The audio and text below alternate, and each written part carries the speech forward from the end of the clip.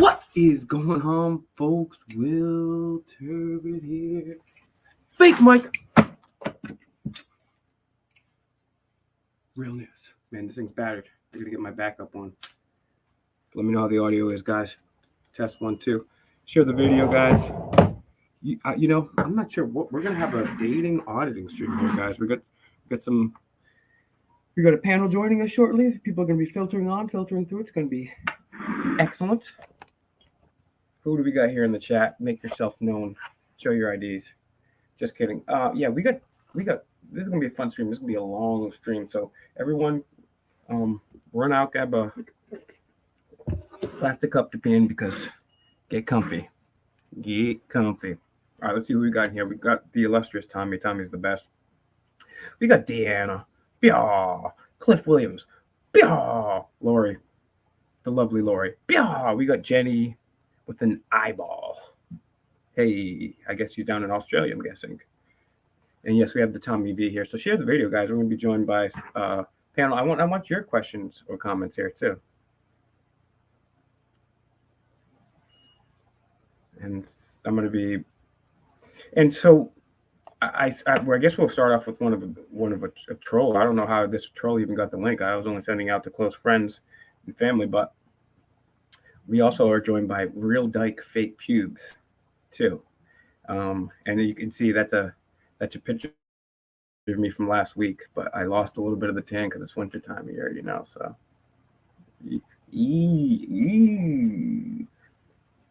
Were you guys tuning in from out there in the chat, man? So we're going to be maybe talking about dating. Probably. We're going to talk about dating. I got some questions. I'm curious about the divorce rate. And the divorce rate in this country is alarming.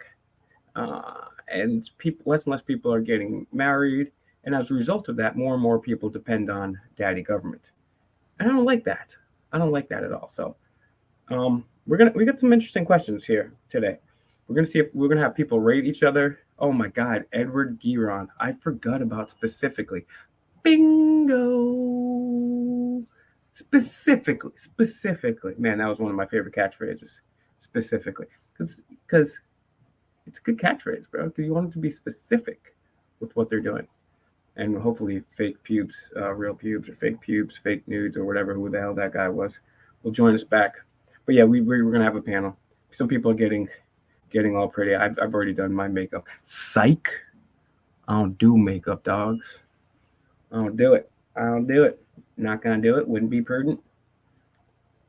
So yeah, we're going to be asking. Well, I don't want to give it away. So stay tuned. Let's get to your questions or comments first because we're waiting for the panel here to join us.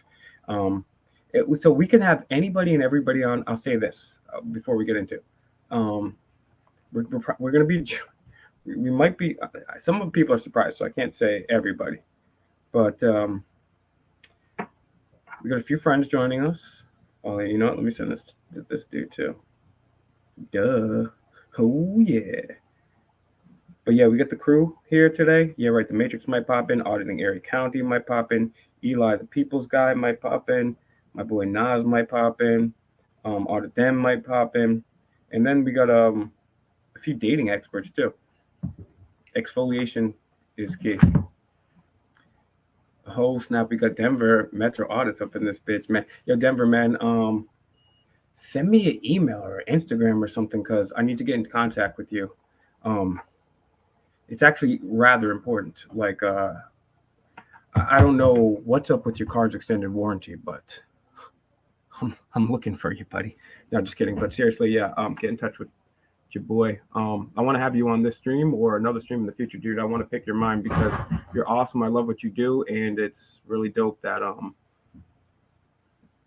you we're on the same wavelength.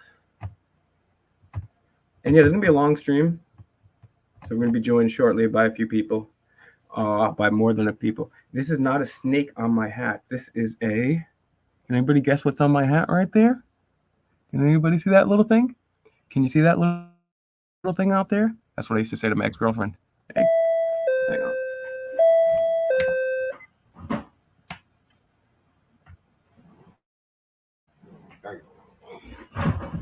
Yeah, everyone go subscribe to Denver Metro Audits. Yeah, this is debuting some of the merch here. We got the Fake Mike Real merch. Got the tags on, so you know it's. Oh yeah, I forgot to do my own fit check yesterday when in the fashion stream. So let's do my fit check first and foremost. Duh. First of all, no fashion outfit would be complete without the fakest of all microphones. This one's badly damaged. I got another one in the car. We're gonna have to slam this too hard and had to move on to the next one. I'm not even talking about my whisk. See that guy? That's my good ass. All right, fit checks, guys. Let's do the fit checks. All right, let's see. Got the fake mic real snapback. Keeping the tags on because keeping tags on means you're cool according to your right to make kids, and they're cool. So I'm trying to be cool like them. Just got the regular hoodie. Got the H&M. What if I was just like? What if I just had a whole bunch of watches? This is the thumbnail. This is how to not get anybody to watch your video, guys. Okay, enough of that. Got a $10 gas station thermal on. Got the black jeans with the tag. Ooh. And I'm rocking some. I'm gonna take these boys off. I'm going back to Chicago press. You already know. I got the LeBrons on. So I was just talking to one of my friends who's literally a male model, and he's like, well, you don't always have to match. You don't always have to match. It's okay to contrast. I'm like, fuck that. I always gonna match. You're always gonna match. So if you're just joining, share the video, smash the like. Another thing I want to talk about before we start, so shout out to Jamal from Rise of the Moors. And we need to get him out of. He's not in jail anymore, but he was for like a year and a half, and he's facing 88 years as somebody with no criminal record who served this country and didn't do anything illegal. And he just like it's crazy. So, anyways, was his idea. His idea was to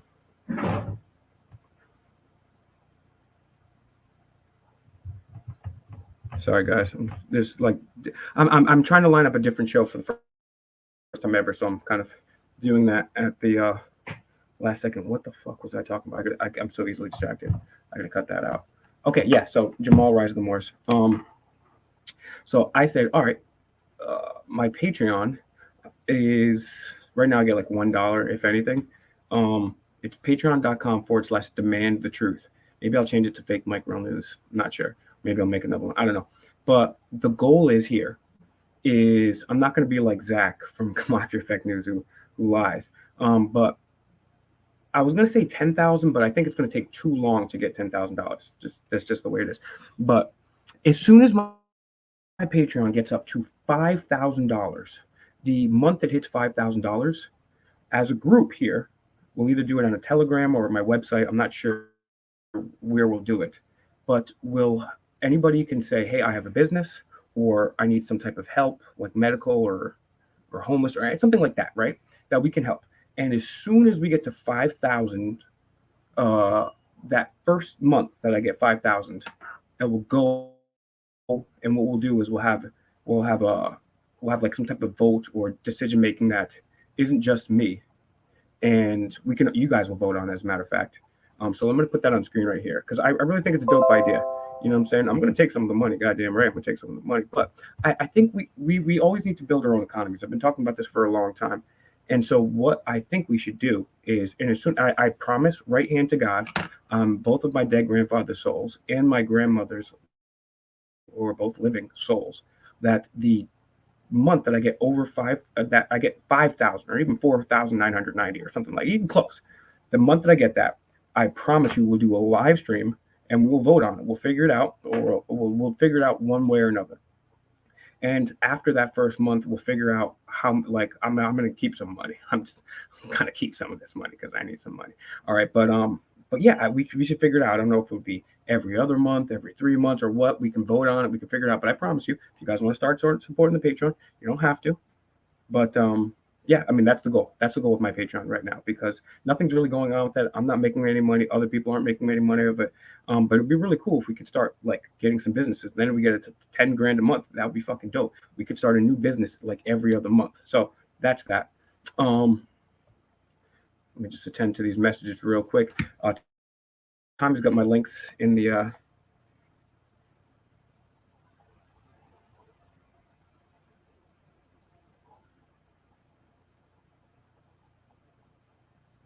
Okay, let's see. Sorry about that. Got too much stuff going on here, guys. While you're here, share the videos. Oh, and what do you guys think? Let's start off with you guys, though. What do you guys think about 2023 in general? It doesn't have to be auditing. Doesn't have to be the revolution. Doesn't have to be. Okay, cool. I got an email here from Denver Metro, so I'm gonna send him out the thing too. So let me just find that link. Thanks, Denver, and thanks, Tommy.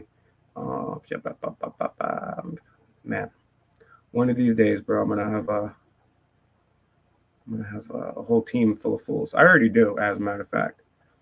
And guys, be patient because we got some more people coming too. So I know it's just me. And we're gonna talk a little bit of fashion too. So Denver Metro. Okay. Let me just tweet my baby mom, say I'm not getting the kids ever. Get it? It's kidding. I don't have a baby mom or kids. Gotta acknowledge. All right. So yeah. Eyes in the audit, man. I sent you the link. Let's take a look at the comments here. I'm gonna links in the Telegram for anybody that's in Telegram here. Audit them, Mike. Did I send you the link, bro? Oh yeah, I did have that fake Mike necklace. I still do. I need to get a new necklace for it. I gotta rock that shit. But yeah, eyes, feel free to join up. I want to show you guys something too, which I found pretty interesting. Look at this. Yeah. I just got your email. Yes, and the topic tonight is we're having a freestyle topic tonight. Matter of fact, because we'll probably have some auditors up. We'll probably have some young men and some young ladies up as well, and we're going to be talking about dating and all that stuff. But you guys, tell me where you're from, guys. You don't have to tell me you don't have to tell me like what street you're on, but just in the chat, just put your like birth certificate, social security number, or at least your credit card. No, but seriously, where you guys tuning in from? You can even lie. I don't care. I'm just curious. And how did you find this channel? And I'm going to welcome. You know, when I was a kid, I had a dog, and his name was Bingo. Bingo. With all the bingo, I keep hearing that in chats as well. What's that about? Hey, tell UK lady to pipe it down and come on the actual stream. Tell him I'll be there in 5 minutes. All right, so we got some. We're gonna have some ladies joining us too, but they're all getting ready. So we got Matthew Adonis in this bitch. We got Breaking the Flaw, age, sex, location. Yep, I'm gonna put everyone. Let's put our age, sex, location in the chat like it's the 2000s. Washingtonian found your channel through High Impact Flicks. Shout out to High Impact Flicks, man. He's one of the only dudes with an extremely large channel that has shared a few of my videos, and I understand why. Because before I was fucking with Auditing American, I didn't know what I was doing, and that's why people were like, "Yo, I would have shared your videos, but you were hanging out with the real douchebag, woman-beating loser who runs from people and calls the cops a snitch." And I wouldn't share videos if I knew that either. So I don't blame you guys. Sorry, guys. Forgive me. We got Auditing 2. Whatever happened to Auditing 1? Auditing 2. You should change your name to Auditing 2 Electric Boogaloo. Okay, I'm putting my age, sex, location in the chat. Let's see. Okay, so first of all, time doesn't exist. That's been disproven by the theory of relativity, quantum physics, and the law of attraction. So I always keep myself mentally at 26. So I'm 26. I'm about to leave Providence soon, but right now, Providence. Hey, cuties. 26. Providence. Everyone give me a random fact about you in the chat. 26, Providence, Rhode Island, age, sex. Oh, yeah, I forgot my age. No, I forgot my sex. A bunch of times. You guys are good. Age, sex, location, and a random fact about you. Random fact. Oops. I put 20. I dropped the 2A. It was Auditing 2A. Dope. All right. Torque Auditor. Yeah, send me a message on Gmail. And we'll check it out. Mellows, man, what do you think? Let's start off talking about this. What do you think about this? Okay, and this is one thing for anybody that comes on this panel right now. We're not talking about. We could talk about auditing, but we're not going to talk about specific politicians or politics. Really, we're really not talking about politics. We're not talking about religion today at all. So if you want to talk about that, if you want to talk about all that shit, we do that on other streams, on other channels. That's great. I've done it for 20 plus years. I'm gonna still do it. I'm never gonna give up on it. That's not what we're talking about today. So let's but Mellows, yeah, what do you think about having that said as a very large caveat to you? Oh my God. Hold on. My email is fakemicrealnews@gmail.com, bro.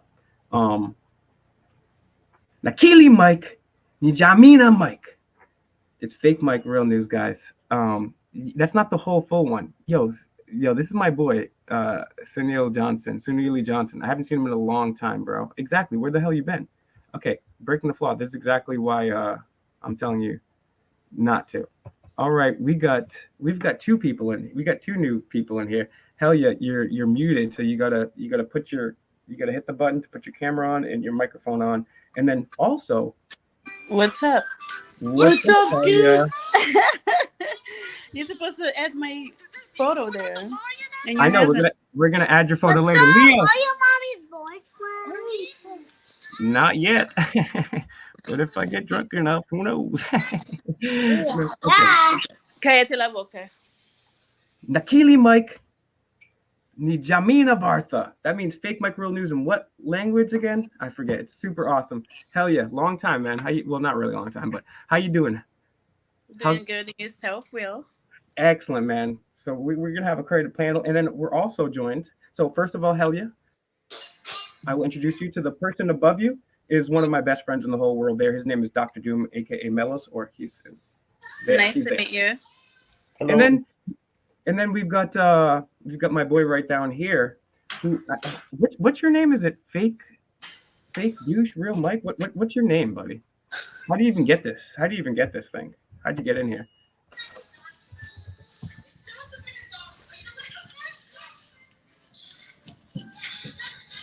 You there with us, bro? You talking to me?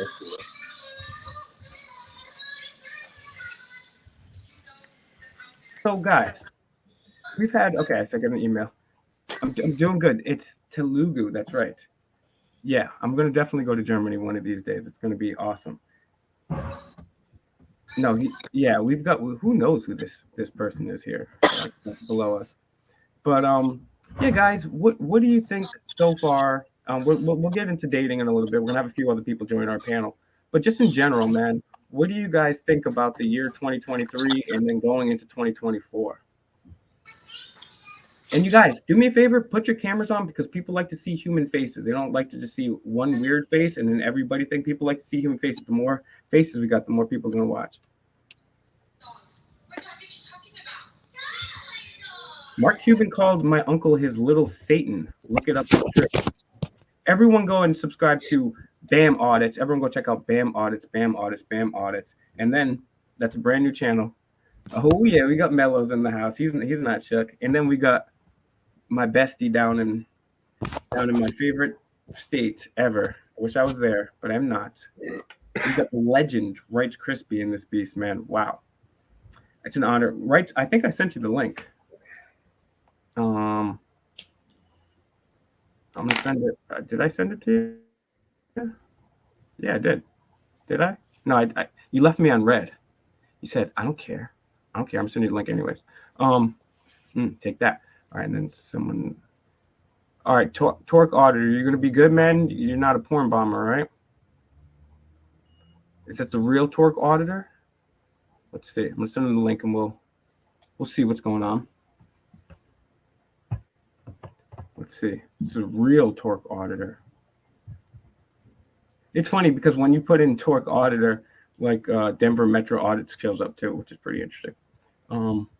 Yeah, Rights Crispy, man. Take a look at this, man. Que lo que? Saludos. Tommy, are you Spanish? Are you Spanish, dude? I want to know more about Tommy because he's an interesting cat. So we got a little Bow Wow here. Mellows, dude, how you feeling, man? You look like you're in a good mood. I sent you the link to our auditor.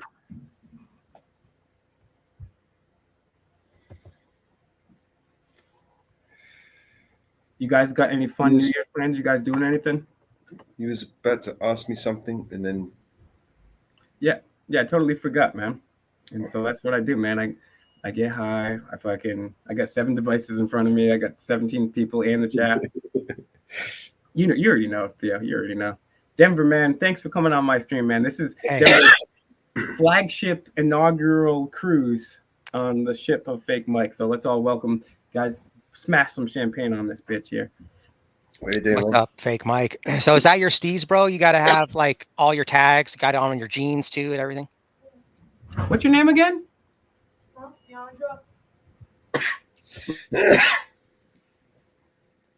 you talking to me, Denver?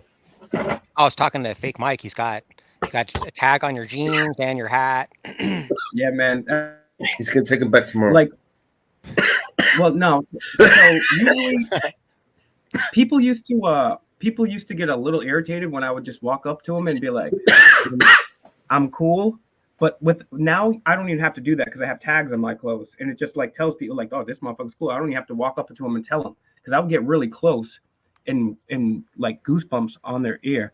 I'm cool and sexy, and they didn't really appreciate it until I started wearing the tags. And then now, when I walk down the street, people like literally like bow in front of me, like, "Damn, you're cool, dog." So, yeah, fresh to death, bro. So try it out for a week, see how it treats you. You know what I'm saying? But yeah, man, Denver's a crazy place, man. I didn't know you when I went out to Denver several years ago. It was during the pandemic, and man, the way Denver treats its homeless people is sickening. Dude. Like literally right there in front of the State House, you've got that huge park with all the columns and stuff. And I went out auditing that day, and then I'm coming home, and we got a few people backstage here too. So let's see, we'll bring some guys up. All right, let's see. UK lady, welcome to the stream. How are you? Hi everybody. How are you? Hi. Torque auditor, hang on one. I'll grab you. I mean, not sexually, but I will grab you. Ooh. Sorry. But yeah, so I'm walking home after auditing, and well to the hotel, and I see all of a sudden this is right in front of the state capitol in downtown Denver, and they have this huge park, and it's just a park, right? And at night they're setting up these barricades, and then they have these floodlights up there, and I'm like, what the fuck is going on? I'm like, and I asked the cop, I'm like, what are you guys doing? He was like, oh yeah, we're setting up the barricades and the floodlights so homeless people won't sleep here. And there's signs in the park during the daytime that say no loitering. Bitch, a park is for loitering. That's literally what you fucking do at a park.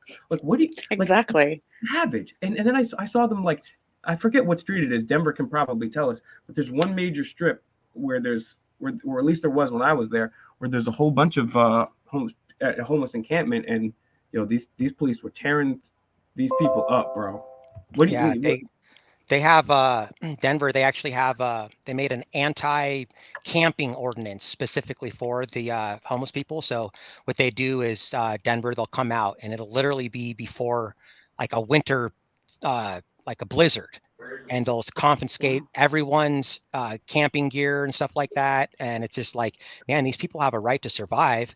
And it's not just Denver, though. You're right. It's Colorado as a whole, because I'm actually going to be doing a public comment at Inglewood, because they have this, it's called the Standards of Behavior, posted all over their city buildings, like the library and city hall. And it says that they can just kick you out. It's a rule that the city manager signed and drafted up. And one of the reasons they can kick you out is if you have body odor. So essentially, it's just an attack on the homeless. And so, like, how come you don't challenge people that have body odor? I mean, these individuals, they don't have the luxury of showering every day, right? But they have a right to survive, and they have a right to conduct business at City Hall. So I actually looked into it. There's case law on it. I got a whole little speech prepared, so I'm going to be going to City Hall and addressing that. I want to get that removed too. It's totally just like a complete attack on homeless people here in Colorado. It's crazy. Why don't you put tuna fish in your pocket and go conduct business? Right. And that's absolutely crazy, man. And then the thing is, you should go to the and just fart like mad times. Let's go eat a bunch of beans. Just fart. Just keep farting. No, that's all right. That's not the arrested. kind of conduct I want to have. Sounds right to me. I mean, it's the people's building. The people can fart in it if they want. All right, so we're going to be talking about everything. The only thing that is off limits today is we can talk about auditing for sure. I don't want to get into specifics about names or politics or anything like that. Mellows, you wanna step down for 1 sec so Reg can come up because he's awesome? Yeah, sure. Just put me in the back. I can step down if you want. All right, hold on. Mellows is interchangeable. Mel's gonna be here, man. Mellows is the guy. He's interchangeable. No, he is. Because Mellows is He's a legend, but interchangeable. Mellows is a legend, but he's humble enough to know, like that's why he's a legend, because he already works behind the scenes. He does everything, and the thing is, if I would have just said he was gonna drop himself off anyway. So trust me, Mellows is the man. He's gonna be here. He's my best friend, so ain't no one stopping. Are we that. cool to smoke on your stream? Yeah, we cool to smoke. Okay, Cool to thank you. smoke on this Been bit. smoking this whole time. Hey, and look, and Reg disappeared because he's a humble guy, but that's okay because we got Torque Auditor backstage. Torque, what up, man? Nice to meet you, dog. Yay, a lady. Yay. I don't know Hi, if you can hear me, but hey. Hi. I can hear Hi. So happy to be here. Torque Auditor, yeah. I think most people thought I was a dude or think I'm a dude because I'm constantly getting called bro and whatever, and Yeah. I'm just happy to be here. I thought you were a dude, and it's cool to finally like see your face. And I've done that before. Like you guys probably know Elle Croft or Crofty. I was calling her bro all the time because like if you look at our analytics, 90% typically of our audience is men, like older men. So Mhm. it's just you just assume everyone's a man, but you never know. You get surprised sometimes. Right. Hey, DMA, nice to meet Hey. you and to talk to you. Yeah, you too. Yeah, you know, Yeah. I can speak to that myself, Torque Auditor, because like 9 out of 10 times when someone will meet me from the community, they would think that I was a guy. So you're not really sure Okay, you about weren't born that way, but we get it. what is. You just never know, right? You can never be too sure in this thing. Right. But yeah, honestly, I called all my I don't care if you're a 90-year-old dude. I don't care if you're a 6-year-old girl. I don't care if I'm dating you. I'm gonna call you bro. I'm gonna call you dude. Some girls be like, don't call me that. Don't call me that. But that's just how I talk. I talk to everybody the same. So for the most part, I mean, we all switch things up somewhat here and there. You should but- come to Britain. We call everybody dickhead and all kinds of things. That's a term Right. of endearment. Well, you all can keep calling me bro. That's okay. I don't care. I mean, I've been hanging out with you guys for at least 3 years, right? And I've been getting called bro all this time. So hey, bros. Yeah, you're a dude here. She's a dude. We're a dude. We got Auditing Erie County. He's a dude. Not that I know from personal experience, but I've heard. The beard, the dead giveaway, right? Yeah. That's how Although long I you know been some working? chicks could probably compete. How long you worked on that sucker for? It's probably about a year and a half old. That's it. Damn. Yeah. Dang. I can Gross see ass, that. No, man. I You can got see some that. testosterone. I can see that because I don't know if this ever happens to you guys out there. You guys would be like, all right, let me get this here, and then all of a sudden you're like, oh shit, and then you're gonna like start over looking like a pedophile. Yo, that shit is not cool. Yo, that's like, I mean, maybe you guys don't, but Some people just like can't the grow a words. beard. They end up Yeah. looking like a hobo or a Amish guy, all patchy. Yeah, my beard's low. I'm trying to grow it out a little bit, but I can't keep it too low, like on the neck, because then it's just like a neck beard and it looks dumb. nah, neckbeards are But- dope, yo. But yo, back in the day though, like in the late '90s, early 2000s, I had the ultra skinny, bro. Remember the ultra skinnies? Yeah. The pencil joints. I had them joints with the Yeah, I still do like if sometimes I switch it up, so I'll like shave all this and I'll just keep like a little goatee, and then I do like kind of like the number 3, like the line up here, and it goes down like pencil thin to the bottom of the earlobe. I still do that. Yeah. No, to theirs dope. But Right. I was over here with the skinnies. Right. I was like, it was a whole. I'm surprised. I thought that was cool back in the day. That was pretty dope, man. Yo, how's Orlando treating you, Auditing Erie County? I'm back in Buffalo right now, but I had fun. I went to Disney World for my birthday. What was your Oh, favorite cool. part, yo? Did you go on the new Harry Potter ride, yo? No, I actually only went to Epcot Center, and I ended up in SeaWorld as well. Oh, that's what's up, yo. Hell yeah. Yo, I heard Buffalo got a vegan buffalo place now from Vegan Buffalo Wings. Is this true? I've never heard of such a thing. And yo, one more thing, auditing Erie County too. You've got. I just got done with hibachi. That's what's up. You know,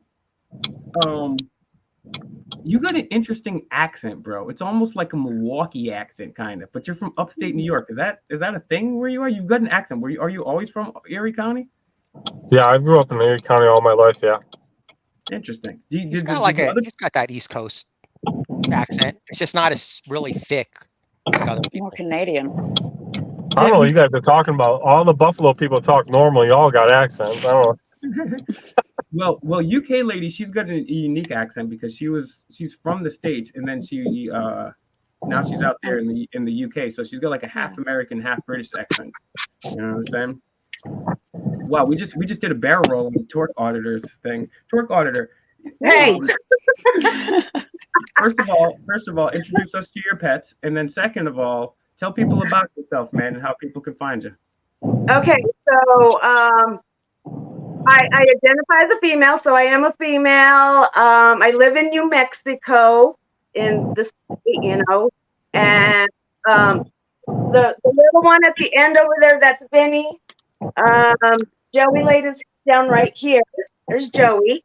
And Louie, I have another one down here, but he's hidden, and he's a Labrador Great Dane.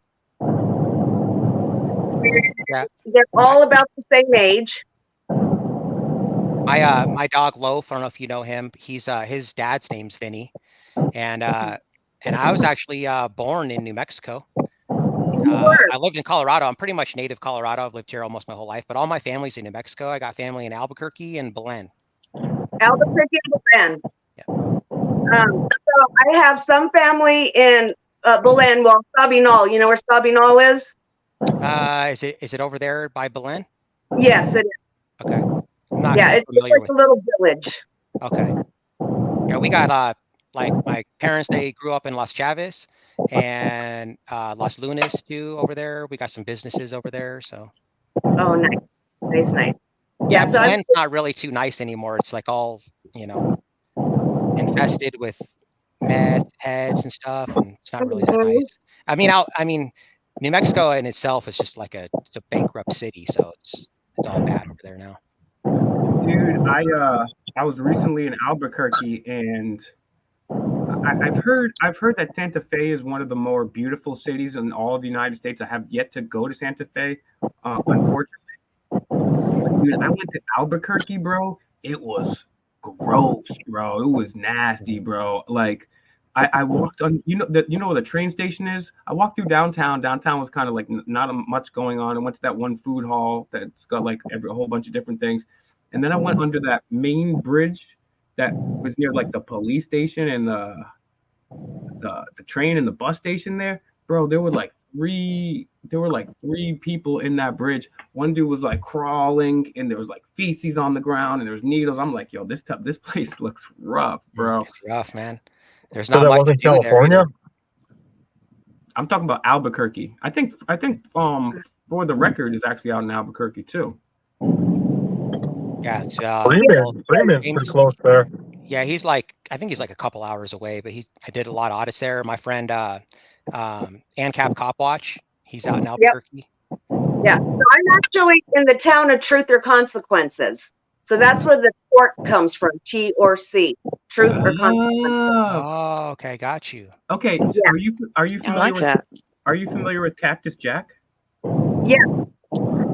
Bang bang. Okay, cool. So Truth or Consequences, that's where Cactus Jack, aka Dude Love, aka Mankind, aka Mick Foley hails from. That's a pretty cool place to be. And do me a favor, Denver Metro Audits. I need to check out for sure. I need to check out ANCAP Audits. That's going to be pretty lady. So I want to see. Oh yeah. I mean, considering you're an ANCAP, right? So yeah, check them out, man. Yeah, I'm an ANCAP. And we're graced by a princess, Princess Megan. Welcome to the stream. Hi, Princess Megan. Hi. Hi. So today's question for the panel is God strong enough? Is it possible for God to create a stone so large he himself cannot move it? Probably not. Well, he said if he's omnipotent, of Who course. said probably not? I don't know. All right, I'm just playing though.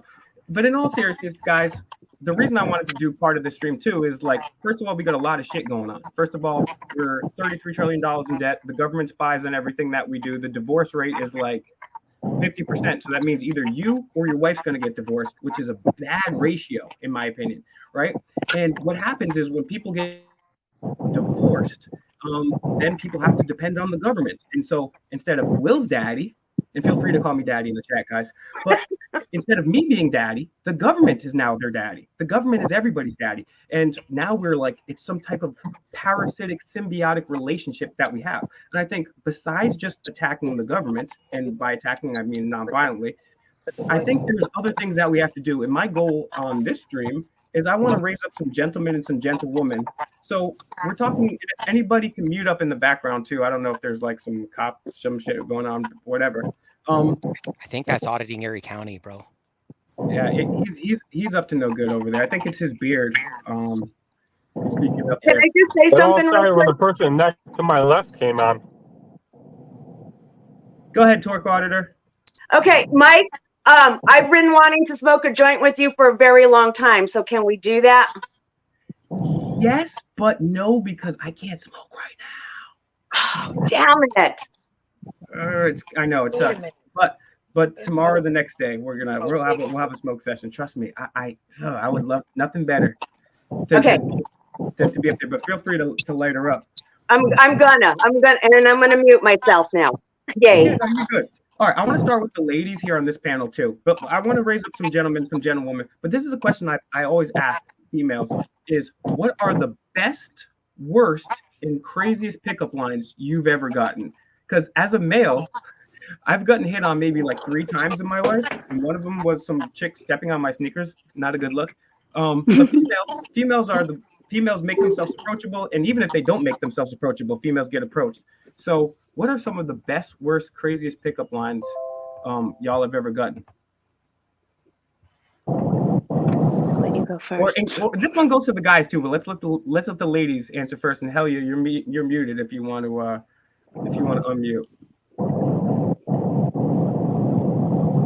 Okay, so I had a similar situation where somebody stepped on my shoe, and I know he was coming up to me to flirt with me and to get close with me and stuff. And I mean, I had met this man a long time ago when I was hanging out in bars and drinking, and now I'm sober and I don't drink anymore, but I am a bartender.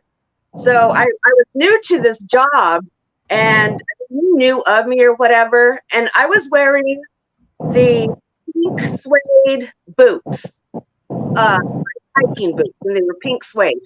And he came up to me, and he put his foot over the top of my shoe, and he was gonna step on it. And I said, "Don't you dare do that!"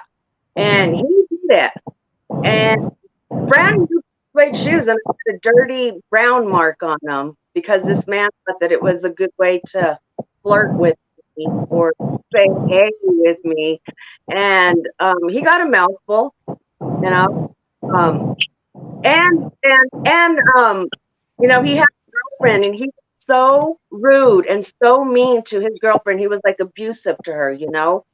And so they broke up. She finally dumped him. And, now he's hanging out trying to be on my nicey nice side, right?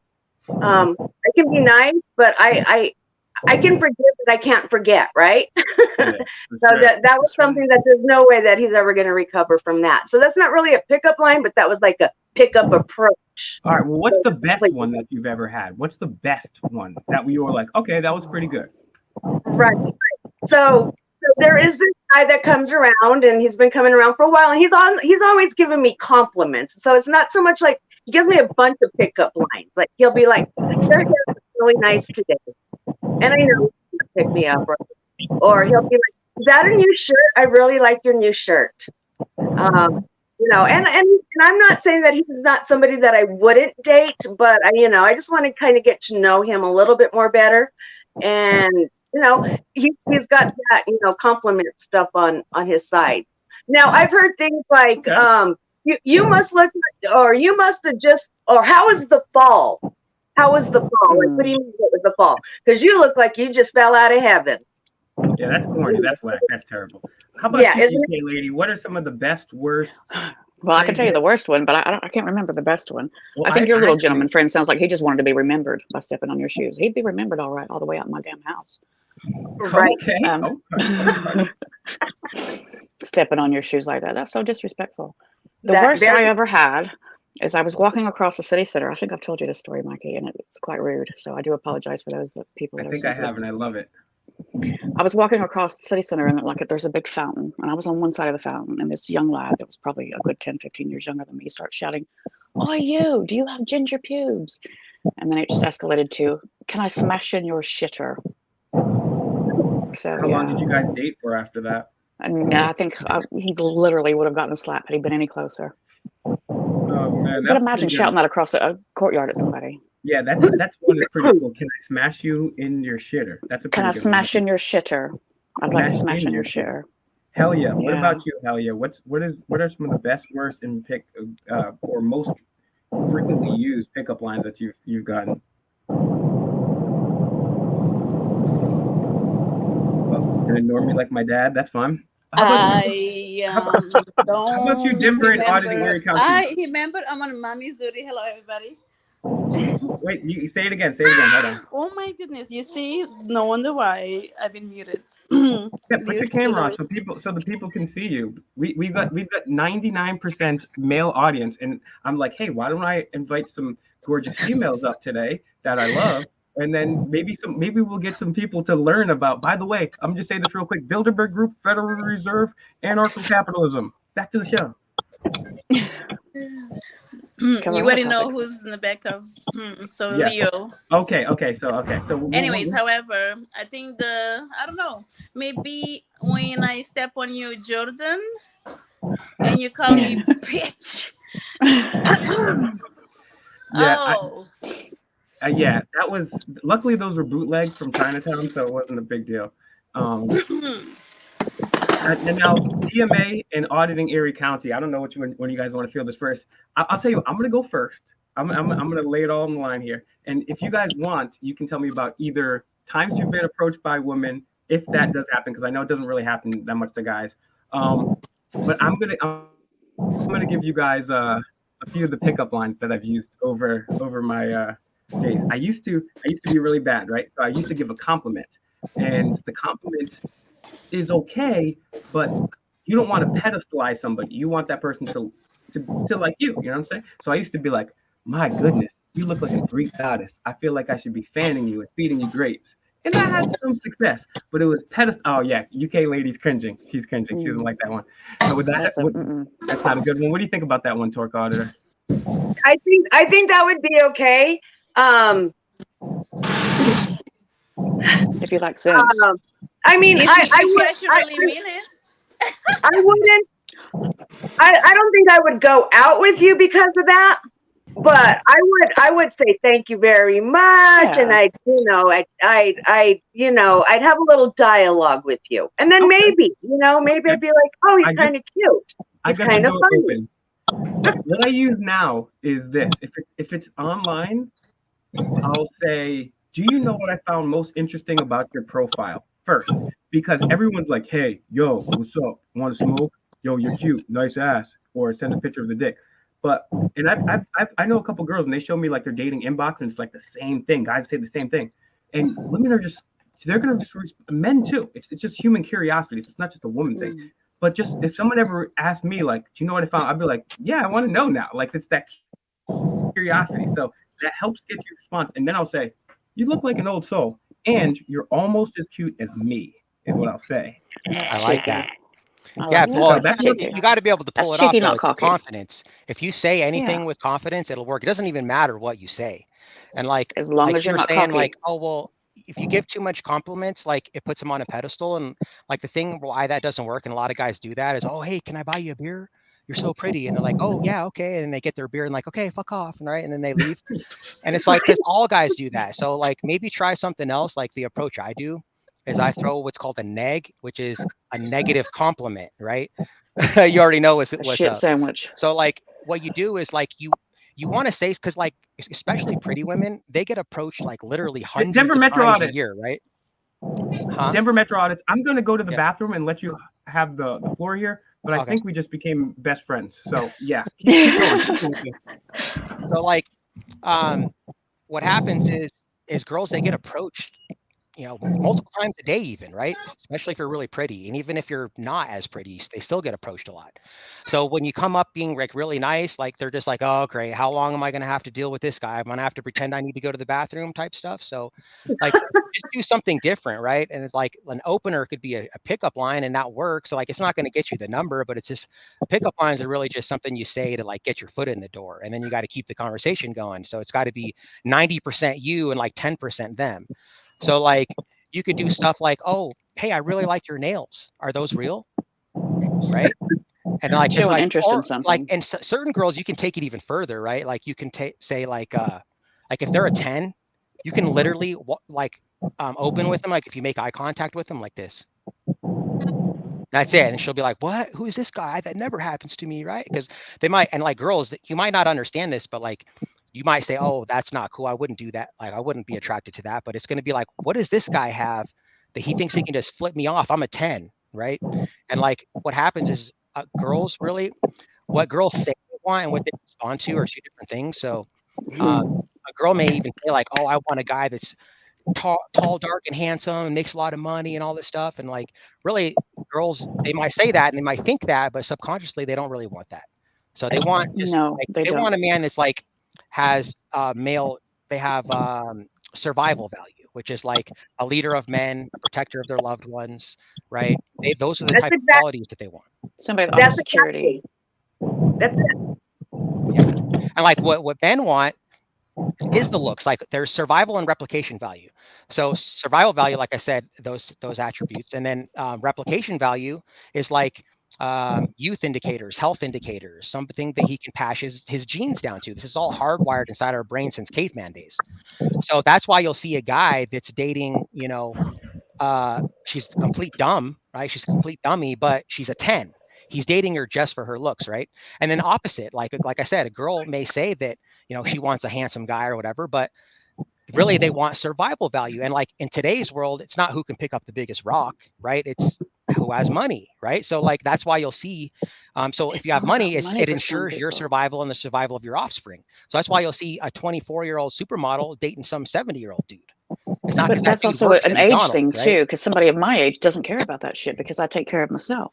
Right. And like you say that and you probably believe that, but like I said, subconsciously, you might not. Like if you were in a relationship and you were, say, the breadwinner and like you were the leader of the relationship, oftentimes I've been in that situation, you'll be like that. And then eventually you'll get bored and you'll leave when you find someone else that maybe can lead or take the reins more. You know what I mean? Because women, but it's not about the financial. To for me personally, it's not about the financial, it's about the personality. No. If they're not a leader person in it personality wise, then I'm not interested. Yeah, I got you. And that's great. And like it's not one size fits all too. And so but that's awesome that you think that way. Yeah. Yeah, DMA knows game, man. Yeah, man. But one of these days, DMA, you gotta come out here and we gotta mystery team it up, yo. We gotta mystery. Yep. I want to get you on a feminist panel then. Or Neil Strauss it. Yeah, seriously, bro. I kind of got into the northern And corruption. when you have a lion sign, which we very dumb, and You cut out. What was the last thing you said about being Leos? I think so I think you're a Leo, right? I know you're a Leo for a fact, but I found I'm an Aries myself with a Libra rising and a Libra moon. And I found like Aries and Libras get along really well. I think UK lady, you're also I'm a Gemini. A Gemini. I'm one of them evil Geminis. Oh, Geminis and twins. Leo along pretty well. They balance it. Yeah, fire and air usually are pretty good. Like, to be honest with you, bro, all of my best friends were Aries. So I get along with Aries like to the max, the easiest. What are you, DMA? I'm a Sagittarius. I'm a Sagittarius sun, Taurus moon, and a Sagittarius Venus and Capricorn rising. Damn, yo, this guy's like exactly like me, bro. I love this dude, yo. He came prepared. Yeah, honestly, he understood that. we have a panel full of beautiful people, and I'm falling in love with Denver Metro audits. This is not good. Okay, like That's awesome. auditing Erie County, man. What's your you got any game? You got any pickup lines for us? You got any best practices? Are you single? Are you dating? I don't know that I ever had somebody run a pickup line on me, a girl. I had one buy me flowers. That was pretty impressive. Oh, Wow. that's nice. What did you have? Did she know you beforehand? Yeah. That was her way of hitting on me, I guess. But as far as a pickup line, I don't know that I used any nowadays so much as when I was younger. I used to use one where I would go to the mall with my friends, and this is the time period before everybody had a cell phone in their pocket, and you just walk up to a girl, they all had purses, and you'd be like, yo, you got a pen? They'd fumble through their purse, they pull up that pen, and you'd be like, all right, what's your number? Yeah. 9 times out of 10, you're getting that number. But you got to say it with conviction, right? You got to say it like there you was mean it. It's there real. was no way out of it. They couldn't give a number after fiddling for a pen. That one worked pretty good. Yeah. I heard one What's recently your that I liked. best pickup line, Mellows? Wait, let's let Auditing Erie County. He's got one that he likes, and then we'll throw it over to Mellows because I was going to give him a whole turn. The one I recently heard that I thought I liked, I thought was pretty good. I'd like to try it. I might try it sometime. Would be walking up to a girl and ask her if she's wearing those new space pants.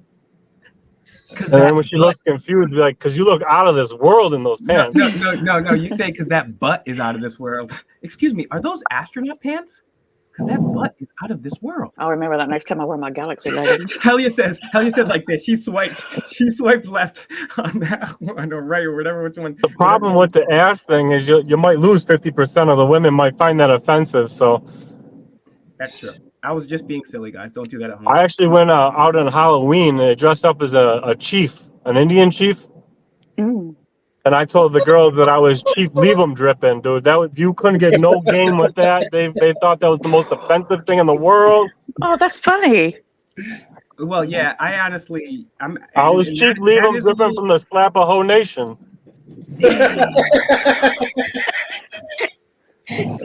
And 99% of the girls would find you so offensive they wouldn't even look at you again. Mellows, well, at least you know that you can't laugh. Mellows, yeah. What's your take? You're an old sage. You've got kids, which means you bone. So, any advice to people like me that don't? Not really, man. Any mastermind pickup lines that you've accumulated through your years? I've got no pickup lines at all, man. I'm just it's just your natural charm. Okay, that's fair. Mellows is one of those people that like other people naturally gravitate towards. So I could definitely see that. Regardless, do you guys think that feminism has killed dating? Because I'll say this: we do have more OnlyFans models, according to one recent stat I found, than teachers in the United States.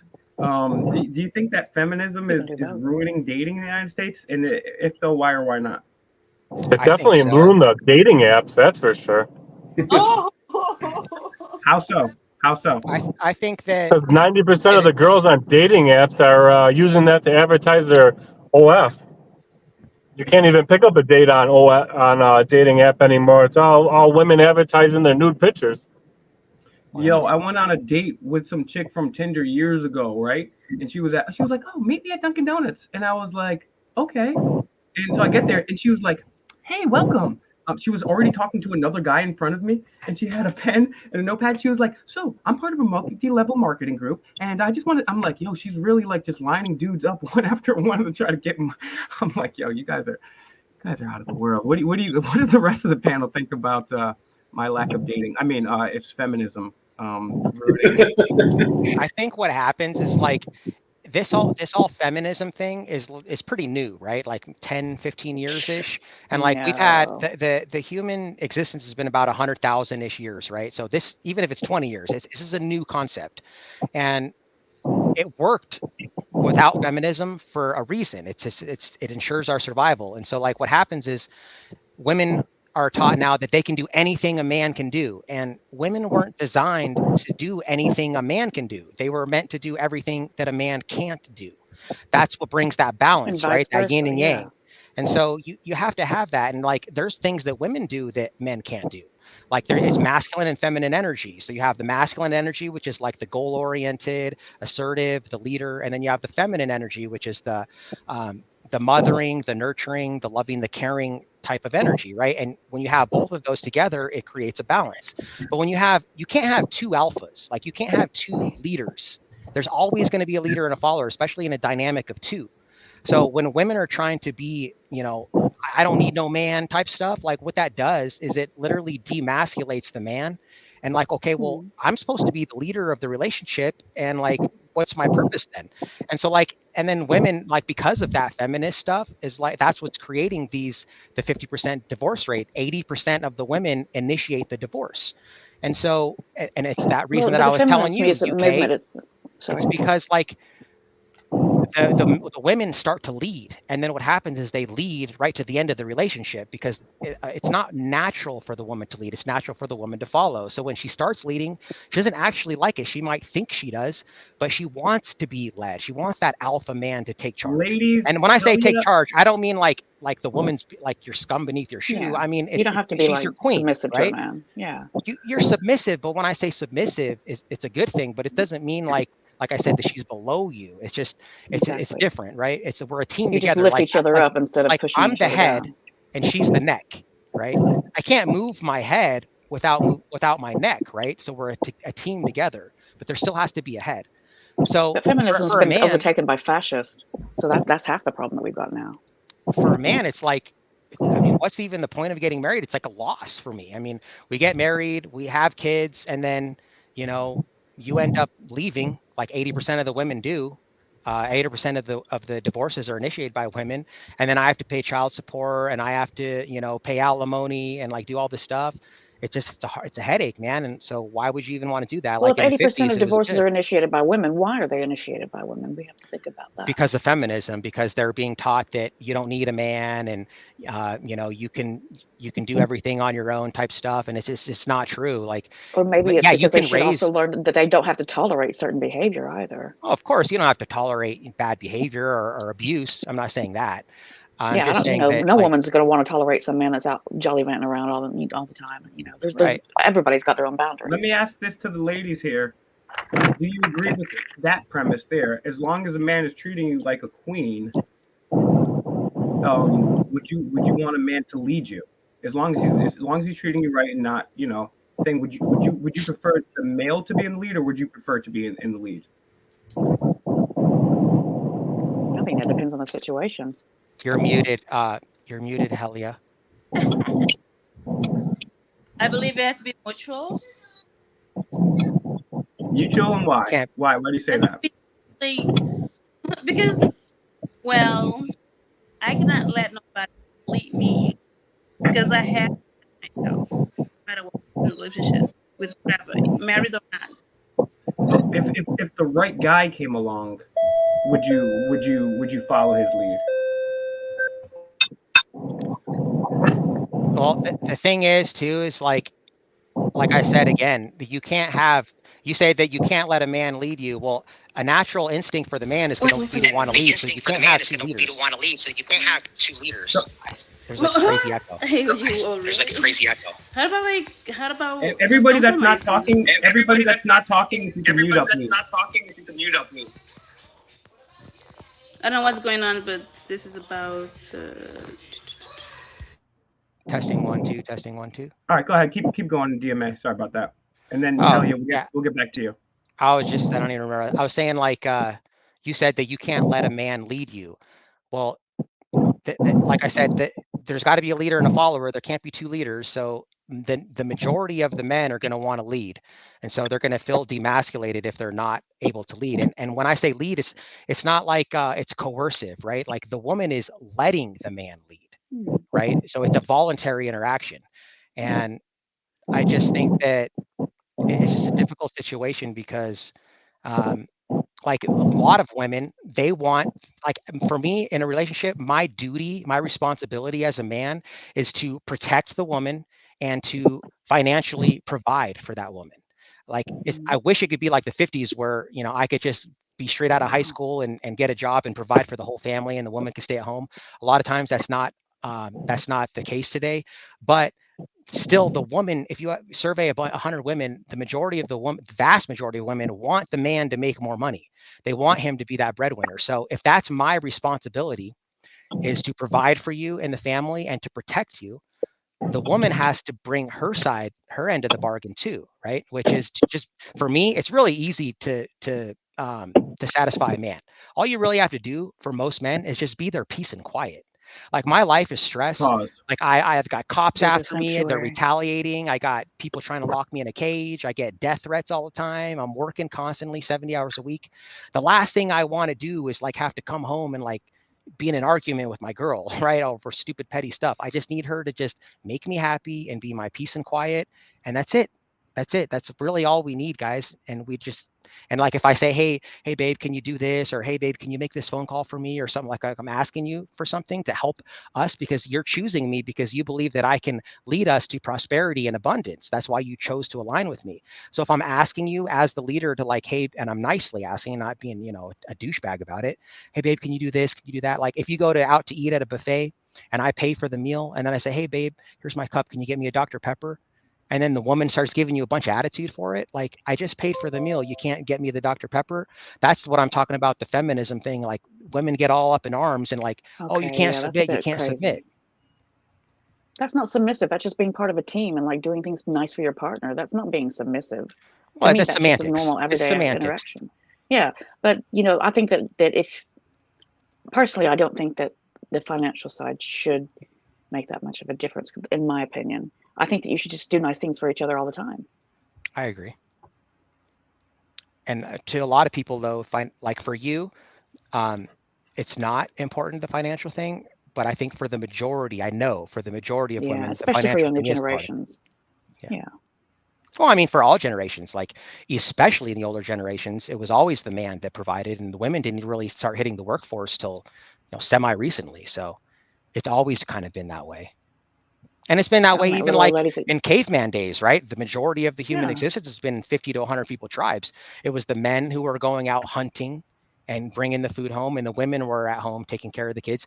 And like, here's the thing, like this feminism stuff, if all of a sudden, which is very possible scenario soon, where it becomes like, you know, World War III and we're like a Mad Max type situation, feminism will very quickly go away. It's not going to be Yes, women it like, will. oh, I'm in charge, I'm here, like I'm going to be, no, man, like the women are going to stay at home and like take care of the kids and do their thing, and the men are going to be out there fighting people who are trying to steal your food and like getting in gun Well, battles some with women all have kinds of good, crazy decent people. skill sets that will be needed for work, though. It's not just going to be everybody at home having babies and chained to a damn kitchen sink.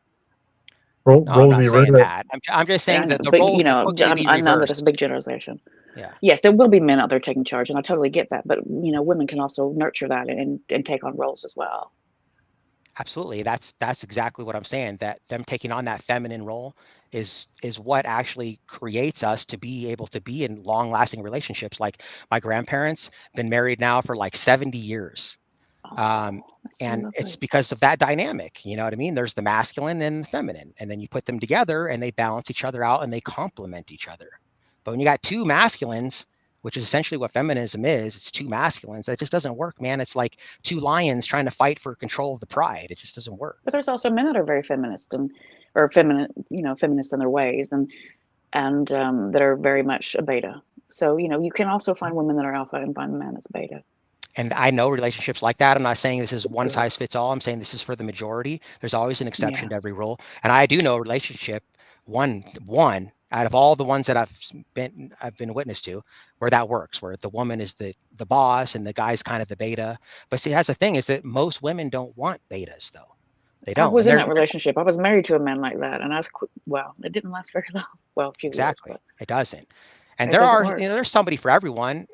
You know, some women want betas, but there's not just alphas and betas, guys. There's like 5 or 6 different personalities. I'm not an alpha. I consider myself a sigma, which is I like knew you were one gonna say below. that. I knew you were Yeah, gonna I was say looking that. for Just that one word. below an I was waiting alpha. for it. And like alpha is like, they kind of like need to be in charge of all the time. And like, I don't need to be in charge all the time. I'm capable of taking charge, but I don't need to be. And like if you want to know a good example of a sigma is John Wick, because John Wick, like sigmas are usually kind of loners. Like I'm an introvert and I need my alone time. I gain my energy by being alone. And so when I'm around too many people, it drains my energy. So usually they're like loners, but they can be rowdy about it if they have to. So, but there's That's several a great different types. description. I've never heard that described that way, because I'm the same. I like to, I'd like to have my space, and I like to just recharge my own batteries on my own.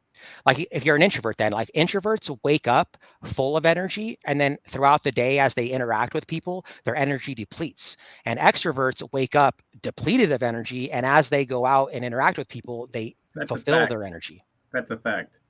That's a very true, and I never thought about that. Wow, that is super true. Yeah, because when I get up, I'm just like, oh. But then as the day goes on, as I start talking to people, I'm like, yo, what up, motherfucker? Yeah, exactly. It's funny too because I get I'm a very I do have some introverted tendencies. I'm mainly a loner, but I have luckily have had the internet to be able to find good friends like Mellows and the crew.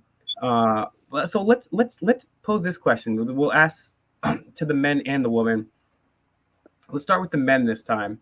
And women, don't say the answers yet. We're going to ask the men what we think women want, and I'm going to ask the women what they think men want out of a relationship. So, auditing Erie County, what do you think women want in a relationship? Are you auditing right now? Are you auditing my panel, dude? Yeah, I'm in a bar parking lot. I'm watching the state trooper in a bar parking lot. Oh my God, this guy's epic, bro. I'm driving by this bar and I seen a trooper car, and then I was like, "Oh, business calls." What do I think women want? Yeah, what do you think women want out of a male for a relationship?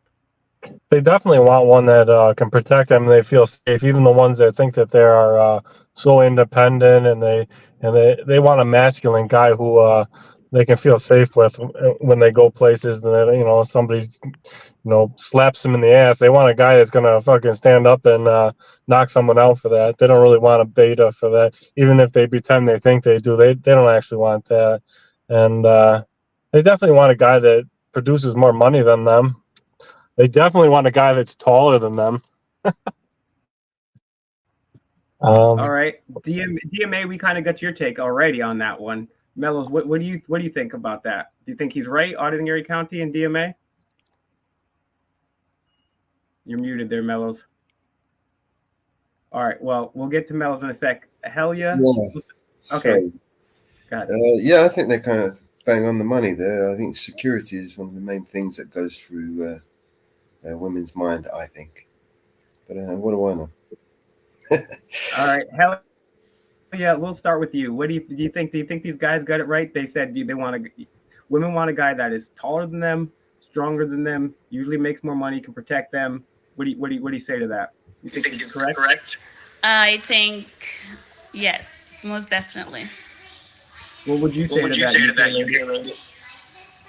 What? I think I agree with most of those points. Hell yeah, mute back. I don't think the height thing is a big thing, but have you ever dated anybody shorter than you? Oh yeah, my ex-husband was shorter than me. Oh, okay. Yeah, UK lady, you seem like definitely the exception to the rule, and I actually appreciate that. I try not to judge people upon their. It's strange. I'm one of those strange people that I'm attracted more to people's personalities than I am their looks initially. So for me, that's something that I find. Now I'm going to ask the chat this here too, and I'd like to ask the panel too. Like, I feel like yeah, Turk auditor, we'll let you back in a sec. Don't worry. Are you still there? Okay. Well, as soon as you get back on, we'll bring you on up. But all right. Well, actually, let's finish this question first here. Okay. So let's pose back on the ladies, and then we'll move to that. Ladies, what do you think? We'll start with UK lady, then we'll go to Helia. What do you think men want? What do you think that men want out of relationship?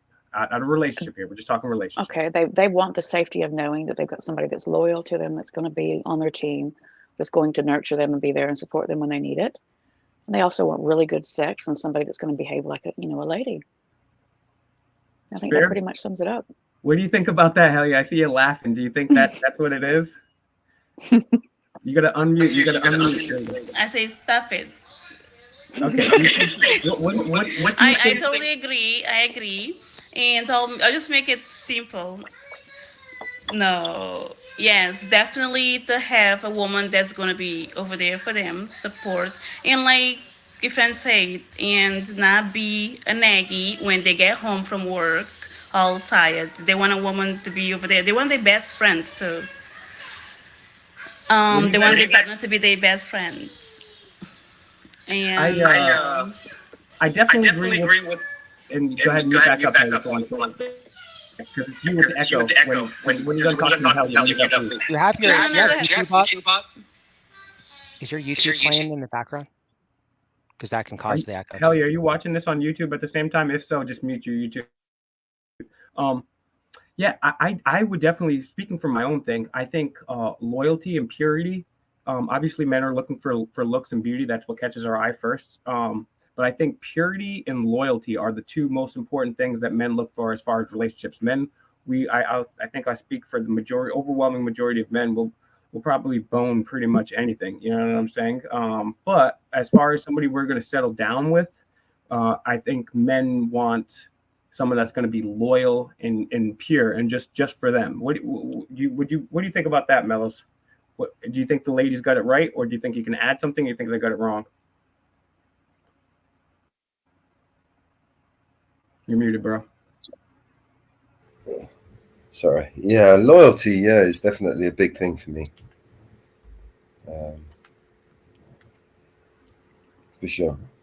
Yeah, I think and there's not a lot of loyal chicks nowadays.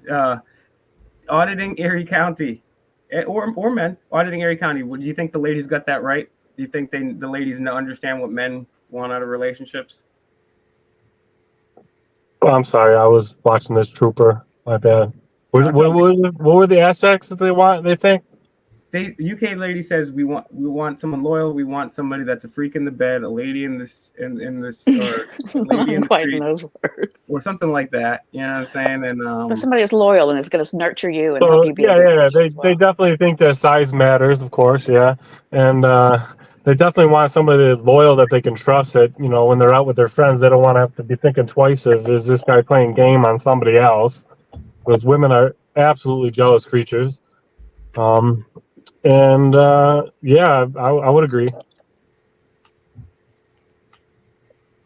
Yeah, I think one of the things too is, especially with modern women, we come in, and that's why I kind of brought up feminism. And I'm not totally against all aspects of feminism, for sure. But the modern day feminist movement was financed heavily by the Rockefellers in the 1960s. It's on record. So I just don't. I'm not a fan of the Rockefellers.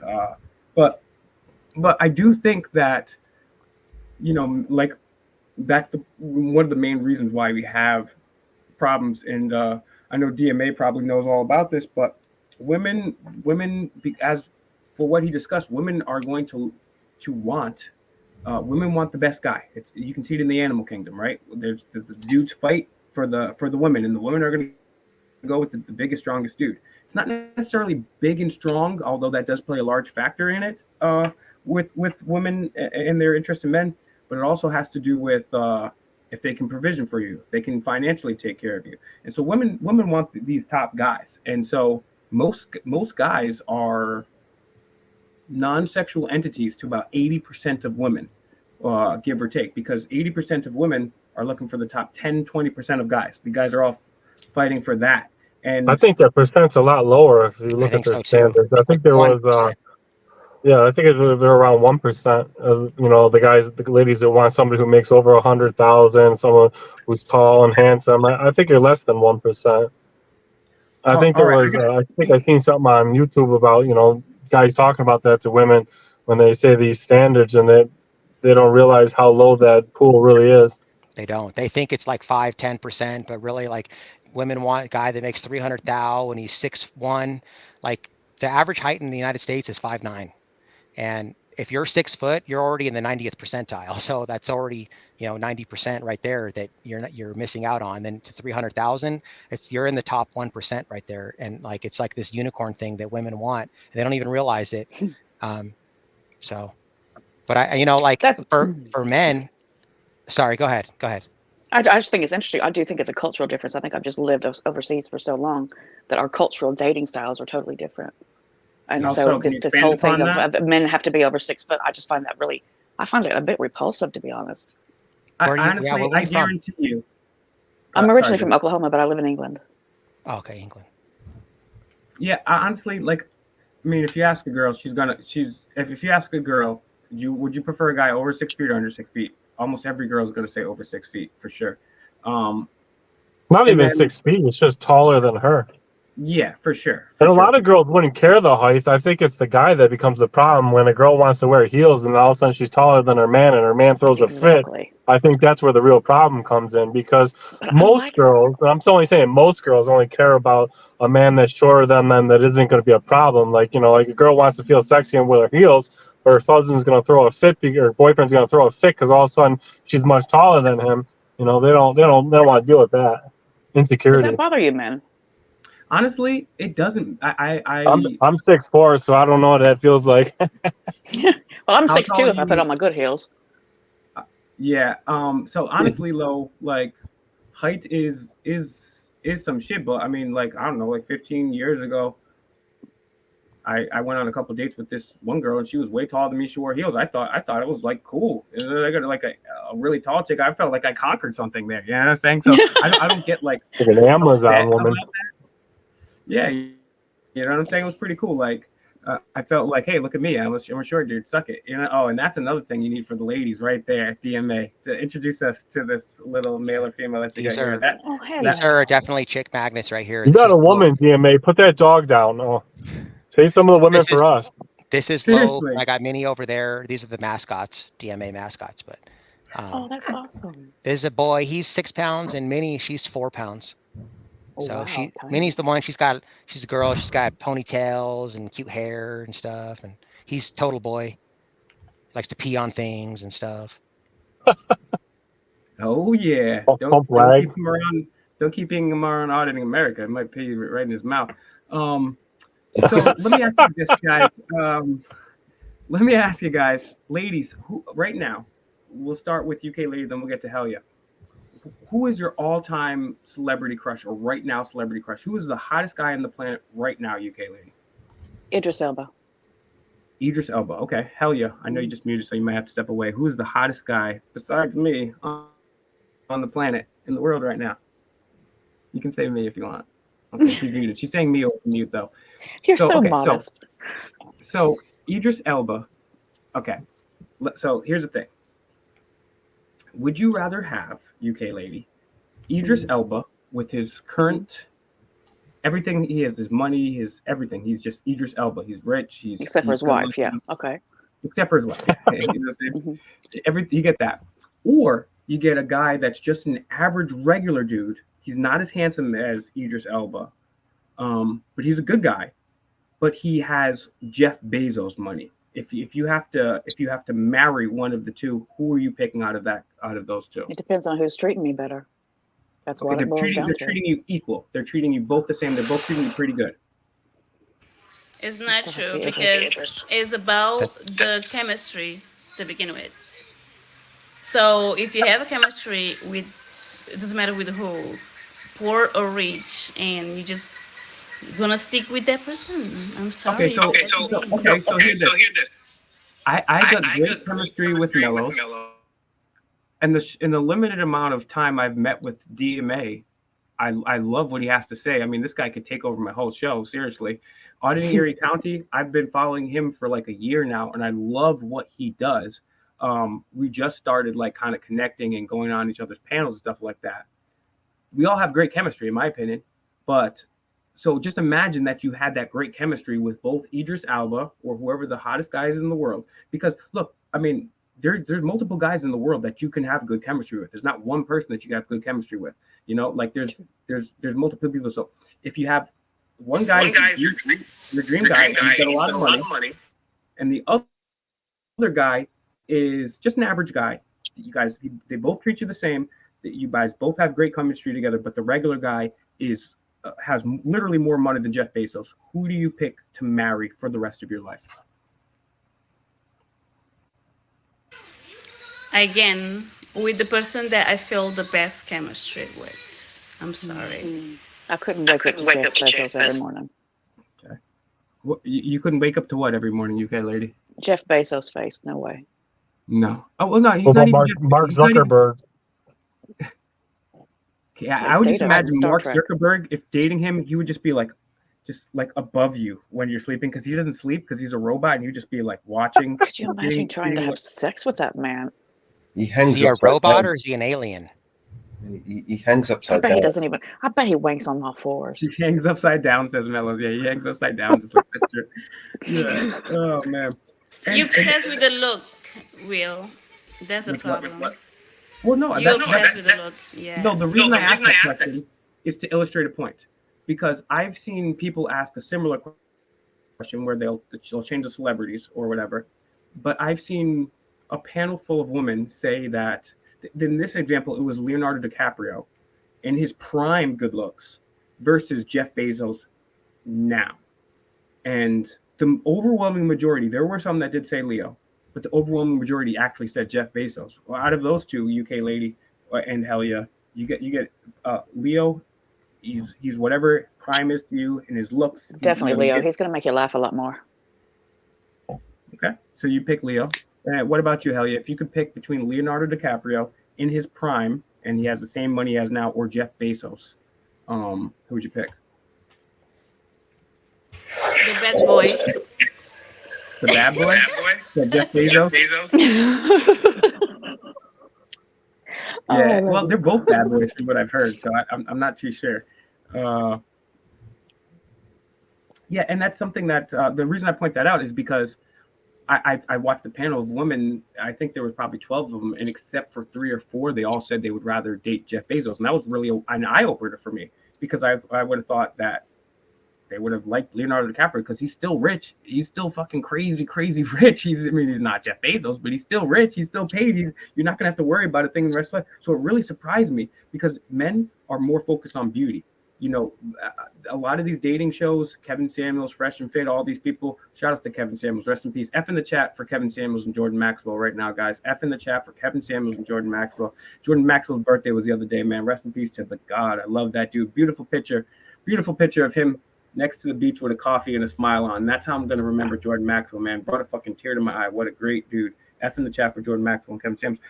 But that's the thing that these guys will point out is men, like, if we see a hot chick working at Dunkin' Donuts, we'll marry you if you're loyal and you're working at Dunkin' Donuts. But women, I was so surprised to see that they would rather date Jeff Bezos than freaking Leonardo DiCaprio. I just can't see Jeff Bezos like dancing in the supermarket to silly music and, you know, all the fun stuff that you do as a couple. You know, I just can't see him doing that. Where I could see Leo doing that kind of stuff.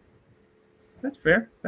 And then that's why I posed the question to you folks, because I was like, I was really surprised. And Cliff Williams is asking, let's get some comments because we haven't been paying attention to the chat here. So Cliff Williams got a question for Auditing Erie County. What's happening, Auditing Erie County? Anything happening out there? Cali Life says, may you all have a blessed night. Much love. Yeah, what's going on in the world of Auditing Erie County, my bro? My G? This trooper over here is at a bar. Something going on at the bar. The trooper keeps looking over at me. So I know he knows who I am and I'm here. So it's just fun sitting here, making sure he does the right thing. And he knows he's supposed to do the right thing at this moment. As far as the auditing world, man, I got some banger, and I mean banger content coming out in January, guys. I got some hands-on cops. I got some Niagara County Sheriff's son getting off of DWIs and hit and runs he's getting off of because the sheriff intimidating people. I got some banger content coming in the Auditing Erie world coming. So, guys, if you haven't already, if one of the mods can put it in the link, if you haven't already subscribed to Auditing Erie County, go over there, make sure you hit the bell, give them a comment. It helps in 2 ways. One, the more comments that the people get, the more it's promoted in the algorithm, the more people learn about auditing, the more people learn about rights, the freer world we live in, the better. And then 2, send them comments, let them know that the Fakers of All Mike sent you. You know what I'm saying? Because my goal here is just to grow this community. My goal is just to be a cog in the wheel and to help everybody out. I've definitely changed my approach over the last year and a half, and things change, right? If this was up to me, this would not be the topic tonight. It is important, and I'm glad we're talking about it. But if it was up to me, I couldn't even tell you what we'd be talking about tonight. We'd be riffing shit up, bro. But we can't do that. So we're gonna promote. And thanks to Mellows. What if you could just take a brief second? By the way, guys, if you're just joining here, share the video, like, share, and subscribe. Get your comments in for the panel Thank you, Deanna, for putting that up. Everyone go subscribe to Auditing Area County. Like, share, and subscribe. Find me, $ Fake Mike Real News on Cash App, Fake Mike Real News on PayPal, Fake Mike Real News on Twitter, Fake Mike Real News on Instagram, the fakest Mikey on TikTok, FakeMicRealNews.com. And so, Mellows, why don't you tell, because I'm going to take another pee and grab a beverage. And while everyone's subscribing to Auditing Erie County as we speak, thank you so much, Steve. Why don't you tell people about some of the things that we've been cooking up over here about some of the streams, so we can reclaim our freedom and we don't have to be so tiptoey about. Right. Yeah, we're working on a new social media platform. Many of the features that you would expect to find on Facebook and YouTube, we've kind of combined into one place. We hope to create basically an owner-operated platform. So it's basically those who use it, the ones that maintain it, manage it, run it, own it. I was going to tell you about it. Yeah, I mean, in the new year, we'll be rolling out some new the new platform. You'll be able to see it a bit more in detail. Sorry, I'm just. Can I add a bit of detail, maybe, to help out a bit? Yeah, sure. Go ahead. Basically, these guys have created a platform or an ability for people to create websites so they can take out the middleman, and like YouTube and Patreon and these other people that, number one, restrict your content, and number two, take a big cut of your money. Yeah, and they're trying to find ways for everybody to take back their own power, essentially. Yeah, I mean, the main goal for us was mainly to give the people back the ability to monetize their content, because that's, at the end of the day, that's what really counts. It's what most people go to, places like Facebook and YouTube. If they have an alternative, a place where they can generate a revenue and at the same time promote their work and have that free speech platform, a truly free speech platform. I think that's the most important thing, is not being restricted by what somebody else's regulations. Well, the main thing is it's ours. It's not, some Jeff Bezos character owning it. So, yeah, that's kind of what you can expect in the coming year. Some of you guys, if you want to check it out before it actually rolls out, we might be able to give you some trial. Check out the streaming server, see how robust it is, how security it has on it, how you can monetize it or embed the player onto whatever platform you wanted to. You can multicast on it, you can simulcast. So basically, we'll have our own social media platform, and also we're going to be able to allow you to. So, and Auditing Erie County, Denver Metro Audits, UK Lady, hell yeah. If you guys need your websites, me and Theo will cook that up in a day. You have a website, and then pretty soon. I mean, we're working on it now. It's already available on my site, but we're going to be able to live stream directly from your site too. And then we can build you a merch store. We can sell, we can have like a paywall where you put like the crazy stuff that's not or whatever. And one other thing I want to say about this particular topic too, and so you could live stream right from your own website, which would be dope and eliminate the middleman. Although I do still think YouTube is a powerful tool. If I did not, I would not be here. Another thing too is we all got to get our books up. So before, I used to never ask for donations. I'm not asking for some now. If you want to, go ahead. It's $ Fake Mike Real News. Or like I said at the beginning of the stream, if you guys are just joining and didn't catch the beginning of the stream, I stole this idea from Jamal from Rise of the Moor. Shout out to Rise of the Moor. Shout out to Jamal. He said, "Yo, let's get my Patreon to 10,000, and every other month we'll start a business or give that 10 grand to somebody who needs it." So I know it's going to be difficult to get my Patreon up there because right now I have one Patreon who I don't even know who it is. I'm sorry. I'm going to look it up and shout you out. Appreciate it. But it's for $1. So my thing is the day my Patreon gets up to 5,000, I will give that, or 4,990. I'm going to give that, and all the subscribers here will have a vote. It can go to a business. It can be whoever needs it the most. And I don't know if we'll do it every other month or whatever, but that's one of the things we're going to work on. So yeah, if you guys need anything like that, man, we're going to get you, and we're going to get you like the lowest price possible, if we'll even charge you. And I can't speak for Theo on that, but if we do charge you, it'll be like extremely low and whatever. So keep that in mind as well too, guys, because because how do I say this?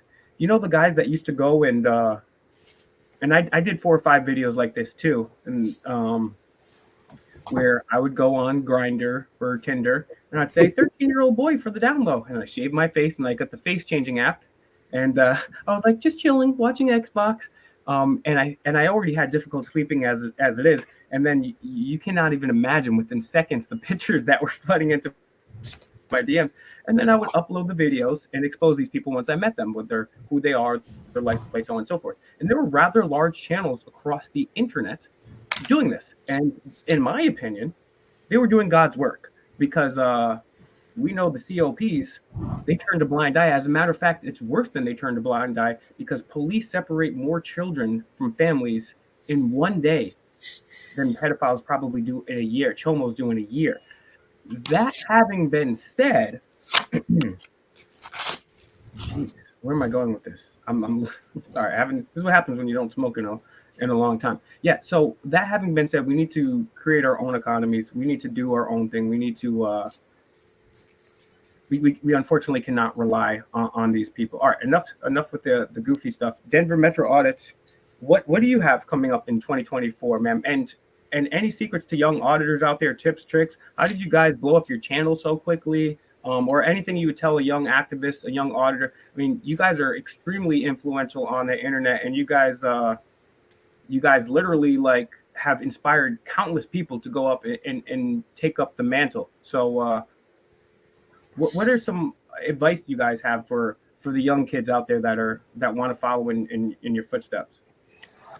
I say you just gotta do it, man. Like, one thing that I've learned is that if you want something you've never had, you have to be willing to do something you've never done. And life is all about taking risks. And I'm not saying that you have to just go be a full-time YouTuber or an auditor and quit your job, be irresponsible. But I mean, if you want to do that and you want to make a difference and you want to do something that you really love doing, you have to just go for it, man. And like, I initially took a pay cut to do this, but I'm finally starting to make some money now, and it's great to be able to do this for a living, something that you love. They always say if you do something you love, you'll never work a day in your life, and that's true. I mean, it's still work. I work a lot, and I do a lot of stuff that I don't get paid for, because I'm not just here. I'm not an entertainment channel. I like my videos to be entertaining, but I'm not just an entertainment channel. I do a lot of stuff I don't get paid for. So if you're in it for the right reasons and you're thinking about doing it, then just do it. It's your intuition talking to you. And if you're thinking about it, that's your higher self telling you maybe you should do it. And any advice that I could give you would be to learn the laws in your state. You want to look up like reasonable articulable suspicion, write the codes down, look up obstruction, look up trespassing, and look at those and read them, because they're different for each state. So if you're just going off what one guy says that you watch, your favorite auditor, it might not be that in your state. And look up the case law, like what I do. Sweet Tea, she made this little book for me, and we wrote down all the laws that are applicable to our state, or a lot of them. I'm still learning new ones all the time, and case law and everything, and we have them in this book. And like, if I'm out there, I'll cite the law, I'll cite the code and everything, and it really, it helps. It really lets the cops know that you know what you're talking about, man. You're not just some guy that you're just going to bully out of here. So I would say that's probably the main thing, because you don't want to get yourself in trouble and do something that you're not supposed to do. But it's a learning experience, and you just kind of you learn as you go, man. And like, when I first started, I didn't know much. I just knew from what I learned from watching. And you grow, and your subscribers help you grow. I learned so much from my viewers, my subscribers, telling me laws. I'm out in a live stream, and I don't know, and they're telling me the case law, they're telling me the CRS, and so. But you'll learn as you go. It's a learning experience. But we need more people to do it. We don't need less. That's for sure. I mean, and when I first started this, I thought that the majority were on my side, and like they're not. We're the minority. So when you do this, like I just had my Social Security court, and the U.S. attorney said, "Oh, he's just out here for YouTube clout." And I'm like, dude, I'm so hated. Like, why would I do this for YouTube clout? The majority of the people hate me. I'm popular in a small group of people.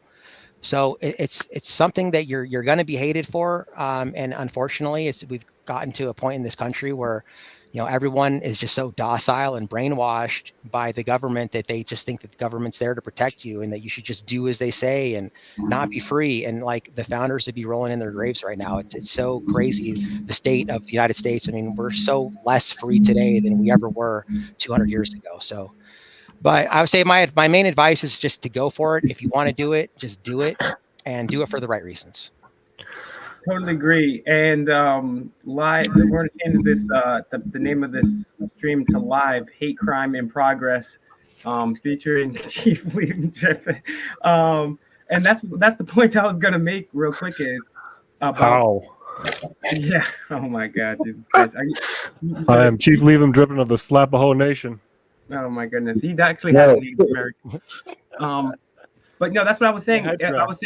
I was saying earlier is they took those channels exposing the chomos off. They took them all off. Some of them had a bunch of subscribers. They took all my videos like that off. So we never know if auditing is the next thing. Something I recently found out about within the last 6 months or so is how large corporations donate to police. And it's funny because they're the same large corporations that are woke and leftist, like Target, like what's another one of the big ones that donates to police, like Chick-fil-A? a lot, Microsoft, and they don't. So it's good that we are. It's always good to have a website, anyways, as a backup, just in case your shit goes down. People always know where to find you. But also, like, we could wake up one day and we're gone off YouTube. You know what I'm saying? So if anybody out there needs a website, if you've got a business, you need a personal website, holler at me, FakeMicRealNews@gmail.com.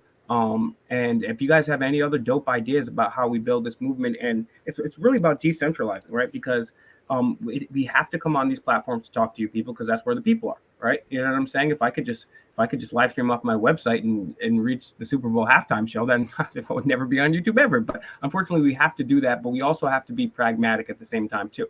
I honestly, it might not be the most popular thing to do, but I self-censor myself. Yeah, I know. The old Will would have came up right now, grabbed me by the lapels, and beat the shit out of me. But I have to, because if I really tell you what's on my mind right now, I will no longer be here. And if I want to reach people, I have to be here. So I'm doing my best to navigate the system with what I have. I'm never going to sell out. I'm never going to. It's never going to happen. And I'm never going to give up either. But right now I've got a whole bunch of what do they call them? The things in the fire. What do they call the pokers in the fire? I got a whole bunch of different ones, or whatever the fuck that is. But I wanted to follow up with DMA and then ask the same question to Auditing Erie County. What came first? Did you discover auditing? You seem like a person that is very well researched on a number of topics, and I have a feeling that you probably woke up a while ago. How did you wake up? Did it involve auditing? And then how did you come across auditing in the first place? I'm divinely guided. I truly believe that. And every single thing that is transpired in my life, to being in trouble with the law a lot in my teenage years and my 20s, which has led me to this. So like the first people that are going to be attracted to the message of liberty, as you know, Adam Kokesh says, aren't the people that the system treat well. It's not the prom king and queens and the valedictorians. It's the misfits and the punks. So that is pretty much what like got me started on it, because I really got to witness firsthand like how government treats people and how police treat people. And they're not just like these heroes. They're people, they're individuals, and some of them are fine gentlemen and women, but the very essence of their job is really just immoral. And It's more than that though. It's spiritually. And what happened was I kind of had this forced spiritual awakening. I met my twin flame, and I don't know if maybe a lot of you probably don't know what that is, but essentially what it is your other self. It's two incarnations of one soul. And look, I told you so not like, to flatter me on the stream, DMA. That's the one thing I said. so like it's you can check out my spiritual channel. It's called Empirical Miracle. I talk about all this stuff, but cool I just name. kind of like came into it. Like I was just forced into it, I guess. I started seeing this stuff on YouTube, like 1111. I see these synchronized numbers and doing research and getting into tarot card readings. And next thing you know, I just had this spiritual awakening, and like I figured out like meeting your twin flame. It's like this super addictive. It's like a soulmate, but it's not a soulmate because a soulmate is a soul, and a twin flame is a soul and a body and a mind, and it's one soul. So it's like an incarnation in the same timeline. So like if you have a past life, you have your past life and then your present life and then your future life, right? You have all these past lives. But if you can have all these past lives, then why couldn't you have another life in the same timeline? So that's what it is. And it's like this very addicting, like obsessive energy because it's your energy. So essentially, yeah, that's me right there. So essentially, yeah, check out my channel if you want to learn more about this stuff, if it interests you. But what happens is you like just become like super obsessive over this person because it's you, it's your energy, and because you are your soul, you're not a body or your mind, you're your soul, right? So what happened is I took these classes from Kurt Johnson from New World All Star, and I kind of figured out that really the twin flame journey is just the true spiritual journey.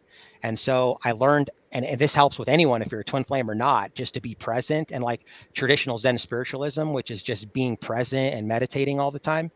And I started doing that, and like all of a sudden, like I just had this knowing, because the soul is knowing, right? The mind is to understanding as the soul is to knowing. There's a difference. And meditating, being present all the time, I put these sticky notes all over my house that say be present. And when I say be present, I mean just shift the focus of your attention to the present, right? So like when you're like cutting vegetables, you're noticing like the feel of it, and like you're in the present moment, you're like hearing the sound, you're not thinking. Your mind always wants to take over, and a lot of people will be thinking about an appointment they have or like something that happened 10 years ago. 99% of the stuff that your mind thinks is just completely irrelevant. It doesn't matter. It's pointless. So be present. So I started doing this for a while, and it was time to go back to work. I was an electrician, and all of a sudden I was like, you know what? I don't want to go back to work. I'm going to do something different. And I just had this knowing that I was meant to do something else. So I just happened to be at the park, and this park ranger came up to me, and it's one of my very first videos. I think it's my very first videos, Minnie's in it. And I published it on YouTube, and ended up getting like a couple thousand views. And then he was in here earlier, cameras everywhere. I don't know if he's still in here. He showcased it, and then I started getting all these subscribers. I was like, holy cow, this is crazy. And I did another video, and then San Joaquin showcased it, and I get all these subscribers, and I was like, holy cow. So it was just like, that's kind of how I came into it. It's just having this knowing from my spirituality, right? And that's why I say, like, if you want something you've never had, you have to be willing to do something you've never done, and you got to take a risk. And life is risky, right? Like everything's risky. I mean, getting married is risky. Having a job is risky, right? Life is all about risk. So again, don't be irresponsible, but if you want something better, you got to do something. You got to take action. So that's how I kind of you came met your into twin it. flame. How did that happen? You know, how did that work out with your twin flame? Oh, so me and my twin flame are we're not in we're in separation. So a lot of people think that you have to be in a relationship with your twin flame, and that's not what the purpose is. A twin flame is really just, it's a forced awakening. That's what it is. Your twin flame catapults you into your spiritual awakening. And not everyone's a twin flame. Not everyone has one, guys. So if you don't try to go looking for them, because if you have one, they'll just show up and you'll know. But that's essentially how, and I don't even want to be with my twin flame now. Like before I was obsessed, and now like a lot of people, I think probably most people, once they realize that it's not about being romantic with your twin flame, that was just a forced spiritual awakening, they choose to be with a soulmate. So, but anyways, what kind of inspired me, as you know, Fake Mike, is Adam Kokesh. I don't know how I came across his stuff, but I started watching it, and, you know, being in trouble with the law all this time and stuff. And I was still on paper at the time. It was like 2012. And I was like, holy cow, this is amazing. This guy is just like, it was just striking a chord with me. It was just totally resonating. And then he's not an auditor, but he ends up doing audits, right? Like he'll be recording one of his famous videos. My favorite one still to this day is where he was recording outside of the White House on Freedom Plaza. And the Parks Police came up and said that you have to have a permit to record on the sidewalk. And it's like selective persecution because there's people with cell phones recording, but if you have a bigger camera and a microphone, then all of a sudden you need permission. The First Amendment doesn't apply. And he totally just owned these cops. And it was like, I was just mind blown. I was like, dude, people talk to cops like this. Holy cow. And I started watching this stuff and realizing, holy cow, man, my rights have been violated dozens of times by cops. And because I didn't know. I thought, if you're a passenger in the car and they ask for your ID, you just got to give it. And that's what most people know. That's what I say. Like, if you don't know your rights, you don't have them. And that, you can't get buff from just drinking protein shakes, right? They help you in getting buff, but you actually have to put in the work and exercise. And that's like how the Constitution is. The Constitution is like the protein shake. It only helps you to be free. Doesn't give you the freedom. If you don't exercise your rights, they're just laws written down on a piece of paper. That's it. So I started watching him, and then from that, the algorithm kind of pushed me into audits, and I started watching, I think it was like High Desert Community Watch and San Joaquin was like the first ones. And I started watching Bay Area Transparency. And like, I was just like blown away, man. I was a big fan. I was also watching Eli. I was watching all kinds of guys, man. Big Nick and Accountability for All. And just like a couple years went by. And like I said, I just had this knowing that I want to do something different, man. I wasn't happy being an electrician. I paid the bills, I made good money, but it wasn't what I wanted to do. And so that's pretty much, like I said, it's just divinely guided. If I didn't get in trouble with the law before, like at the time, because here's the thing, the blessing always comes after the lesson's learned, right? When you're learning the lesson, it sucks, right? It's terrible. You hate it. But remember, everything happens for a reason. So even when you're like sitting in a jail cell, man, and you're like, dude, this sucks. I hate my life. That's for a reason. God is protecting you, but he's teaching you something. He's preparing you for something else. Like when you're working out, it hurts. It hurts. If you really want to get strong, it hurts. You got to go hard. But the pain actually brings you benefit in the end. So if that kind of resonates with you and you kind of feel like the same way too, then maybe you are divinely guided to hear that message. So that's how I pretty much got started. Wow, dude, you are amazing, man. Honestly, like you're incredibly well spoken, man, and you're super humble. Everything you've said that I've listened to so far, and in your videos, I haven't watched all your videos. I agree with, man. And definitely big shout out to Adam Kokesh, man. Adam Kokesh paved the way for a lot of us that are out here, and man, that guy's got some badass videos, dude. He was auditing before auditing was cool. And then not only that too, like if here at Fake Mike Real News, if you don't know what we're about, we're trying to create our tagline, our goal is we're trying to create a more altruistic world through nonviolence and the Socratic method. And if you want to see what the Socratic method looks like in practice, go to Adam Kokesh's channel. They put the brakes on his channel at 250,000 subscribers 10 years ago. He hasn't moved since that. He should have well over 1 million, but they put the brakes on his channel. Literally, I can't say too much more. I'm just gonna say that. But Joe Kokesh is somebody that on the street they'd be like, oh well, who are you voting for? Hillary. Oh, who are you voting for? Trump. And using the Socratic method, he will take that person. Well, actually, I don't like Hillary, and actually, I'm a libertarian. Wow. And honestly, this guy does it better than anybody. Everyone go subscribe to Adam Kokesh. Let him know Fake Mike sent you. That would be cool. And yeah, it was cool. One time I was out in Harrisburg, Pennsylvania, which is the capital, if I'm not mistaken. Yes, it is. And there was a Trump rally there, and Alex, what's his name? Well, Owen Schroyer was there, and I jumped on, and I was criticizing Trump to Alex Jones, and he's like, I was like, well, Alex, Trump, he's hired all Epstein's buddies, said he's going to join the stomp, he's meeting with Kissinger, said he was going to destroy the Constitution, said all this other, said ban the guns, then take the guns, then due process, all this other stuff. And then he was like, hang on, little fella, we're going to commercial break, we'll be right back, right? And then he was like, okay, well, who are you voting for? And I said, I'm voting for Adam Kokesh. And Adam texted me after that. He was like, thank you so much. I've been trying to get on the Alex Jones show, and they've been blackballing me. And this goes in, and I'm going to get Auditing Erie County's take on this, but this is something that I haven't discussed too much, but I think is very, very interesting because I have a theory here. I personally believe that once people woke up so heavily under George Bush. Then the powers that shouldn't be rolled out. Hey, we'll give him a charismatic black president. That'll shut him up for a while. But we woke up to that quick too. So they were like, all right, boom, we're going to run Donald Trump out. He's a perfect order out of chaos. Half of the population will think he's not perfect, but he's here to save the day. And the other half think he's literally Hitler. Perfect. And then he's going to say, all Americans already know the news lies. So we'll run him out there saying the news lies. And we're going to give you the new news. That's going to be Joe Rogan. It's going to be Jordan Peterson. It's going to be Alex Jones. It's going to be this and that. And so what's the one thing that all these motherfuckers have in common? Well, they're statists. And you know what's interesting is Joe Rogan, he's so censored. Alex Jones, he's so censored. These guys are the people that are censored. Meanwhile, Fox and CNN are doing stories about them, and they're so censored, and they're all over the news.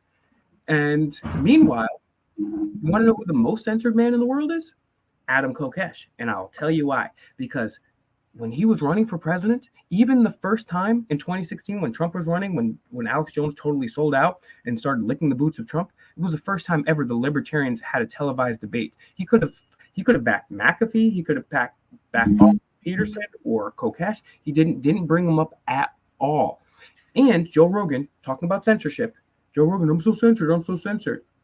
Joe Rogan had Adam Kokesh on his show and did not air it.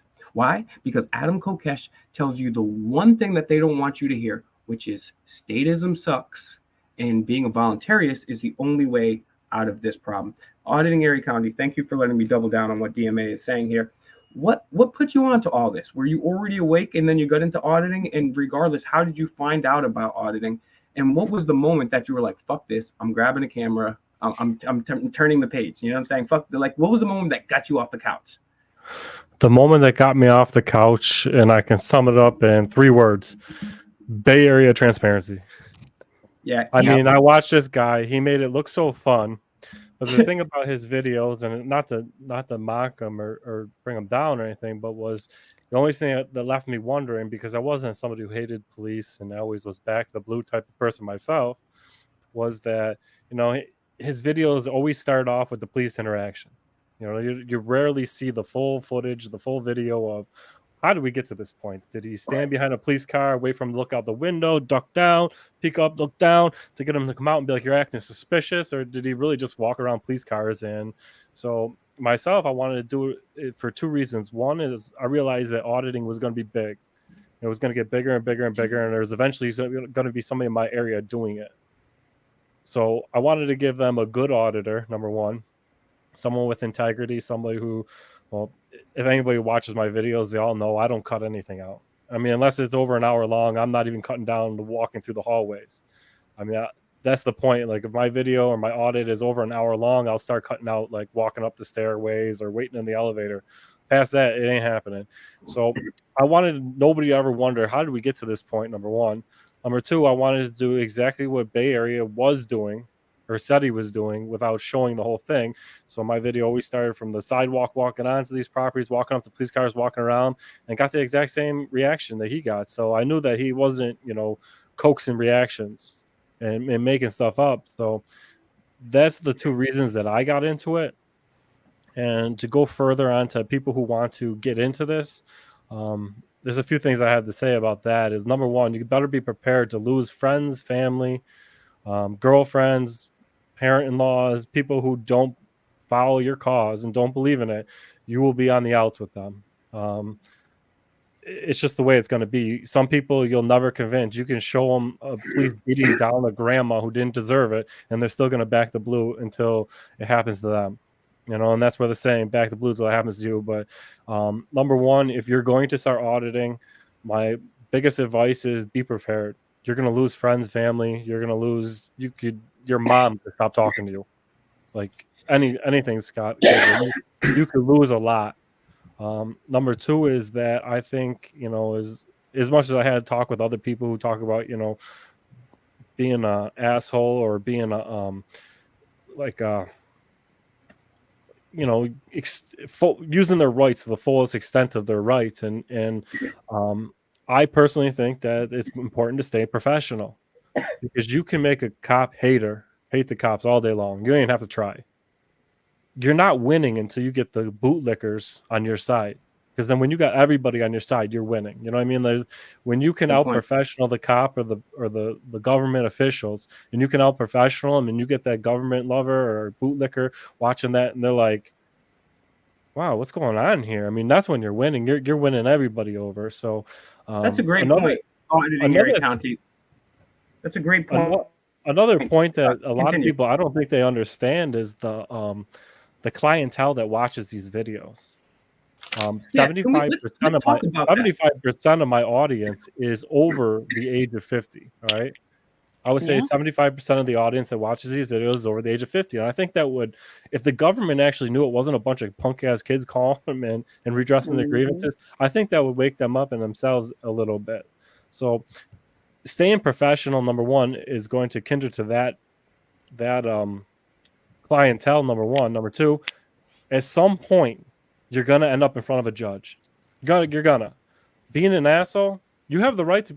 That's one of the things we talked about in my last Saturday Night Live with AAC was the cost of freedom.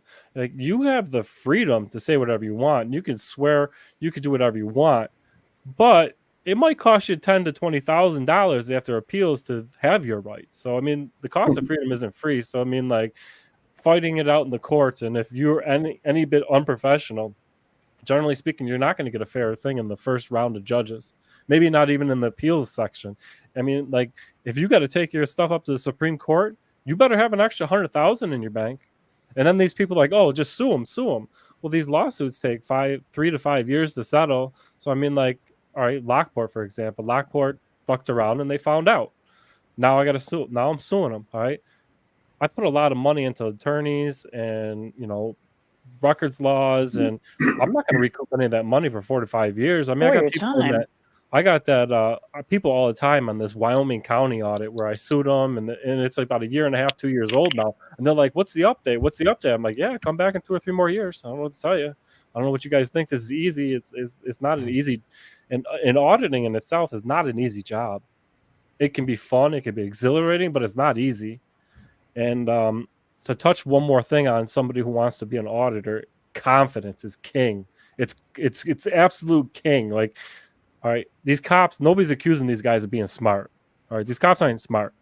If you can confidently tell the cops that they need to take their shoes off to talk to me, I'm telling you what, if you confidently do it enough, they might take their shoes off. All right. But if you walk in there and you're like, I don't think I have to give you my ID, and they're like, oh yeah, I'm getting it, or versus, you're not getting this ID, you're not violating my Fourth Amendment rights, are you out of your mind? Who do you think you are? And you have that confidence, you're going to go a lot further than you will as far as, confidence is king. Like, even in right down to the animal kingdom. I mean, like, a smaller animal can act tougher in front of a lion. The lion might be intimidated because, this animal, they don't know, like, what does this animal got in store for them? And it's like, being knowledgeable and being confident about it. That's what I'm saying. You might be able to convince a cop he needs to take his shoes off if he wants to talk to you, if you can be confident enough about it. I mean, that's an exaggeration.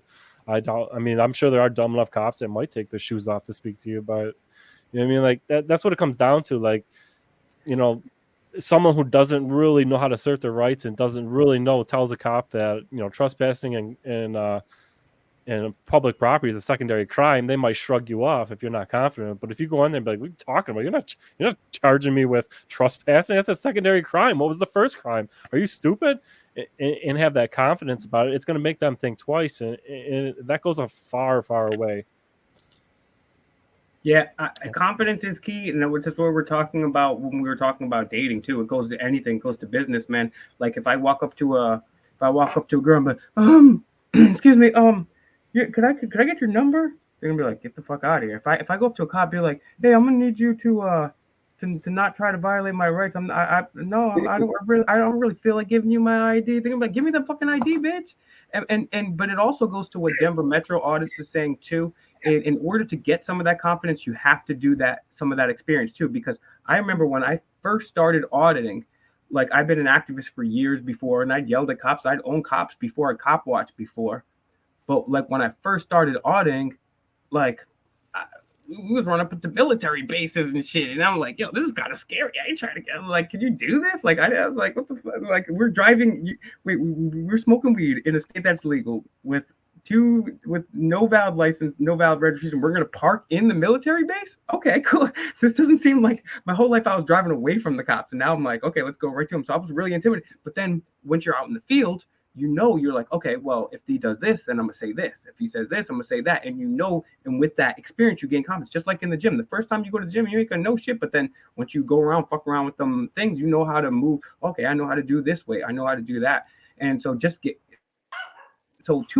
and honestly, you guys, you're getting great advice from these folks too. And again, you don't have to be an auditor. There's a million things that you can do. You can do a YouTube channel. You don't have to put your face up there. You could be on a traffic stop and use these techniques. I mean, don't get me wrong. These cops, their whole career, their job is to intimidate people.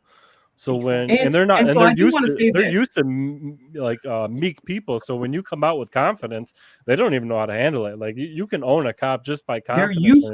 They're used to for hundreds of years. When a cop says, "Do this," yes, sir. Oh, yeah, sure. And because of people like Auditing Erie County, DMA, High Desert Community Watch, Sam Joaquin, Adam Kokes, the legends that come before us. Now they're like they don't know. Now they're on the back foot. They're like, we're talking shit back to them. Now, two things I want to talk about here. And hell yeah, if you could put your camera on, because look, I want people to watch. You're a beautiful woman. The more beautiful women we have, like nobody wants to see my face, right? If I could take your face and put it on every single one of ours, with the exception of maybe UK ladies, I would, right? But I can't. So, and we're gonna get to some more dating things too. Don't worry, but. That's so okay. So a couple things. We're gonna get we'll talk about drama. So Auditing Erie County makes a great point, and he actually makes my own point for me, which is, and I'm guilty. I'm probably one of the most guilty of this. I'm not maybe one of the most guilty, but if we had a tier level of auditors that lose their shit and say fucked up things to the cops, I'd be up there. You know what I'm saying? I'm not auditing Erie County. I'm still at this stage in my life where I match energy. Hey, how's it going? Cool. But then someone say something to me, then like I'm going after your mom with an Epstein joke. It's gonna happen, and I know I shouldn't. But auditing Erie County is right, and everyone has their own styles. I'm not telling anybody how to audit, but keep this in mind, because we're not trying to wake up the cop haters. We're not trying to wake up. We're trying to reach the other people. And as a matter of fact, and thank you very much, Torque Auditor, for being so patient. We're having some connection issues. You're going in and out. We're having a full panel. This is the first time. I'm thinking I might buy StreamYards. I think I just might buy StreamYards, and because you can have unlimited guests. Yeah, no, thanks for letting me back. Had some technical difficulties. My phone died. It was completely dead. And I'm like, oh, darn it. It does suck your phone battery. Yes, and then turned my computer on for the first time in months. Had to find a speaker. It took some time to get back, but I've been listening the whole time. So, Torque Auditor, I wanted to ask you the same question I asked these guys too, but I also wanted to bring, and we don't have to talk about this. Well, I'm going to skip one of those because that could be considered drama, and I'm not going to talk about that because I don't do drama. But at the end of the day, too.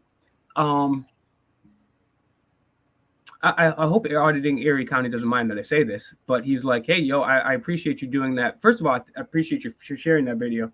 But he said, I appreciate you doing the video on Auditing America, because we can't have, and I told him before too, and I was on Eli's panel, he was like, yo, my peeps, you're going to tell me why you're not doing videos with Auditing America no more, man, my peeps.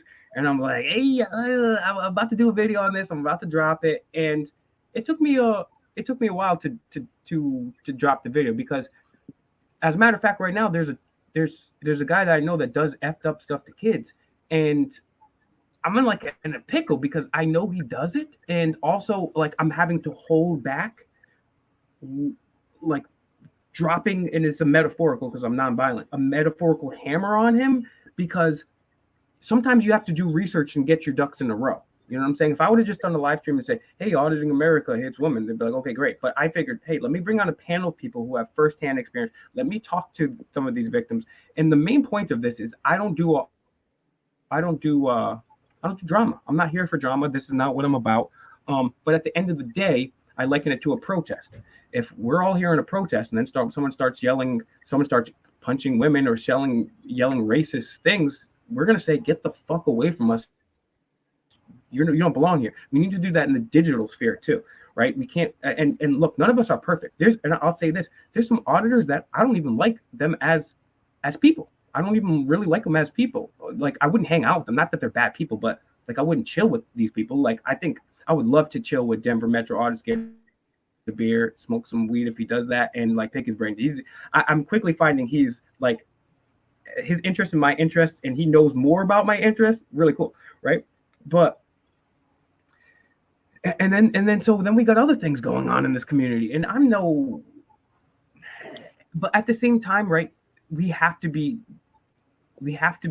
close and attentive in pruning our community, because bro, I heard Eli talking, because Eli actually did a live stream, Good Guy Audits, the People's Podcast. I watched it. It's interesting. They're talking about Long Island audits. It was pretty interesting live stream. But one of the points they bring up is Eli's like, yo, you're gonna see my peeps that there's gonna be cops coming into the movement. I'm like, dog, I'm watching. I'm like, bro, there's already cops in the movement. We gotta be careful with this movement. We gotta guard it like a precious little baby, because, bro, we don't know who's who. We don't know who's what out here. You know what I'm saying? So, Torque Auditor, tell me what woke you up? What got you off your couch and decided, I'm going to be an activist too? Because it says something about your personality type, that you don't take shit from anybody. Because honestly, it's sad that this may be sexist. I don't care. We got a whole bunch of men that don't do anything, and there's a surprising number of females, not just in auditing, but in activism in general. And it's like, bro, the men are supposed to be out here in the streets doing the dirty work. And like, when I see Torque Auditor, like, she's making us look bad because she's kicking ass so hard. So what inspired you to get in there, and what kind of put you down that path that, ultimately ended with you becoming an activist?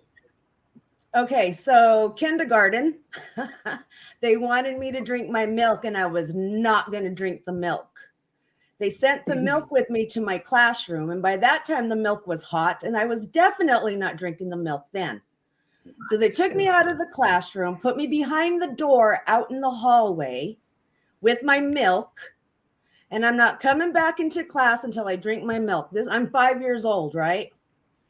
So I'm sitting there and I am fucking pissed. I am steaming. And my feelings are hurt, and I'm feeling abused. And I'm 5 years old, and I'm embarrassed and all this stuff, right? Well, a second grader, third grader hall monitor was walking down the hall, and she made fun of me. And I stuck up my middle finger and I said, fuck you.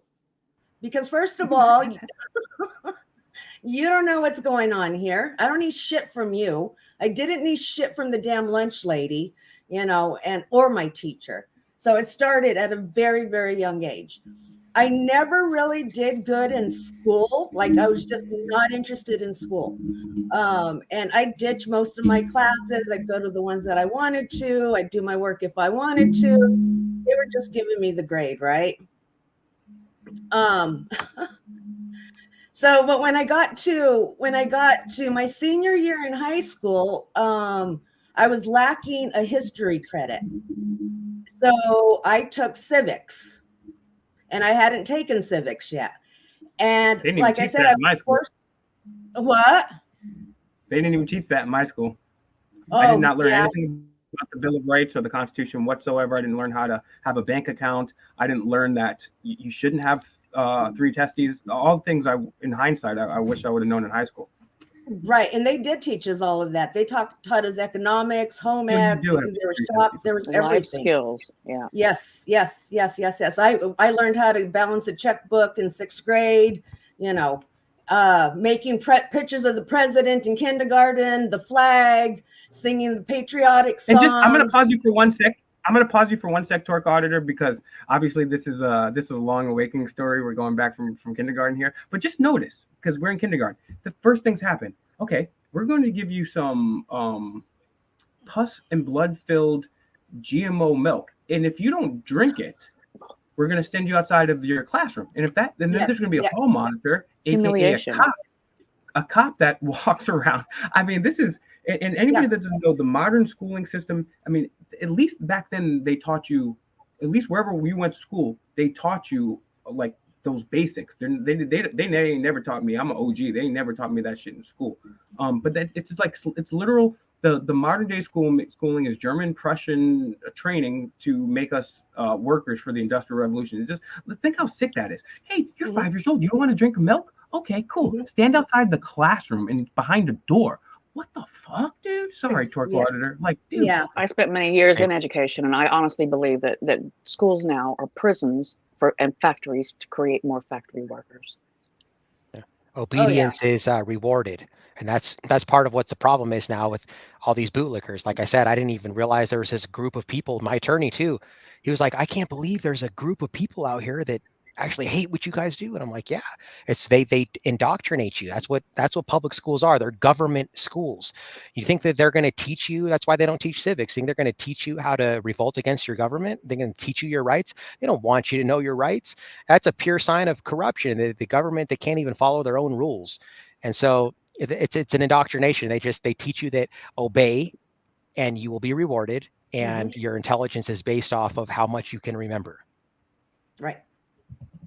Yes. Yeah, and that's why we don't remember most things from, because so the other day behind the scenes it was me, Theo, and Good Guy Activism, not Good Guy Audits, Good Guy Activism, a male model who's sexy, and we were chilling, and I was like, "Word, this is dope!" Like we were just hanging out behind the scenes, we were talking shit, we were smoking, we was drinking, and we were playing, we were talking shit about sneakers, about fashion, and we're talking, and then we started playing Are You Smarter Than a Fifth Grader? And then I'm like, damn, I thought I was like, I know I'm not the world's smartest dude, but I was not that much smarter than, and then it's true because the only thing I remember from elementary school is this: Alabama, Alaska, Arizona, Arkansas, California, Colorado, Connecticut, Animaniacs, Delaware, Georgia. And do you want to know why I remember that? Because it was a song. Because when you learn something with music, it's lighting off different hemispheres of your brain. It triggers the memory. It triggers initial thought. So that actually helps you remember things. But everything else I learned in middle school or elementary school, I just forgot it. Want to know why? Because we're just trying to memorize shit short term for a test, and then we forget it's gone. The only fucking one thing I remember from elementary school is the states in alphabetical order. Great job, idiots. Sorry, Torque Auditor. So we're going back Have you ever actually used that? Now we're in first grade. No, just kidding. No, now we're in high school. Now we're senior year high school, and I take civics. Yes, that's right. I aced that class. I got an A+ in civics. And we learned about the House of Representatives and the Senate and the judicial system and the Constitution and on down the line. And I had, from the beginning of that class to graduation, that was the only A+ that I ever had consecutively in one class. I bet you felt so good about that. Oh my God, and yes. Why did you do so well? Why did you do so well in that? Did you have a background, or you just, or like, did you like the ideas? I liked the ideas. I've always had a whole lot of respect for the Constitution and the law and the history of the law. When I was a kid, we had a book at home, and I'm back in elementary school. We had a book, and it was weird laws in the country. And, you know, it's like in some places, I can't remember anything. I think maybe like in one. It's legal in Alaska to look out an airplane at a moose. Like on a Sunday. There's a whole bunch of dumb laws like that. Yeah. Right. And then, so, you know, and I had encyclopedias, and I was always reading encyclopedias. I was just have this thirst for knowledge. And the garbage that they were trying to push on me in school was you have to behave, you have to act a certain way, you have to talk a certain way.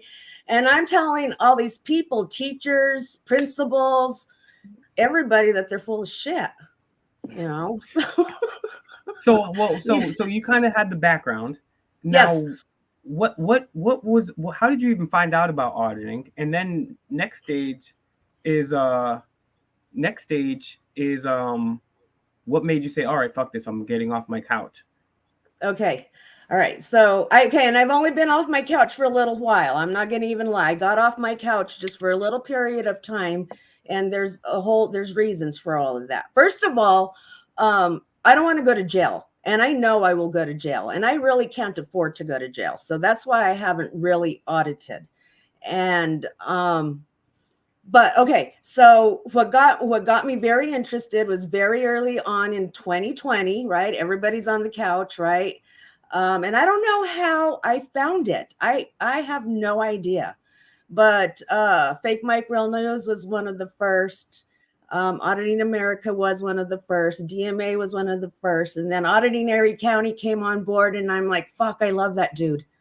You know, and both of you all too, DMA and Fake Mike there. And then James Freeman. Oh my God. So James Freeman is in my state. He's in Albuquerque. And I'm like, holy moly. And he's cruising Albuquerque in his car, right? And live streaming it all and stuff.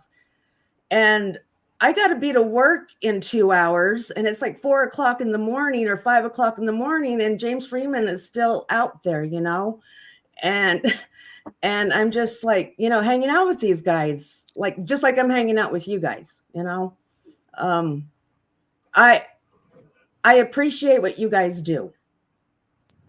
And well, yeah, we appreciate you, Torque Auditor. And honestly, you shouldn't, if Truth or Consequences wasn't such a long name, you should do it. I didn't know that was the reason you took that name. I mean, shout outs to Cactus Jack, Mick Foley, bang, bang. That's one of the coolest. Hailing from Truth or Consequences, New Mexico, the following contest is scheduled for one fall. Making this, just in case anybody doesn't know, before I introduce our next guest, and Mel's will bring it back up in a sec. My goal here is not, I mean, I don't care about auditing. People say, oh, well, some people are in it for the money. Well, my channel's demonetized. Some people are in it for the views. Well, not much going on for views over here. You want to know why I'm into activism and auditing? Is because once we destroy the New World Order, then me and the Teenage Mutant Ninja Turtles, we're going to appear at WrestleMania, bitch. The following contest is scheduled for one fall. Making his way to the ring, being accompanied by Michelangelo, weighing 375 pounds. I'm telling you, that's what's going to happen. They're going to come out the auditing community, and then I'm going to turn heel at the very end. Everyone's going to be like, oh my God, it's fake, man. He helped us save the world. The Ninja fucking Turtle. We need trading cards.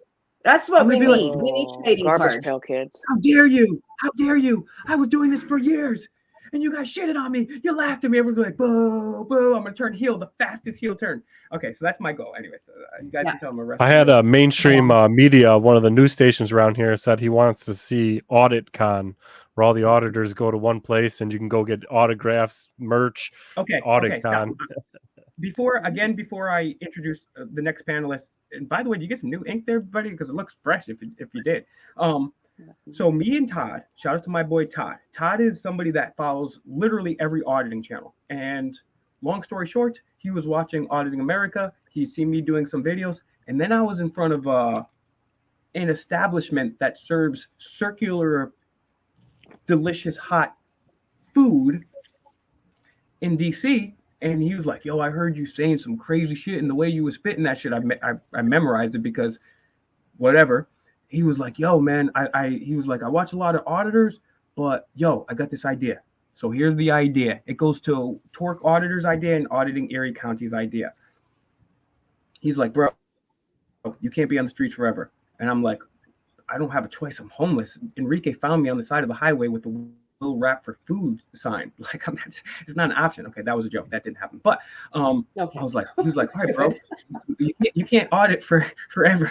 The sad part about that joke is how true you guys took it. You were like, I can see that happening. I can see it on the side of the street. They're like, yeah, that's true. Cunning language.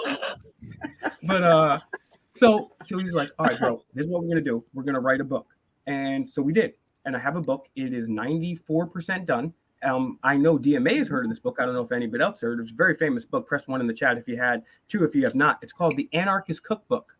Well, I decided to write a book, and it's about the past, present, and future of policing. It's about the Constitution. It's about auditing, and it's called The Auditor's Cookbook. And you're going to see me with the little flower and some whiskers, and I'm going to have a cute picture like on the cover. But it goes into the next part, which Torque Auditor and Auditing Erie County has said. One, you're brilliant, Torque Auditor, and I'm sorry for what I said about you during this live stream while on Twitter. But what'd you say? I'm kidding. It's X. Okay. He didn't mean it. He didn't mean it. Is what he meant. Okay. But tell me now. Todd was like, yo, and at the end of the book, what we're going to do is we're going to make like the top 10, 20, 30 auditors, and it'll be like a baseball card. And it'll have Auditing Erie County out there if he makes the list. He will.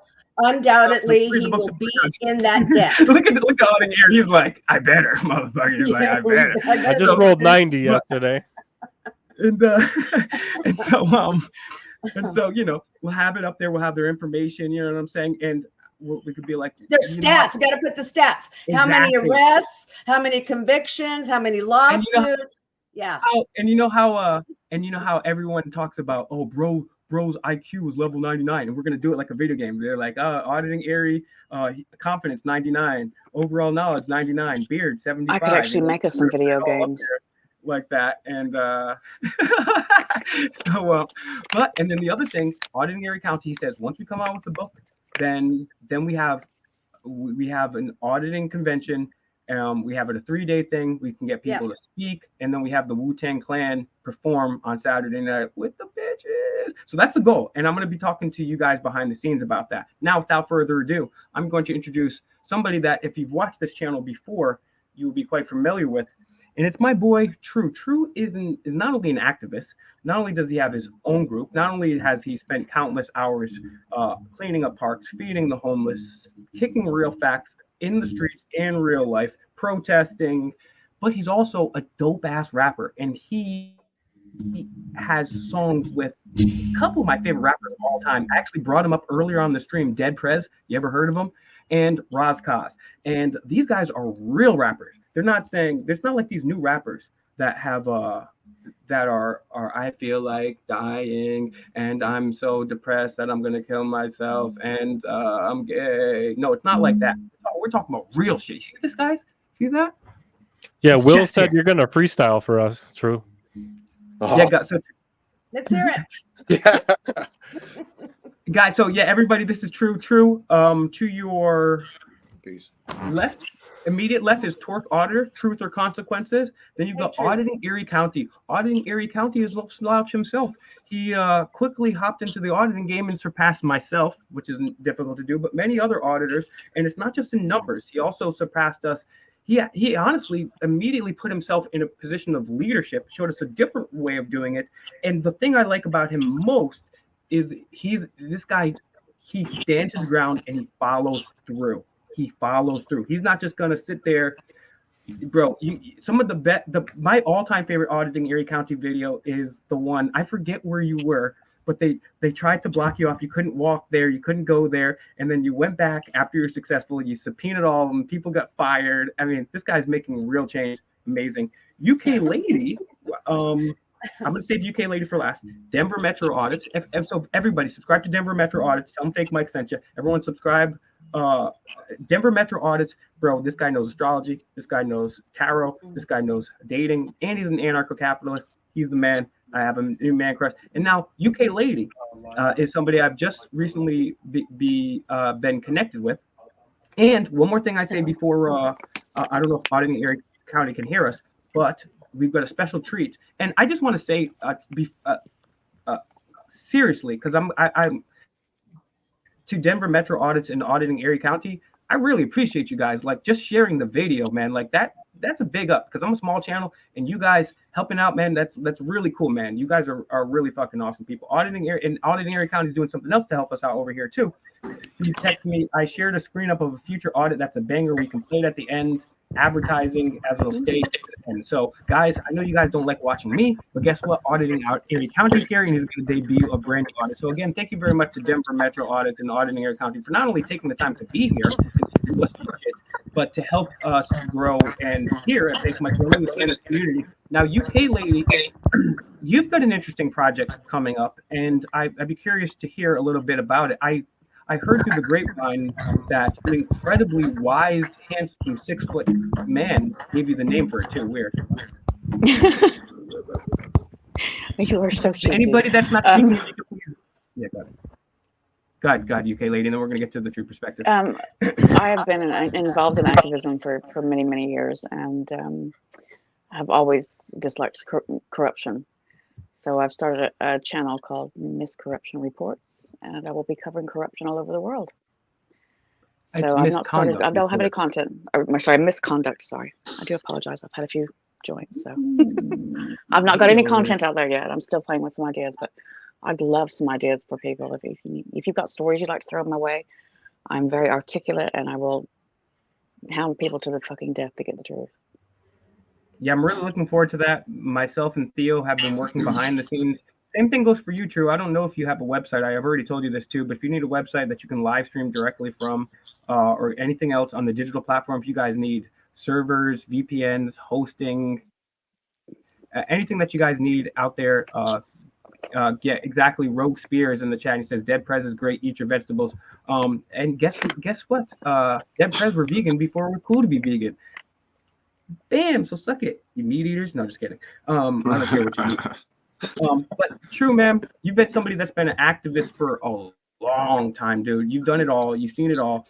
One thing is, we're on the stream. You're the only person that hasn't heard this yet. We're not going to talk about specific to people. We're not going to get too much into politics. We're not going to get into religion yet. So if you guys, Mary, I see you've got questions and comments. I haven't been paying attention in the chat. If you could put your questions and comments in there.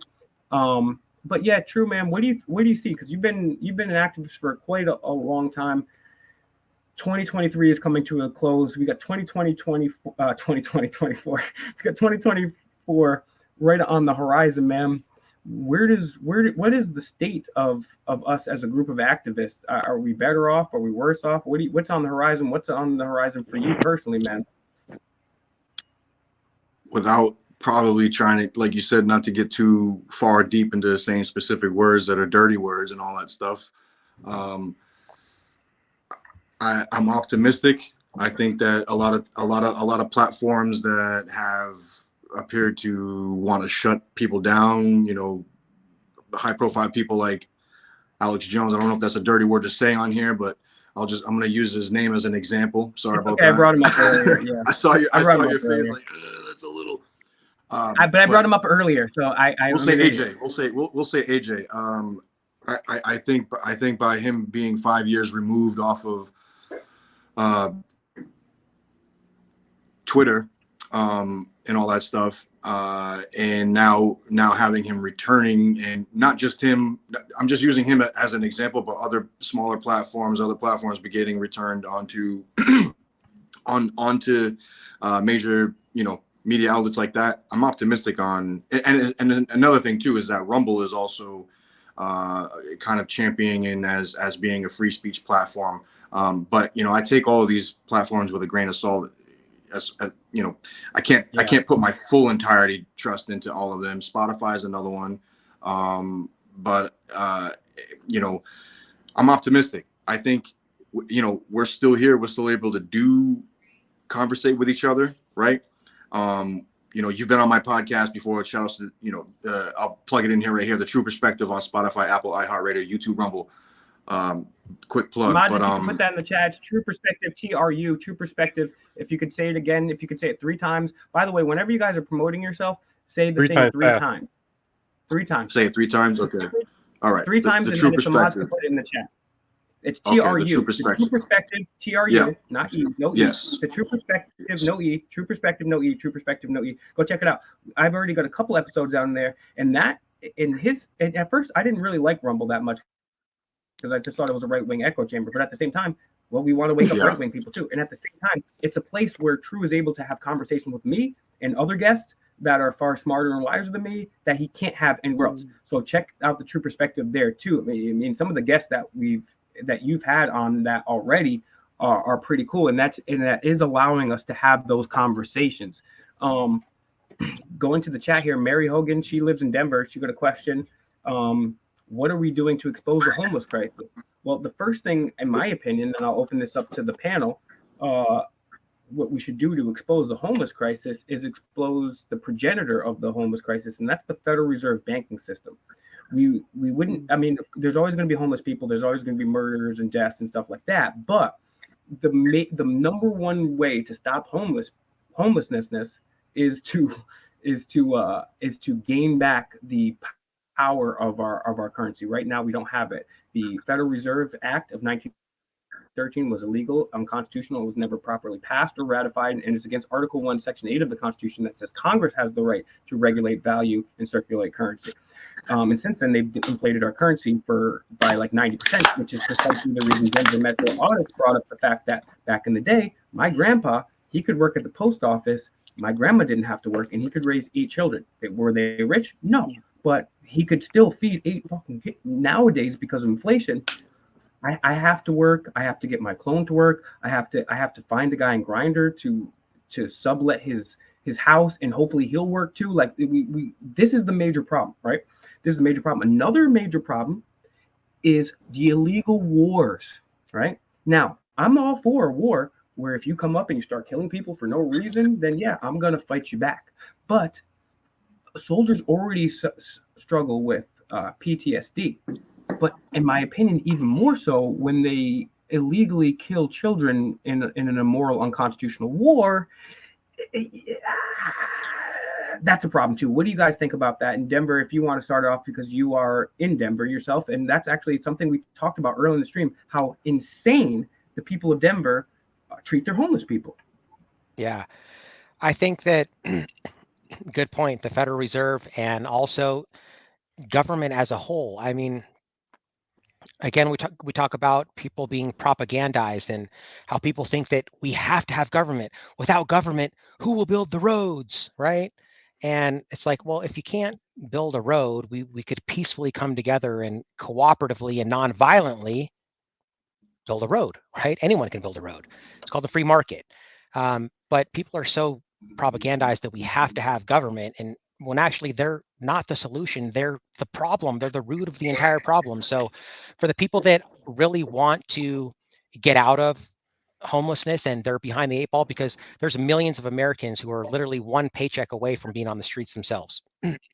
So what happens is government, they want to keep you that way. They want to pretend like they're your hero. Like, I'm going to give you some food stamps. I'm going to give you some welfare, right? Oh, you're behind the 8 ball. Let me give you some Medicaid, right? Let's just say you got to keep 100% of your paycheck. You didn't work 6 months out of the year to give money to the government. Maybe you could afford your own health insurance, right? Maybe you wouldn't have to be homeless, stuff like that.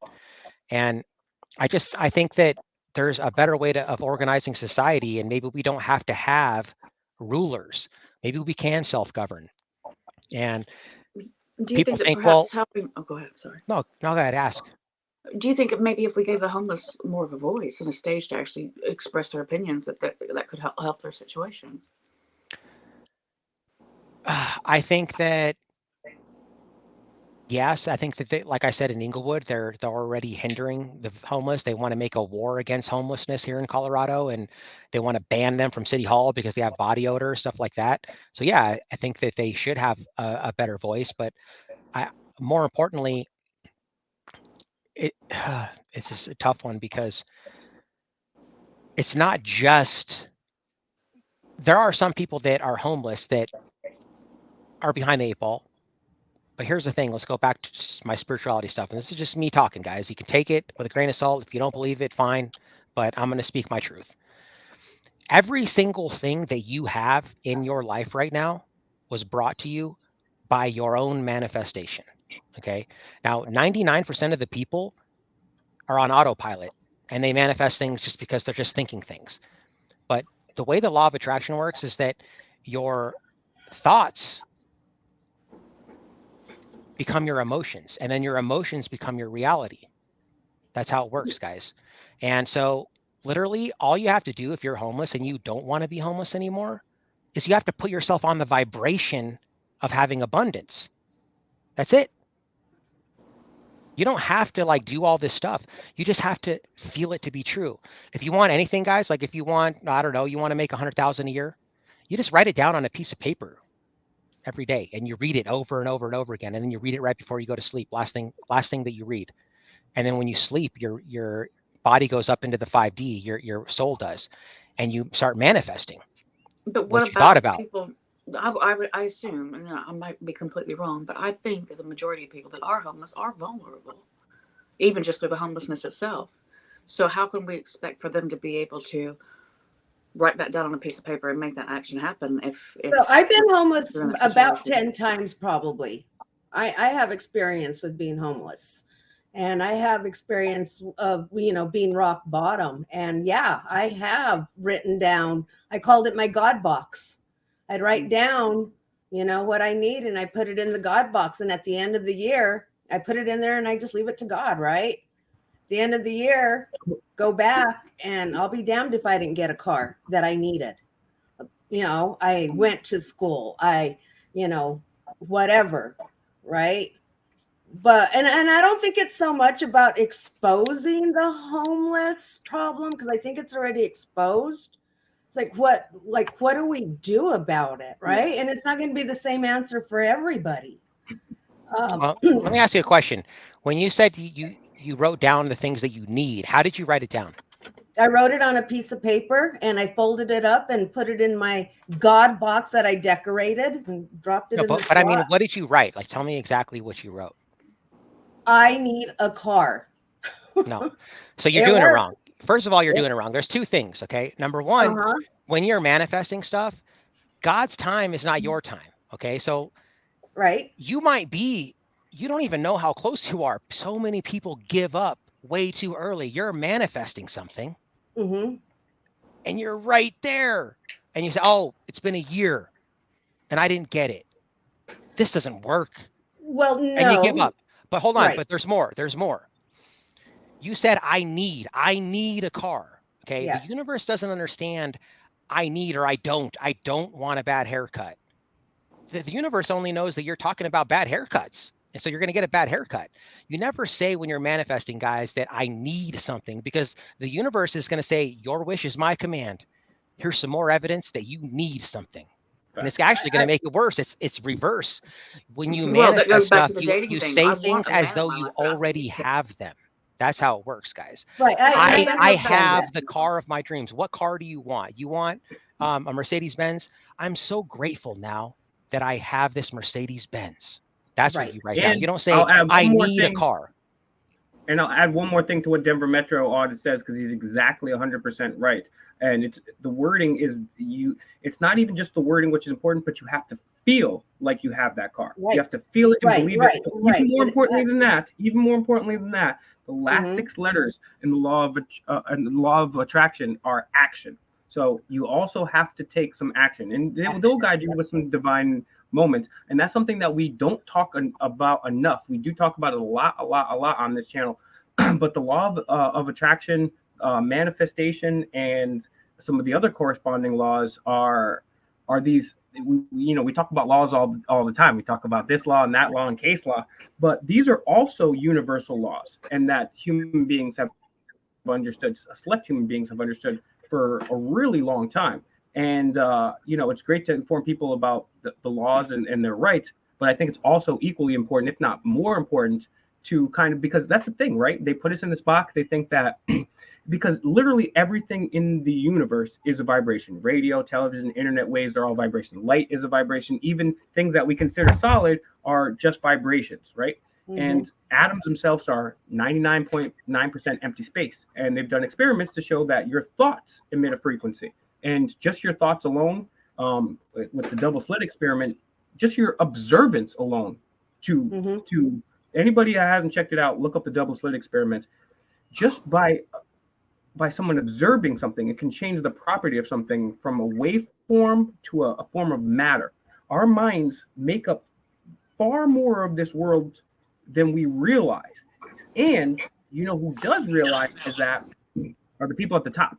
And that's why they have the television programming controlled. That's why True, instead of being on the Billboard top 10, he's not, because that's too dangerous. Bro, hopefully we can play your song at the end of this too. By the way, like I said, Auditing Erie County is going to debut something special for us at the end here. So stay tuned for that.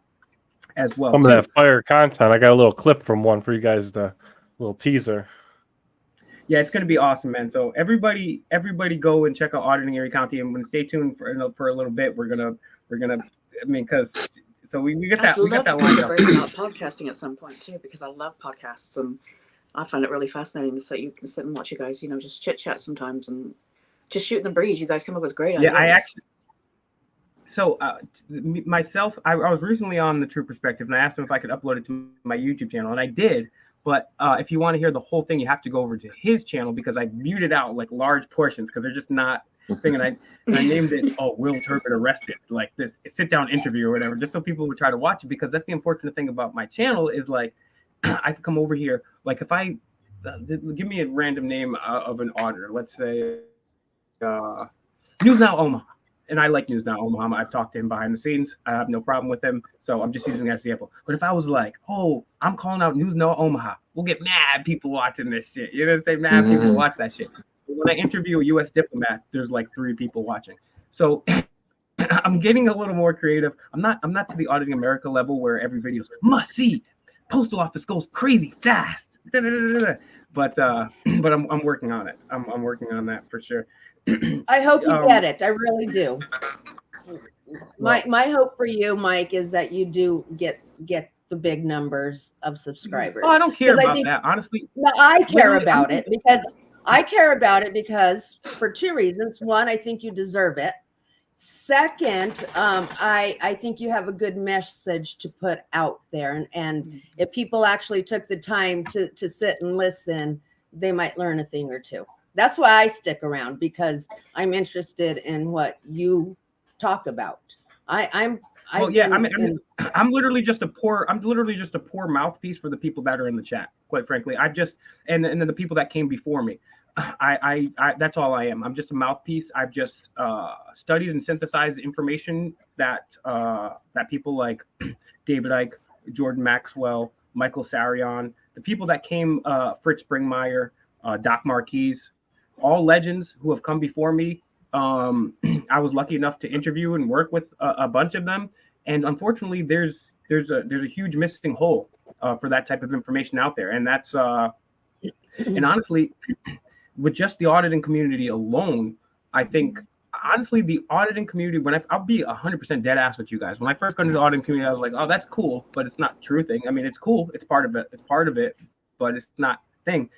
But as I got into it, I realized, bro, honestly, one, the auditors are having 1,000 times. First of all, there is no truth movement or community anymore. There's none of it. It's just me, Titus Frost, the Matrix, and True. There's like 7 of us total. Everyone else after 2016 either became Trump supporters or deranged leftists, and we have no truth community. But the auditors, on the other hand, they're making a real difference. Auditing Erie County is busting ass. He's getting people fired. He's serving lawsuits. He's getting people to resign left, right, and center. That's an actual change. People will actually come up on the stream and be like, "Oh, what are you guys doing?" I'll be like, "Are you serious, bitch? What are you talking about?"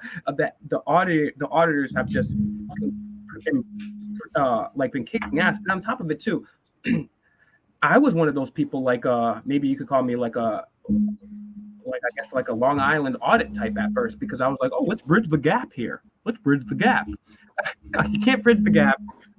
I was a status at that time too, which is stupid. But the thing is, but you can use the term bridge the gap against them. Yeah, exactly. Even you know it's not going to happen, you can use it against them.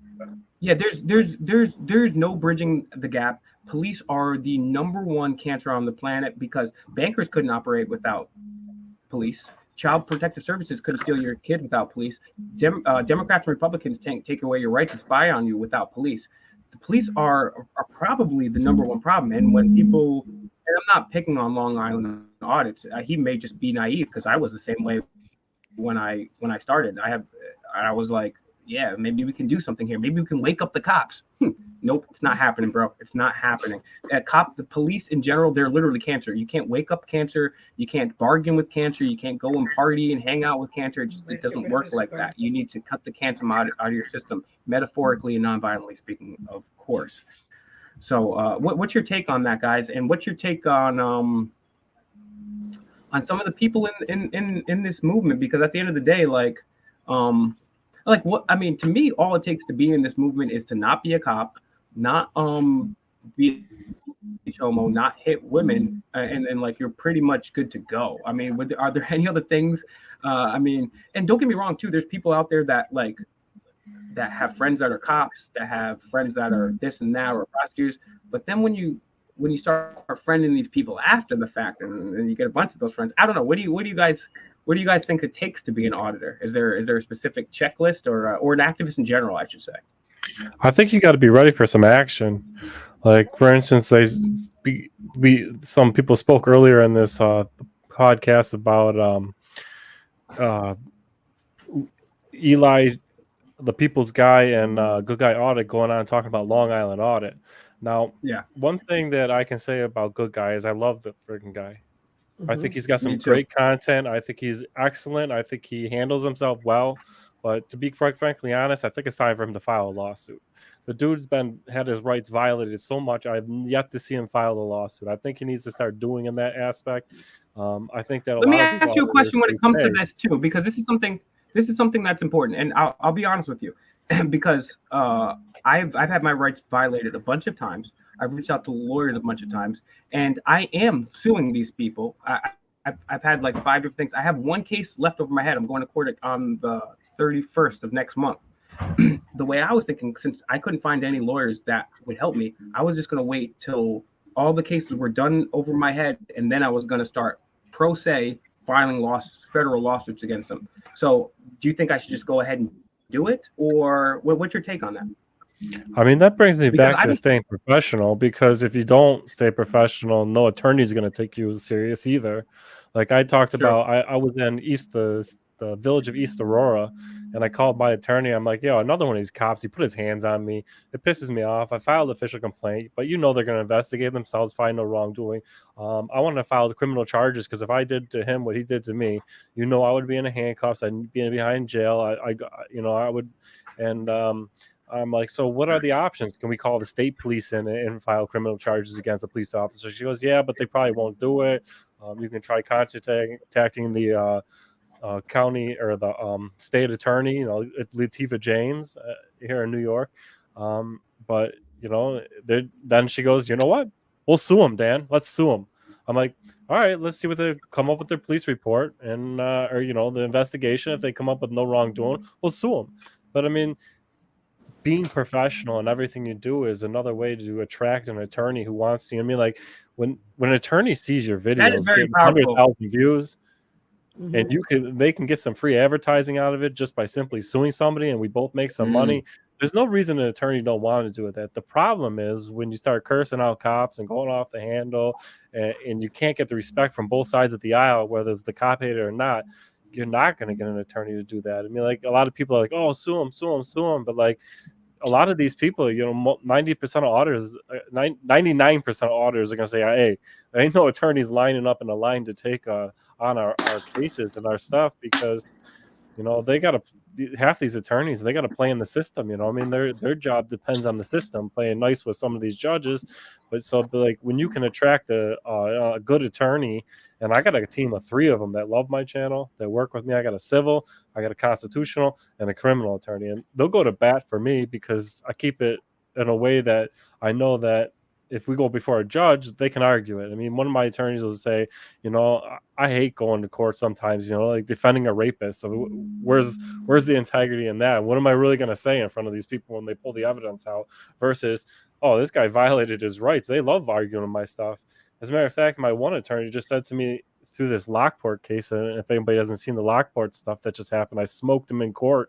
But my attorney literally said, if you lose in Lockport, I'm going to start a First Amendment audit channel. And that's my attorney speaking. I mean, like he's like, that would blow my mind. Like there's no grounds for it. So I think is part of being an auditor and being successful. And like, there's some auditors out there who've got, without name and name, that's got 200,000 subscribers, but shit, their videos don't get more than 5,000 views. What is good as 200,000 subscribers? I just rolled 90, but like my stuff gets seen. I don't know how many auditors you guys know out there that can get 30 to 40,000 views on a past video. No confrontation, great content as far as peaceful, no drama. I mean, that's the clientele you'd want to build to have success. Is that, and is doing. You got to do. I mean, like, how many times can you get your rights violated without filing a lawsuit before people stop taking you serious? The people that count, you know what I mean? Some people are just here for entertainment, but the people that count are the ones that make them phone calls, that write the emails and redress their grievance peacefully to the government, because that's the only thing that's going to make changes. That's the only way that anything's ever going to change, is if, you know, you show up on the scene and the cops are like, shit, you know, we better act right, otherwise we're gonna be held accountable. Versus someone who just goes out there swearing and they got the wrong clientele, they can just laugh them off. They don't even know the consequences. They don't know the consequences of being named on a lawsuit. They don't know the consequences of having to sit in front of a deposition and then get posted on YouTube, and all their friends and family get to laugh at them because they didn't know the law and they're law enforcement. I mean, I think that some of these guys need to file a lawsuit. I mean, if you can't find an attorney, shit, at least file the papers so they have to go through the motions of doing a H50.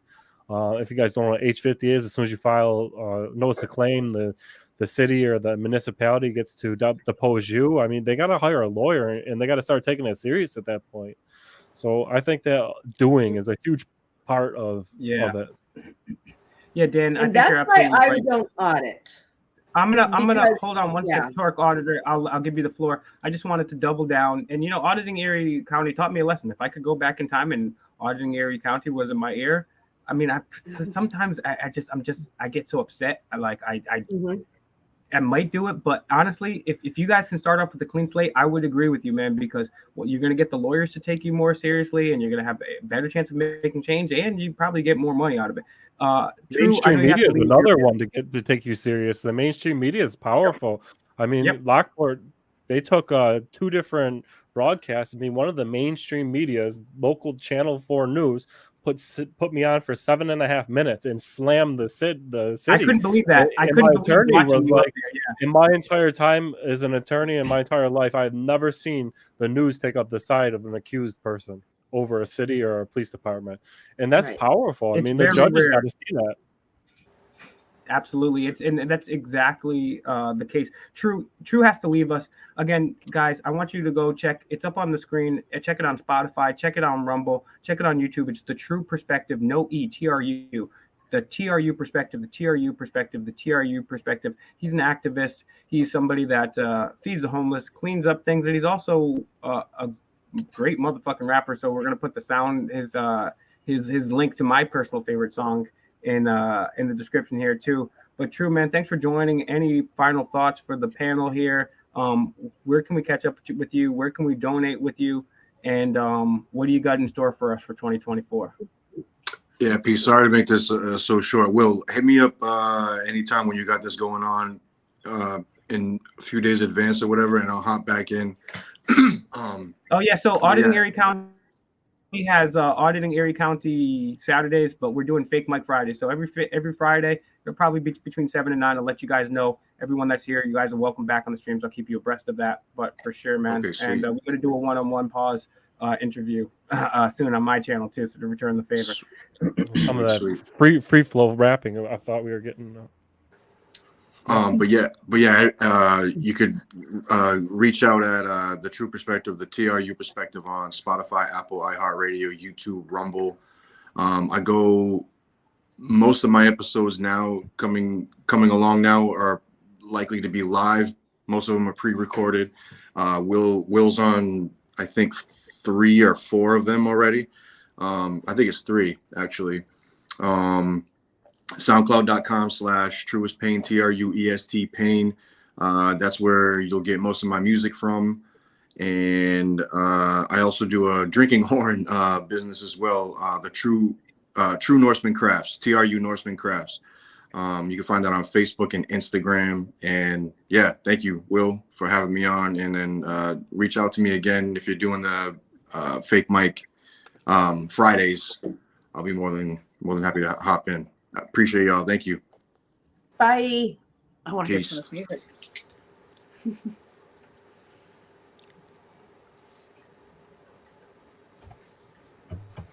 Yeah, big shout outs to True, man. He's, I've met a lot of people doing this over the damn near 20 years I've been doing this, and you meet some good and some bad people. He's one of the people that's been my friends for a long time. A really good dude. And later on in the stream, we'll play.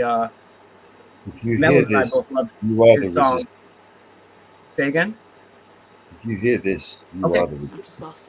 Yes. Okay. So I'm gonna breach this subject first, because we've got Serum and Frank Royce, the real scoop. I am messing with Auditing America and the gang. Frank, I told you to go back and watch my live stream.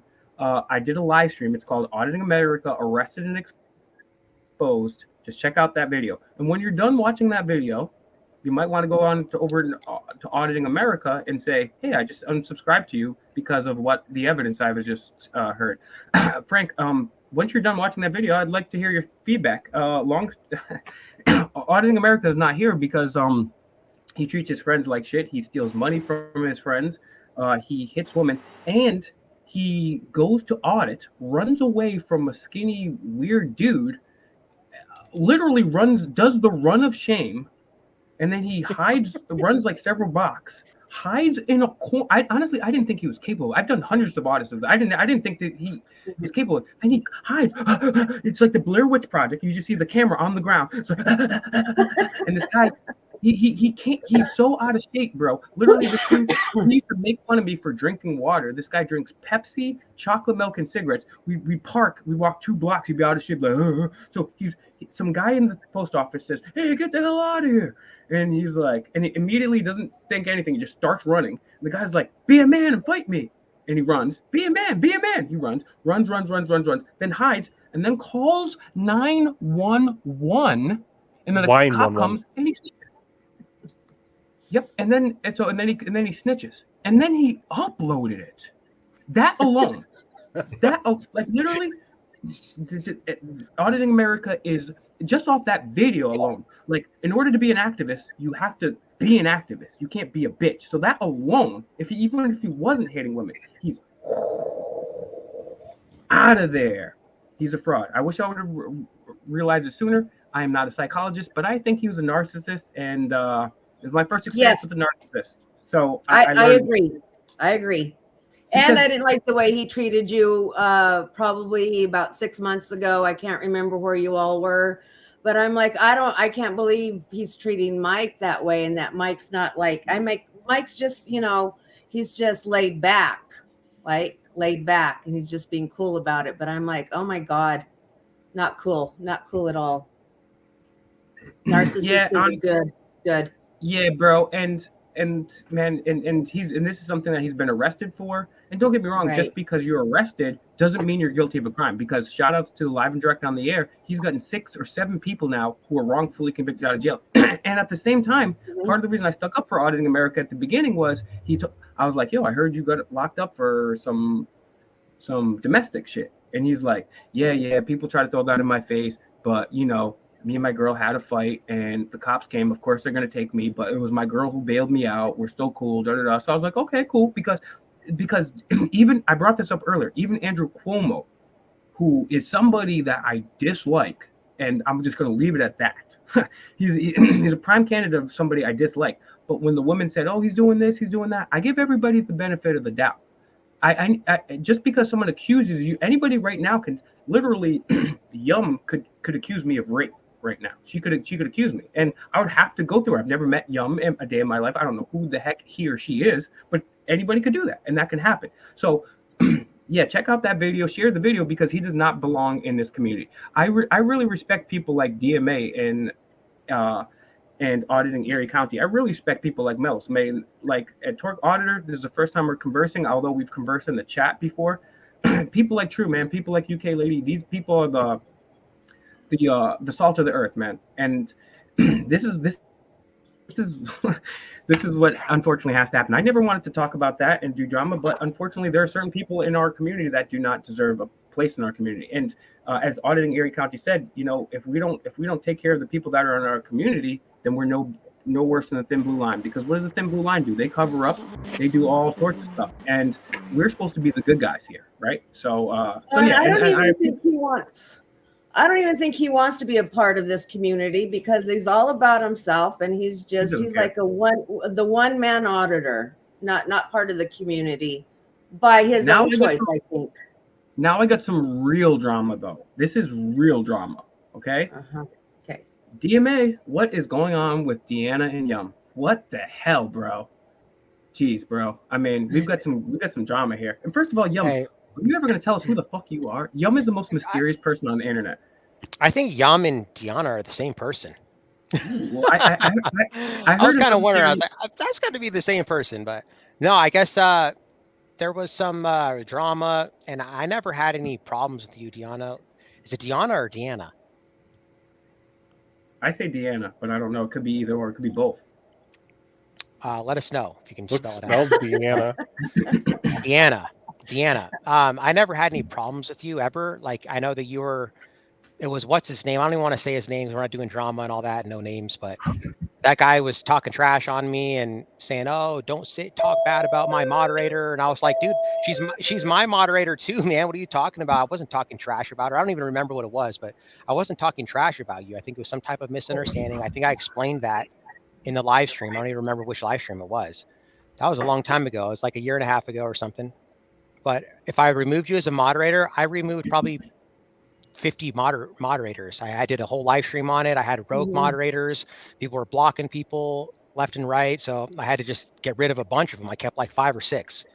So that's why there's no bad blood or anything like that. Like I said, I'll add you back as a mod. It's no big deal. Well, that's the main reason I actually had you on, DMA. This is the reason for the whole stream, is just to get Deanna as a mod. So I'm going to wrap this up, guys. No, yeah, Denver Metro Audits. He's popular with the ladies, so it might. I was getting along with him well, but it might be his last stream here because there's no competition up on this. I'm just kidding.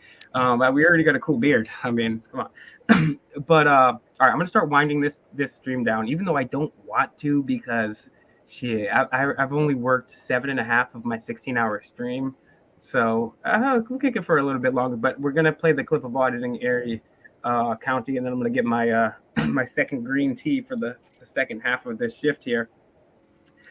Let's go to some of your comments, because you guys are commenting away here. If you're just joining, share the video. We've been talking about dating, we've been talking about auditing, we've been talking about we've been talking about the law of attraction, everything. So it's pretty cool. We've been talking about how everyone loves Denver Metro Audits. Enough, I'm sick of that. Yeah, that's why we haven't seen Auditing America in a while. Yeah, you know what I'm saying? Yeah, and Yum, why don't you, question for the panel, you guys can put it in there, Denver Metro Audits. I can get the real scoop. Okay, yeah.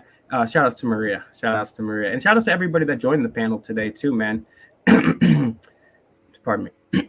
Jeez, man, that's what happens. I went outside and had a little killed the end of my roach, man, and I'm like, Jesus. All right, so let's go around the panel here. Any final thoughts, and then let's promote everybody's stuff. Again, anybody that wants to join, this is going to be a recurring thing. Fake Mike Fridays. We're going to be talking about everything on Fake Mike Fridays. It's going to be more of a free. I mean, we'll have topics and stuff like that, but it's not just going to be auditing. We're going to be talking about everything here. We're going to be raising gentlemen, and then once a month, probably starting in January, we're going to do a book review too. And I think the first book is going to be Adam Kokesh's Freedom. I think that's a super easy book, super easy read, and then we'll go from there, and then we'll talk about that. So yeah, Torque Auditor, thanks for joining. It's a pleasure to meet you in real life. Thank you. And can I ask you a personal question, which you can decline if you want? Are you wearing makeup? I am wearing very little makeup. Yeah, I don't know how much you've been following this channel, but one of my catchphrases is way too much makeup. That can be on a news anchor man, a news anchor woman, or somebody else, but you have precisely the right amount of makeup on, and you look gorgeous. You look stunning. And with the background blurred, you literally look like a Mona Lisa in movement. So sorry. But yeah. You're awesome. Thank you. So yeah, tell any final thoughts, and how can people support you? Where can people find you? Where can people donate? And what is the meaning of life? The meaning of life is to get through today. The meaning of life is not to die. It's the meaning of life. So you can find me at Torque Auditor on YouTube. Like I said, I really don't have any content. I did do an audit. I was totally out of control. The F words were flying here and there. The guy almost put his hands on me. Cops came. I mean, it ended good. I got my point across, but I was a hot mess. So I have that video, I think, is private. It's still there, you know. It's something that, so until I can get out of that frame of mind, you know, I don't want to do it. Plus, I have 3 dogs. I can't go to jail and then be abandoned at home. And I don't have the money, and like Auditing Erie County was saying, you know, there's these lawyers. It's hard to come across a lawyer, you know, to support the cause and everything like that. But I will tell you that I do support a lot of auditors, you know, through PayPal, and not PayPal so much, but super chats and whatever, like GoFundMe's. It's easy for me to donate to GoFundMe. And then, but those Venmos and those other things, I just don't have access to it or something. I don't know. But I just wanted to touch real quick on homelessness, and what could possibly, you know, I think like in some cases, mental health needs to be addressed first and foremost. And because there is a vulnerable population out there, and those are the ones that definitely need the help first, in my opinion. And then I think there needs to be like a moratorium on the price of rent. You know, if this building is so old, this is the amount of rent you can charge. If you know, if you're so for different rents for Tartarian architecture. Yes. Pre and post flood. And if anybody is homeless, like if you're homeless right now, and if you have some friends who like maybe be willing to take you in for a little while, you know, be responsible, be honest, get a job, you know, and save that money so that you're not homeless anymore. And you know, you got to be a trustworthy person to like, you know, do that. And sometimes it takes a while to have that network sometimes, but if you got it and if you got somebody willing to step up and help you, don't take advantage of it. Because No, I just wanted to say, Torque Auditor, thank you very much. You're going to be welcome here again next Friday to join the panel. We'll have some new interesting things lined up, and everyone go check out Torque Auditor, TORC. That's TORC Auditor. Torque Auditor. That stands for Truth or Consequences in Mexico. And I have to say, it's so nice to see such a smart woman in auditing, because in the UK, our auditing system is just awful. But it's so nice to see a woman that's inspiring. And we're gonna bring Mellows back here, but we also have good guy audits, and you know, we're discussing auditing styles too, and I admit that you know, I haven't add to the stage. Okay, cool. Well, here we go. Okay, cool. I admit that, you know, I haven't sued any of these fools yet. I do plan on suing these fools too, man. What do you think about lawsuits? What do you think? You're gonna file any lawsuits there, good guy audits? Yeah. I think he's taking a nap right now. You're looking, every time I see you got a different avatar on too, bro. What are we looking at here? Just me chilling, trying to look handsome, being light skinned. Trying to look handsome, being light skinned. Look like an Egyptian pharaoh in that picture. Just me. Just me being light skinned. Chic. And shout outs to Todd here is in the chat. Todd, we brought you up earlier, man. Todd's the reason we're here doing this, man. We were shouting you out earlier. Cheese and crackers, man. UK lady, any final thoughts? Tell us about misconduct reports. Tell us about what you got going on, and any final parting things. I'm really interested in like police misconduct. I'm interested in corporation misconduct. Anything you think is interesting, you think should be out there. You know, I want to hear what you want to hear. How can people reach you? On my website or on my YouTube channel, I've actually created one called Misconduct Reports. And I've also got misconductreports@gmail.com.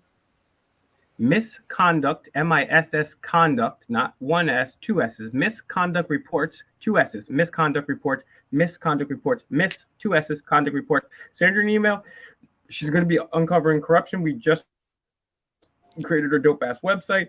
We just got her. She's got her YouTube channel up going on, and we got more and more people coming. So thank you. In the UK, people don't come; they arrive. But we got more people arriving. Yes. So stay tuned for that. It's going to be pretty dope. Okay, so actually, before we piece some people out here too, let's auditing Erie County. I'm going to put you backstage for a sec, there, UK lady, and Yeah, I'm going to bring up auditing Erie's screen here, and he's going to give us a little teaser, and he was kind enough to do that. So let's put this up on screen here, and if everybody can mute up, we're going to get a little teaser. So when's this video dropping? And would you like to set up this clip for some context here? And I think you have to play this, correct? Yeah, I'll hit the play button on it. So I'm muting up. The context of this video, what's about to happen here is Buffalo City Hall. And I was on an audit. I was with a fresh new auditor named Redress Now. We're in Buffalo City Hall. I'm from Erie County. This is the heart of Erie County, Buffalo, New York. I never did this building. I've been doing this for almost 3 years now, going on 4 years. I never thought I'd get any content out of this building, but I'm going to tell you guys, this building has 25 floors. I only made it through 1 through 6, so I really didn't air any of this because I want to get a natural reaction from the other, almost 19 floors that there are to do. Some of those are courts, so we ain't getting in there anyways, but this is the tax office on the first floor. And this is, we've already been, I want to say kicked out because I left the office, then they locked us out. So what you're seeing here is we're going to go down this stairwell here. I'm going to peek around the corner, see that the tax office is to reopen their doors to the public because they closed it because of a camera. And we're going to go back in there. And this shit's about to happen. It's crazy. But I'm telling you guys, there's going to be 25 floors of craziness. This is going to be probably a 4-part video, hour each. And this is it. It's going to blow your mind that this still goes on in an area where I beat down the path so bad that I really can't get content around this area. I don't know what happened. These guys just didn't get the memo at City Hall. But so you're going to see us go down the stairs here. And then I'm going to walk into the tax office, and these people are going to freak out again. And I'll show you guys a little teaser. And this video will probably be coming sometime within the next week or so. I do have to finish the rest of the floors before it happens. So it'll probably be towards the end of the month. But everybody here is going to get a little preview of Buffalo City Hall. Is it coming out next year? This will be out this year by the end of January. I'm not sure I couldn't believe the content. I don't know if there's volume on or not. I think the volume's up. Yeah, no you guys audio. Not hear it? Nope. When you hit share, you got to hit share audio. Let me see here.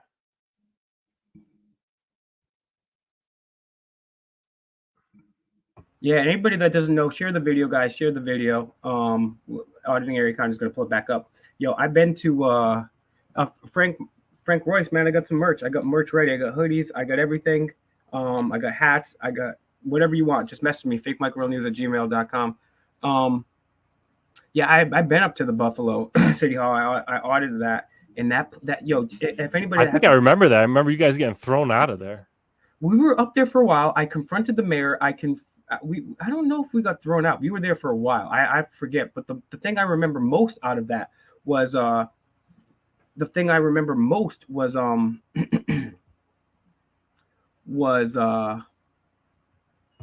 was somebody working in one of the offices, and he had a ring on, and it was a Masonic ring. And I asked him, which oath do you take more? Which oath is the higher oath that you take? The oath of the Constitution or your oath to Freemasonry? And he was like, and then right down the street from there is like the Civil Rights Building. And then we got kicked out of the Civil Rights Building, like by force. We were like physically pushed out of the Civil Rights Building, which is pretty ironic. Let me know if you guys can hear the audio here. I don't know if the Masonic oath is higher.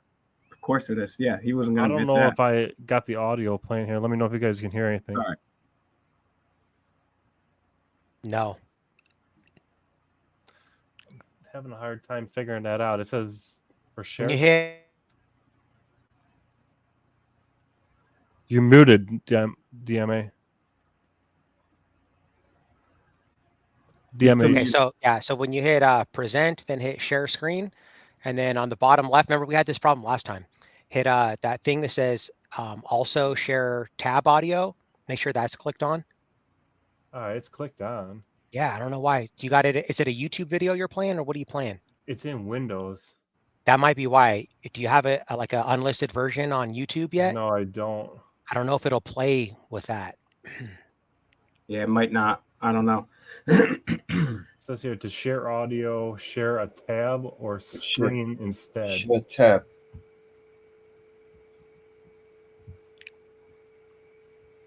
I wonder if I can put the headphones right on my microphone. Share a tab. Yeah, There's try one that way to share find tab. out. Because we figured it out that last time. Yeah, try that.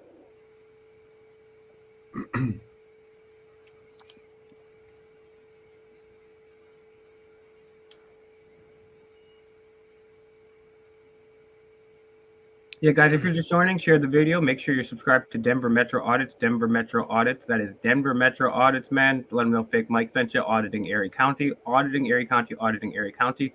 UK lady has a brand new channel. It's Miss with 2 S's. Misconduct Reports. Misconduct Reports. Misconduct Reports. And also check out Eyes on the Audit. Me and Theo have our channel over there where we review audits. And god damn, do I get mad. If you guys want to see me get pissed off, watch that. If you guys want to, even if you're just watching for entertainment purposes, I'm actually literally getting mad because it's like and Theo knows too. Theo pissed me off the other night. He started playing the damn audit late at night. I can't watch audits late at night. It gets me so mad, bro. I can't. I don't even Well, watch you know what'll audits cheer you anymore. up, Mike? Just go and watch a video of Bush getting a shoe thrown at him. That'll always cheer you up.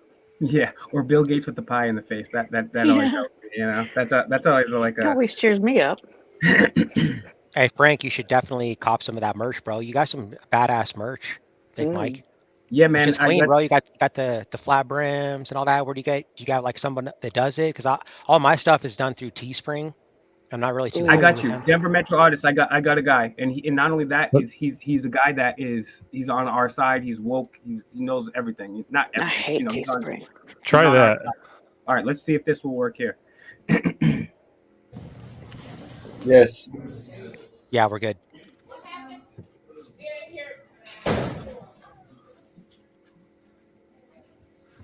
Ran straight out the back. Personal information, classified information out. We're here to make sure they don't. I just want to look up what Byron Brown's house is assessed at. Security! Security! Lord have mercy.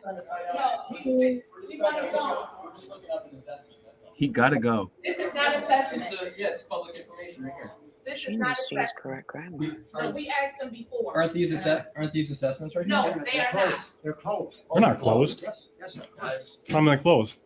You can, because they said they're closed. You can take Yeah, picture and How much gear has that security guard got Like 10 on? minutes. you can take 4:30. picture in the hall, not in the office. Yeah, in the office, yeah. You gotta step out. We got another 4 minutes, 10 minutes. So you're not listening. And you're not listening to me. This is open to the public till 4:30. You can Open till be in the 4:30. hallway. This is the office. Publicly Do accessible. you have a business here? Yeah. Official business. Okay, what's the business? Taking photographs. It's none of your business, motherfucker. No. Not in the office. I'm looking at property tax data. Official. Those are not property tax payments. Official business. Are you blocking? Excuse me. Don't. Sir, don't Oh. the stuff. That you cannot film this information. You gotta step Steve, out. this guy's getting a little violent. Make sure you record him. He's No, trying I'm to not touch me. getting no Got a violence. thin blue badge on as well. The wannabe cop. Records. They shouldn't be have that out on the public desk if they don't want it out. You know what? I don't know what you're doing, but They have the responsibility of keeping things I in didn't there. take Yeah. off this video. The assessed values are.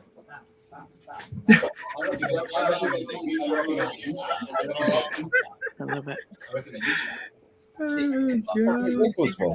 That's a simple. Damn, he's all in your face. no, it's So- so, This isn't harassing. We don't need help. We're not trying to talk to you guys. You guys are the ones I'm doing gonna this. look up this data. Public data. Let's go. It's out for public view. She's telling you, she's here for you to let go. She doesn't have the authority to remove somebody from public. She has the authority to tell you to leave her No, office. this is the She has the people. authority to tell you. She doesn't have the authority to back it up. Where do you see City Hall, bro. It's City Hall. Yeah. The people pay for this office. The public's allowed in here. We're allowed to take photos in here. Oh yeah. No, they came in filming us. This is They this. weren't filming anything else. This is a Who cares? Let's go, man. She's proper triggered. They filed them in court. So are you. This is like whack-a-mole right now. You guys keep opening up the book. Let's go. We got 9 more minutes. The fun just keeps going with these books. They just keep taking one. We just keep moving to the other side, dude. This gets crazy. This closes. What's the book? What are in the books? These are just tax records. These are all the tax records. These are out on the counter for public viewing. They're public records. Yeah. So what's the problem? They just don't like the cameras, dude. Watch this. She doesn't want you here. Doesn't I'm sure she doesn't. Why is he wearing a scarf?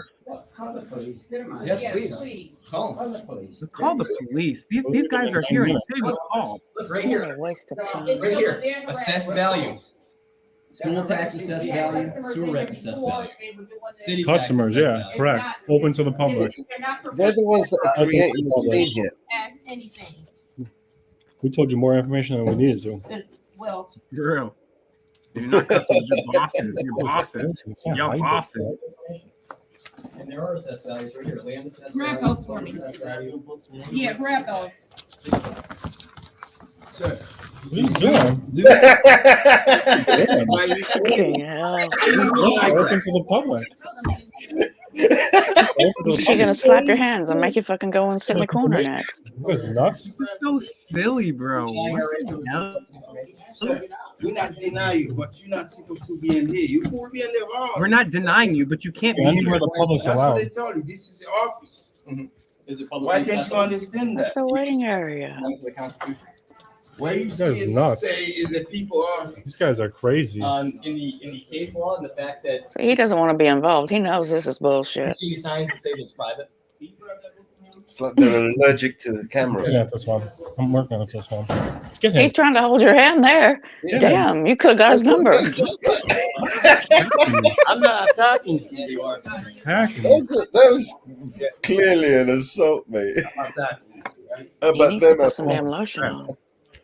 You don't have the authority to put your hands on somebody. You don't have authority. Walk over, grab another.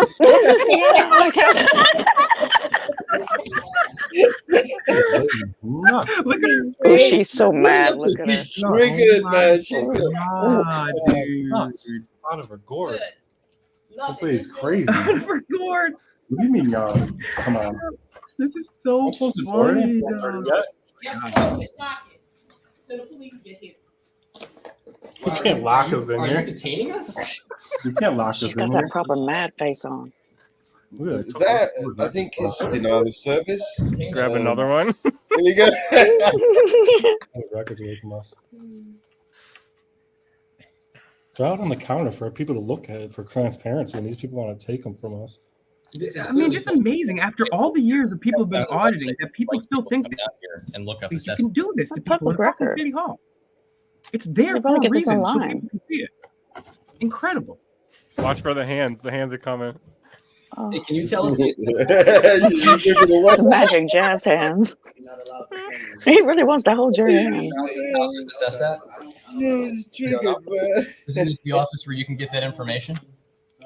Oh. Why not? Ooh, highlighted. Oh, it's so because you said so? Well, that is denial of service what they're doing there. You should have asked him if he. Can you pause it for 1 sec, EC? I just want to make a brief comment here. This is the problem, right? Is because the boomers and everybody else, we were all brainwashed, and we just let it get to this point where it's like, even after years of auditing, and bro, I audited this building, other people audited this building, and then AEC goes in here, and they really think that they can just still kick people out, and you can't look at public records, which are on the table for public records, and you get assaulted for that. Insane, bro. Insane. I'm sorry, you can continue, but this is just you. And then the bootlickers. We're the bad guys. And that's why I like auditing Erie County. Auditing Erie County taught me something. If I could go all over and do it again, I would try to be more polite. Because he's right, bro. Because, bro, what can the bootlicker say to this, bro? This guy's he ain't doing nothing wrong, bro. They're snatching public records out of his hand like whack. This is bizarre. Bizarre shit. This is the dusting on this hour and a half long video I've got of this shit the whole time. I mean, I got the first time we were in this office and they threw a fit or whatever, and I stepped out because the other guy stepped out to go see what they was talking to the security. They locked us out of this office. The security guard's like, I let you in here to take pictures in the hallways. I'm like, listen, bud.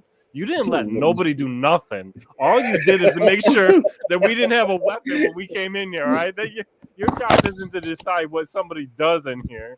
You didn't let us do anything. You know what I mean? Like, as soon as we walk in the door, there's a lady at the desk who is information. What are you doing? You can't take pictures in here. It's a government building. I'm like, she's like, I'm asking you to stop taking pictures. I'm like, you better not be axing anything in this building. This is a public building. I think it's a thank you gift when it goes viral. You should send them all like a little manicure set with some hand cream. I mean, like some butt cream. This just like, and that's the whole point. Like, Vagisil. Nobody's going to be in here and be like, oh, these guys are out of control. Like, we're just simply looking at the public records. Who's going to be like, what judge in their right mind would look at this video and be like, oh, these guys were out of hand. They asked them to leave the public space. They told them they couldn't take pictures in the public space. Like, is this not going to happen? I mean, if you imagine if we were in there swearing at these guys, fuck you, you can't take us out of here. And that's still legal. And that's still legal. But you're reasonable. You're not getting both sides of the aisle on that. But, I mean, but you're not going to. They were the ones being unreasonable. I mean, the one lady's grabbing this book, dude. If I didn't let go, she would have tore that shit in half. And I mean, like, I had to let go to keep on that side of the aisle so that it looked like, you know, I showed. I mean, the hands keep. Eventually, this guy's going to come out to get this book, and I'm going to walk around the room with this book and keep giving him my back, holding the book up, right? I mean, it's nonstop with these guys in this building. And at one point in here, the security guard says, "The redress now." He goes, "She doesn't want you in here," and he's like, "I bet she doesn't." And like he's ignoring her when she says it, and it's just like it's the funniest thing. He's like, oh, I bet she doesn't, you know. And they've been audited before. What's that? This isn't their first rodeo. They've been audited before. Is that correct? Yeah, I remember seeing Fake Mike and Auditing America hand tossed out of this building, like shoved out, and the cops were laughing about it. They should know better then. They're gonna fuck around and find out now. I mean, I don't know how much, you know, accountability is to be had in the Audit American videos. Like, I don't know if he's posting people's phone numbers and letting the people actually redress their grievances. But when I do it, they're gonna get hurt. They're gonna understand. That's why I'm not posting this video on my channel where it's gonna get thousands and hundreds of thousands of views. This reaction, like, guys, I'm not even doing that until I finish the building, so that this place is crying for a revisit. You guys can see it. They're crying for a revisit. After they get spanked by the public for acting a fool in this building, I'm going to go back in there and video these books. If they do it again, they're asking for it again. I don't know what to say. I mean, this behavior is just out of hand. Like, you watch the supervisor come out and tell us these books are for the public viewing. Man, they're going hands-on, pushing me and shit. Can you get these books online? Can you get copies of this online? Probably online. Yes, they can't do it. But it says on the website, come down and look at them. They're on the counter. It's not the music. Talking to security. Publicly accessible areas, which this is one of them. It's not sensitive information. Data, which goes by. Oh yeah, the kicker is they called the cops. The cops, they didn't come. They won't come because I was there. They probably asked, like, what does the guy look like? And as soon as I said beard, they're like, fuck no. we ain't get part of this clown show. Nope. They wouldn't. They really wouldn't come because they know better. And it's shit like that the police don't attend things that actually need attending. Has he got a big beard? No, fuck that. I ain't going down there. These are open for the public. That's why they're on the counter. Here's the supervisor. So why are they putting them? Why are they taking them from us? Why has he got a mask on? He's behind glass. Yeah. Are you the manager of this office? Can you tell them that? Because their position is that we can't. And the security officer. Is he recording right now too? Hand back in? I don't know. Are you the manager of this office? Oh, I can see it. You'll be able to get a copy of that phone. See him going for that book, and I had to take it. What's that?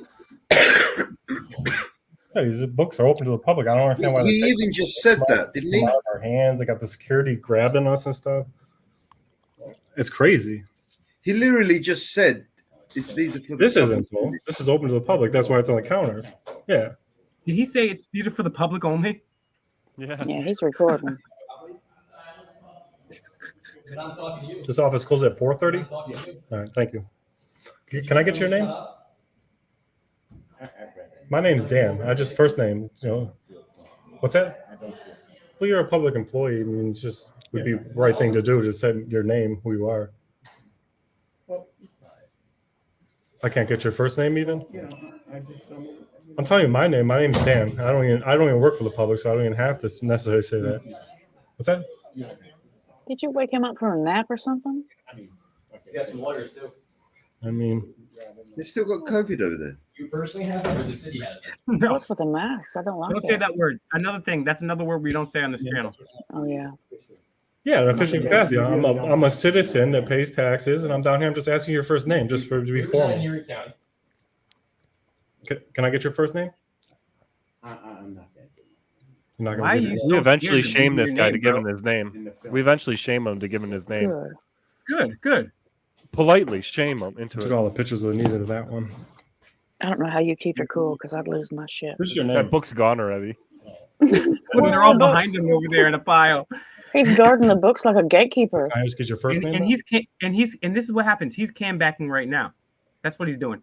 That's definitely an old man trying to cam back on the low, and he's not doing a good job. Your paycheck. He thinks he's Zool or something. You work for us. I'm being very. Exactly. Can I just get your first name then?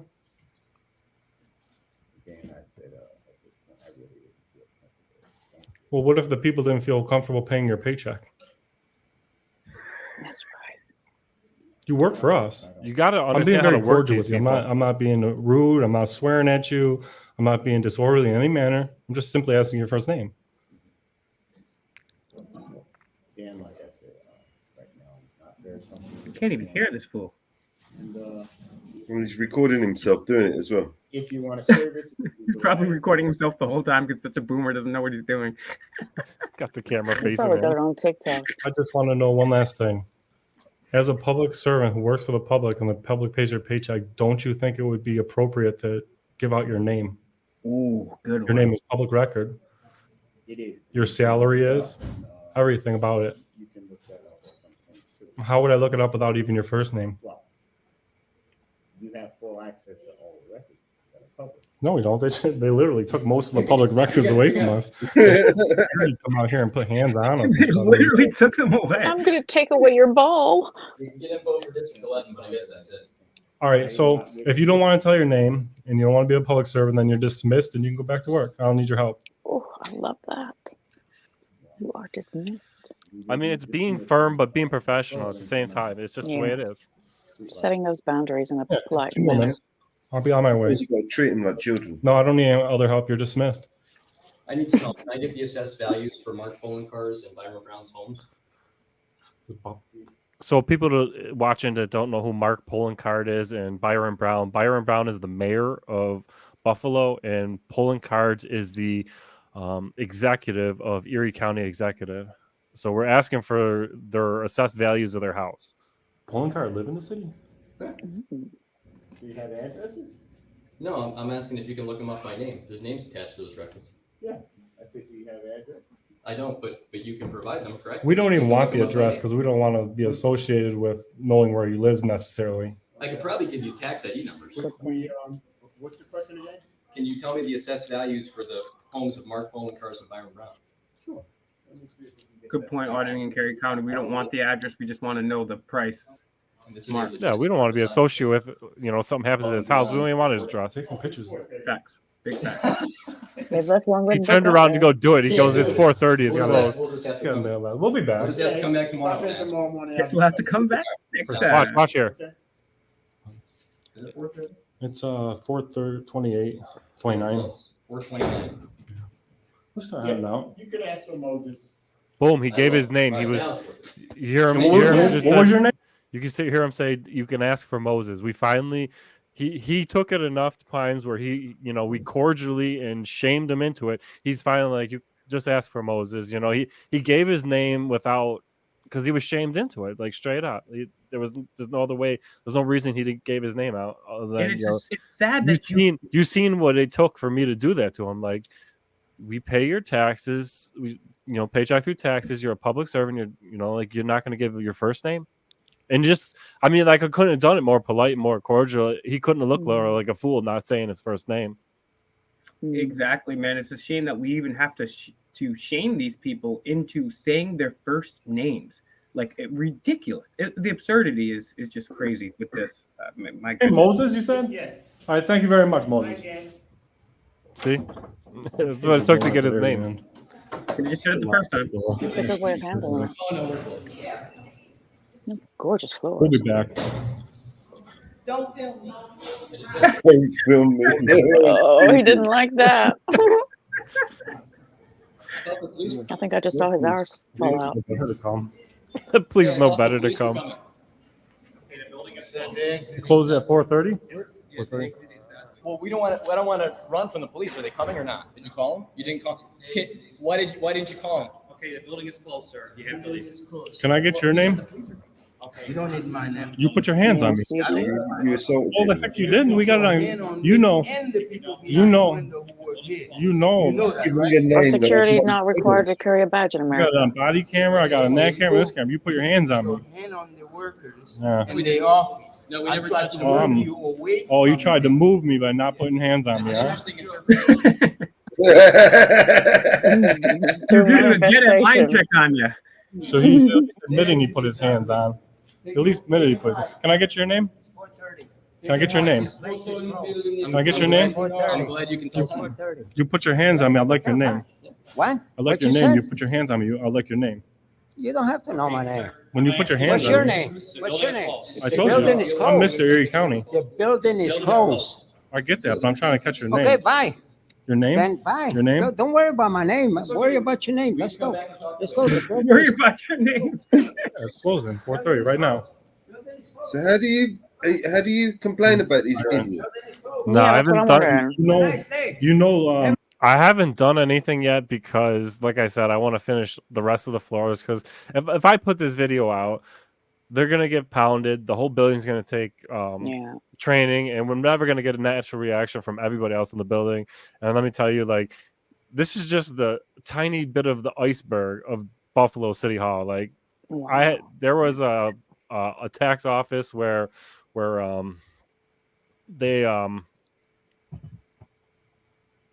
they take money, and the lady's like, this is the office where you get money, and there was a cop that was actually sitting there. He's like, all right, it's time to go. I'm like, so you're saying if I don't leave I'm going to be arrested? And the cop's just like, why do you want to go there? I'm like, why do you want me to leave? I'm not leaving because I don't have to. And the only way I'm leaving is if you threaten to arrest me, and if you threaten to arrest me, we're going to take it up in court and I will sue you. And eventually he just kind of sat there, like he realized he can't remove me. He can't say that. He knows he can't. And it's just learning how to work these people, how to do it professionally, how to, like the standing I have in court, these people pushing me, these people ripping stuff on me. There is absolutely no way. Anybody here think they could find sympathy for these people taking these books out of our hands and ripping them out of our hands and pushing us and taking them? Like, come on. Did anybody on this panel say, nah, you guys may be a little out of line on this one? Like, there's no way. Nobody's going to watch this video and be like, oh, these guys were pricks and they antagonized these people. Like, literally walked in there, took pictures of the See, what I'm struggling papers, with and is that's it. I'll give you one last thing. But the first time I was in this office, and the reason that that lady in the DKNY shirt was so mad is she asked who gave us permission, and I told her James gave us permission, right? And there's three ladies standing there, right? There's one lady, she's asking the question. The other two ladies, you can't really see her. She's just kind of off in the background. And I'm like, James gave us permission. What are you talking about? And she's like, who's James? I'm like, James Madison. You ever heard of him? Dude, this lady in the background starts dying laughing. This lady got burned so bad. She is so butthurt about being burned on that one. Like, and you know what? James did give us, he made the contract. He wrote it up, and the government has to abide by it. And if they're not going to, we're going to expose it.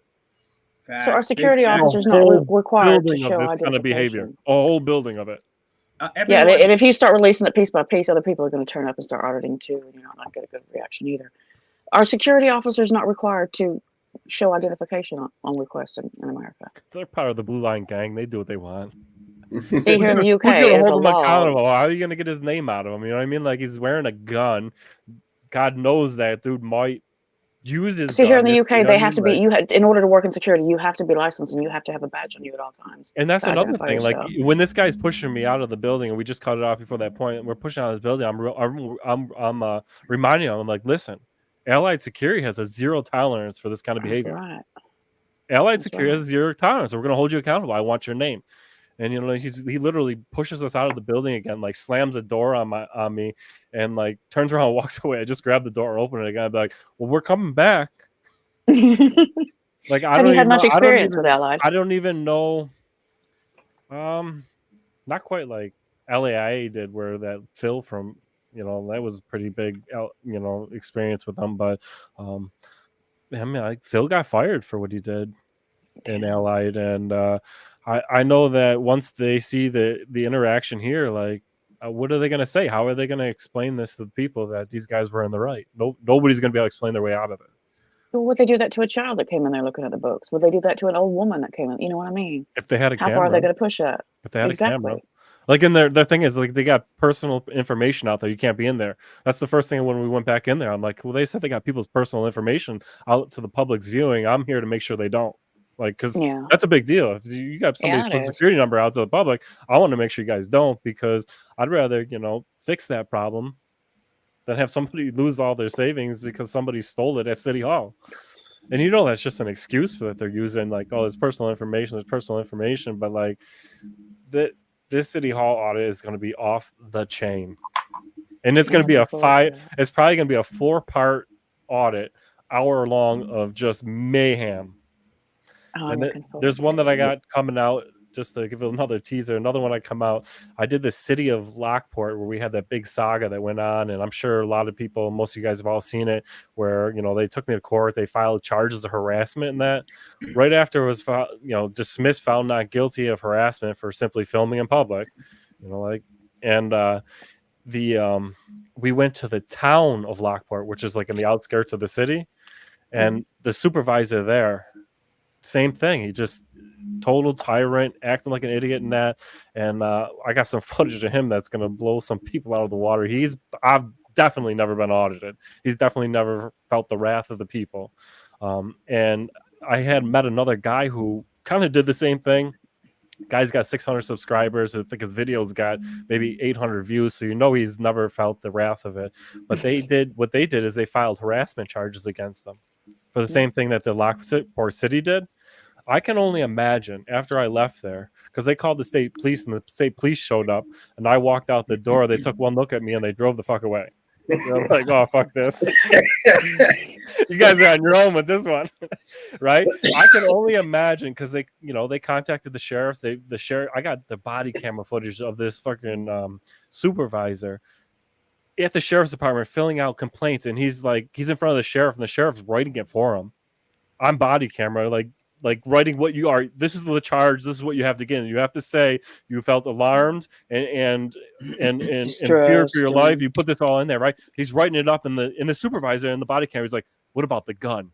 And the sheriff's like, "There was no gun. You can't put it in there. That's a charge of menacing. You can't put that in." And then, like, so, like, I can only imagine after Lockport district or prosecutor, the DA, got done getting spanked in court by me and my attorney, and got destroyed in there and smoked by my attorney.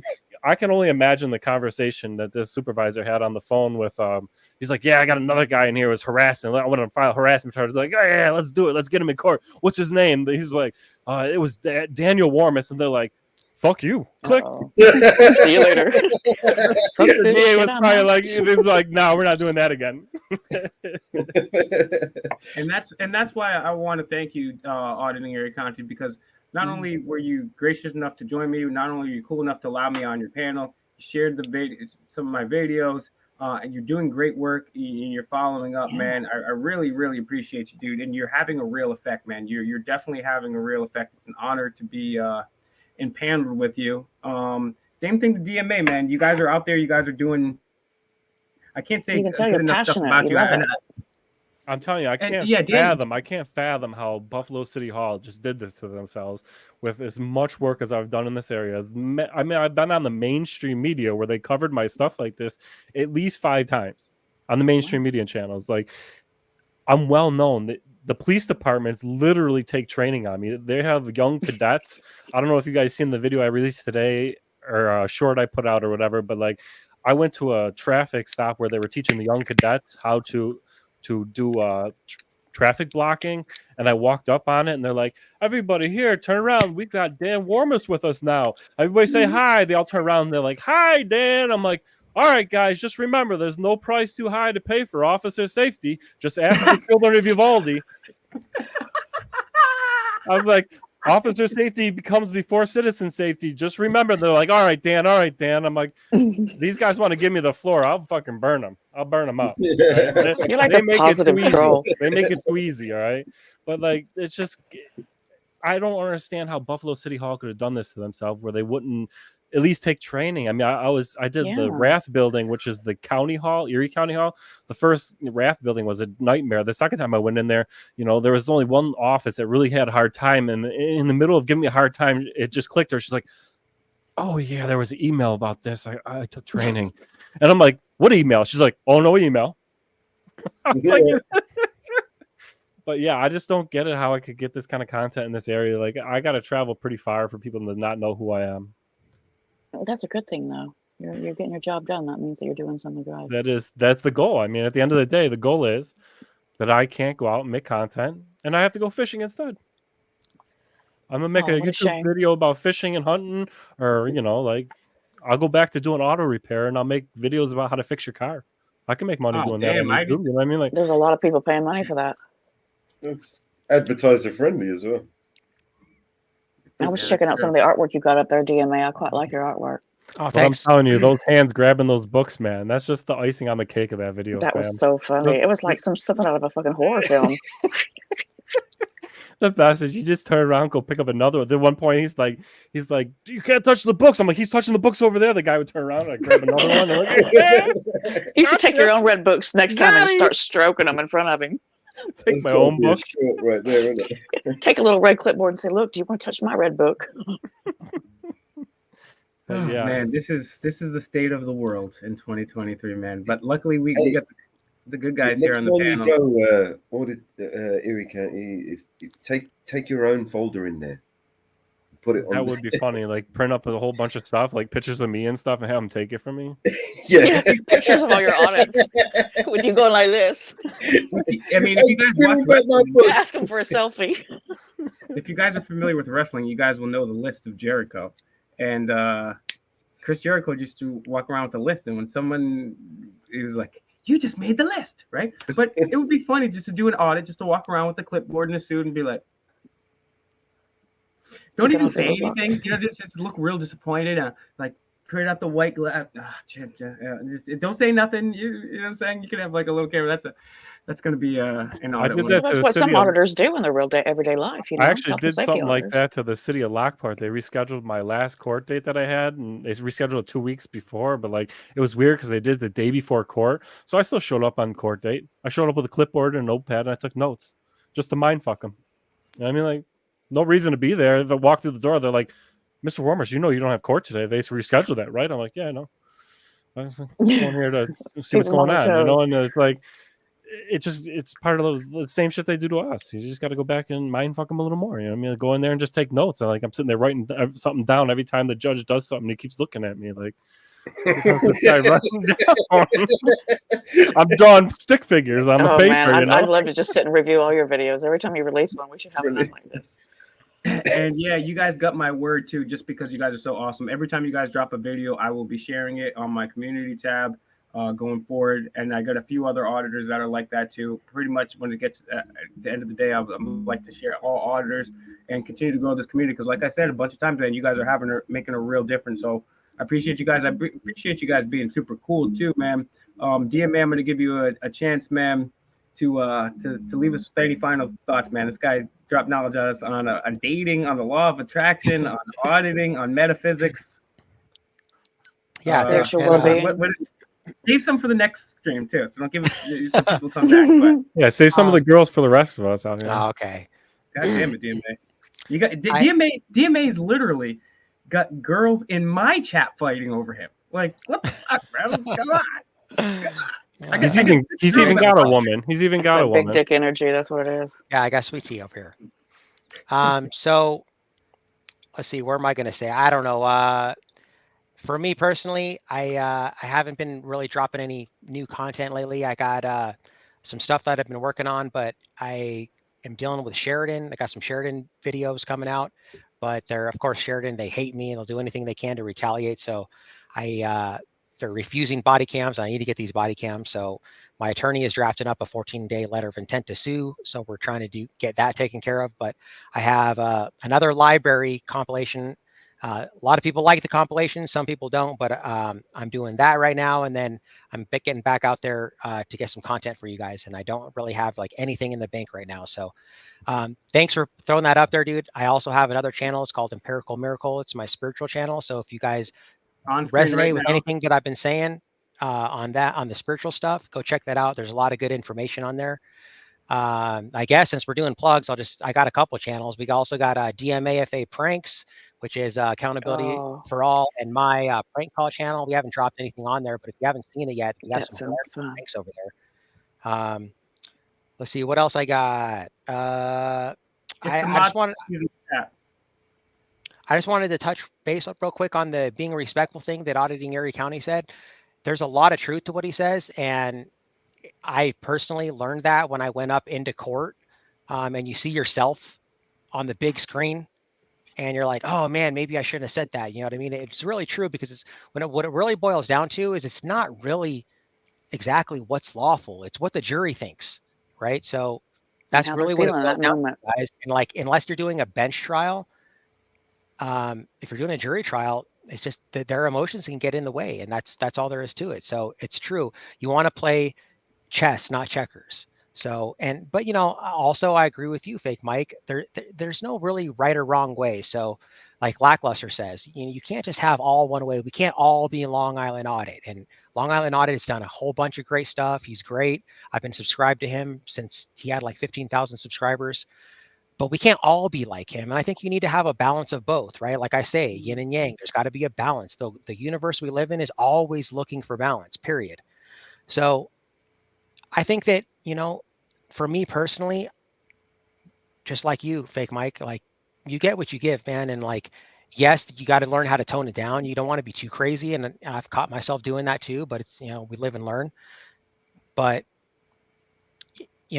when people say, oh, you're disrespectful, I think the guy that's trying to put me in handcuffs and lock me in a cage for exercising my rights is the one being disrespectful, right? So there's not always a one way to do it, but you do want to keep it in moderation, right? You don't want to go too crazy. So at some point, I'd love to have a panel chat about how you become a successful auditor and keep your ego in check. Oh, thank you. Because that's been a real struggle over here in the UK. Thank you. I appreciate it. I think being humble is like the most powerful thing. Like everyone loves Steph Curry, and like, dude, I don't like Steph Curry. I just don't. I think he exalts himself too much. You know who I really like? I don't know if you guys remember Mahmoud Abdul Rauf, formerly Chris Jackson, right? Dude, guy at LSU, guy is amazing. And the guy in today's era would be dropping just as many points as Steph Curry. He had just as good of a shot off the dribble, ball handling, all that. But dude, when the guy would drop, 50 points on Utah, he wasn't like, oh yeah, doing all these crazy dances. He was humble, man. And like, I love that. So yeah, I think he's honestly one of my favorite NBA players of all time. He would just smoke these fools on the Nuggets, bro. And yeah, DMA is correct, because humility is the number one thing. Humility is what allows you to when presented with new information, say, hey, I was wrong about that. And I know something about that because I'm the most humble person in the world. There's not a person even close to me when it comes to humility. That's another joke. Feel free to laugh.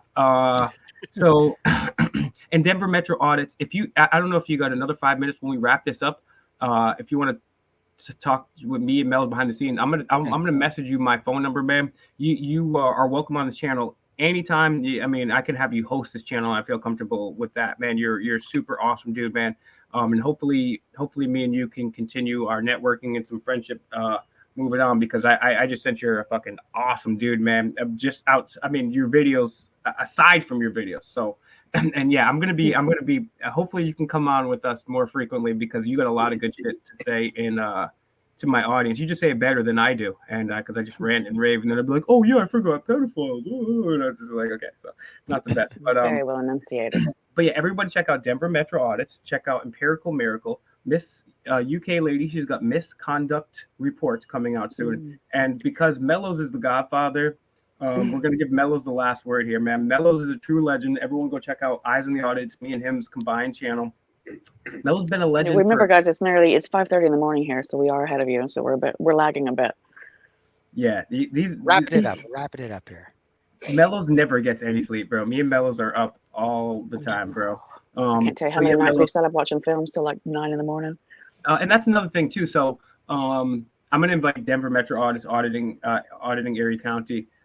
Good Guy Odyssey already pops in there. We have our own private chat too, which is on our own servers, and we kick it over there too. We record videos over there. We'll be kicking, sharing information. We'll have some lulls. We'll play some music. But we also brainstorm a lot too, and it's really nice to be able to do that. We're working on a lot of projects over there too, behind the scenes, and that's what I mean. Mellows has been captaining things in front of and behind the scenes for almost 3 decades now. This guy's a living legend. We've already been going on for 4 hours. It's one of my longer streams ever, but I still got another 6.5 hours of work, bitch. So you motherfuckers go with me. Man, so we need to introduce you to some real panels. Oh man, yeah. So if anybody wants to deliver me some alcohol and cannabis, feel free. Mellows, any final thoughts and for the audience, man, and thank you for being a legend, the legend that you are. And Fritz, Mellows be cooking on some shit on behind the scenes. Like when people have you wouldn't believe the people behind the scenes that they have problems they call Mellows. He's like the mob boss of the truth movement. Any guys need any help with websites or just anything really, just reach out to Fake Mike, and we'll be glad to help you. Sure. Well, if you got a guys, problem, he'll solve it. I appreciate all you guys in the chat joining us. Some of you guys stay the whole time, which is awesome. We're gonna be doing this again next Friday. We did last Friday. It's gonna be we're gonna have different topics we talk about, everything from the law of attraction. Again, we're gonna be definitely focusing on that. But we're also going to be talking about different ways to get money, make ourselves gentlemen and gentlewomen. Shout out to Torque Auditor, everyone check them out. And yes, Fake Mike Friday. Let's see, what time do I want to go live next Friday? 8 p.m. 8 p.m. Eastern time. We'll be live next Friday. And you know what, guys? We might be changing the approach. On a date, I'll be here. We might. Maybe you can bring your date with you. Who knows? Maybe that's a date night. Fake Mike Fridays and chill. That's a date to me, right? I can't see that. But either way, we're going to be back here, God willing, evolution willing, next week. And we're not going to be doing it reading off a teleprompter from the military-industrial complex or Big Pharma. Not going to be wearing a corny high-rise suit or any makeup. I'm just going to be kicking it with a snapback and Fake Mike. You would look pretty. Real news. Peace out. Are you going to do any fashion?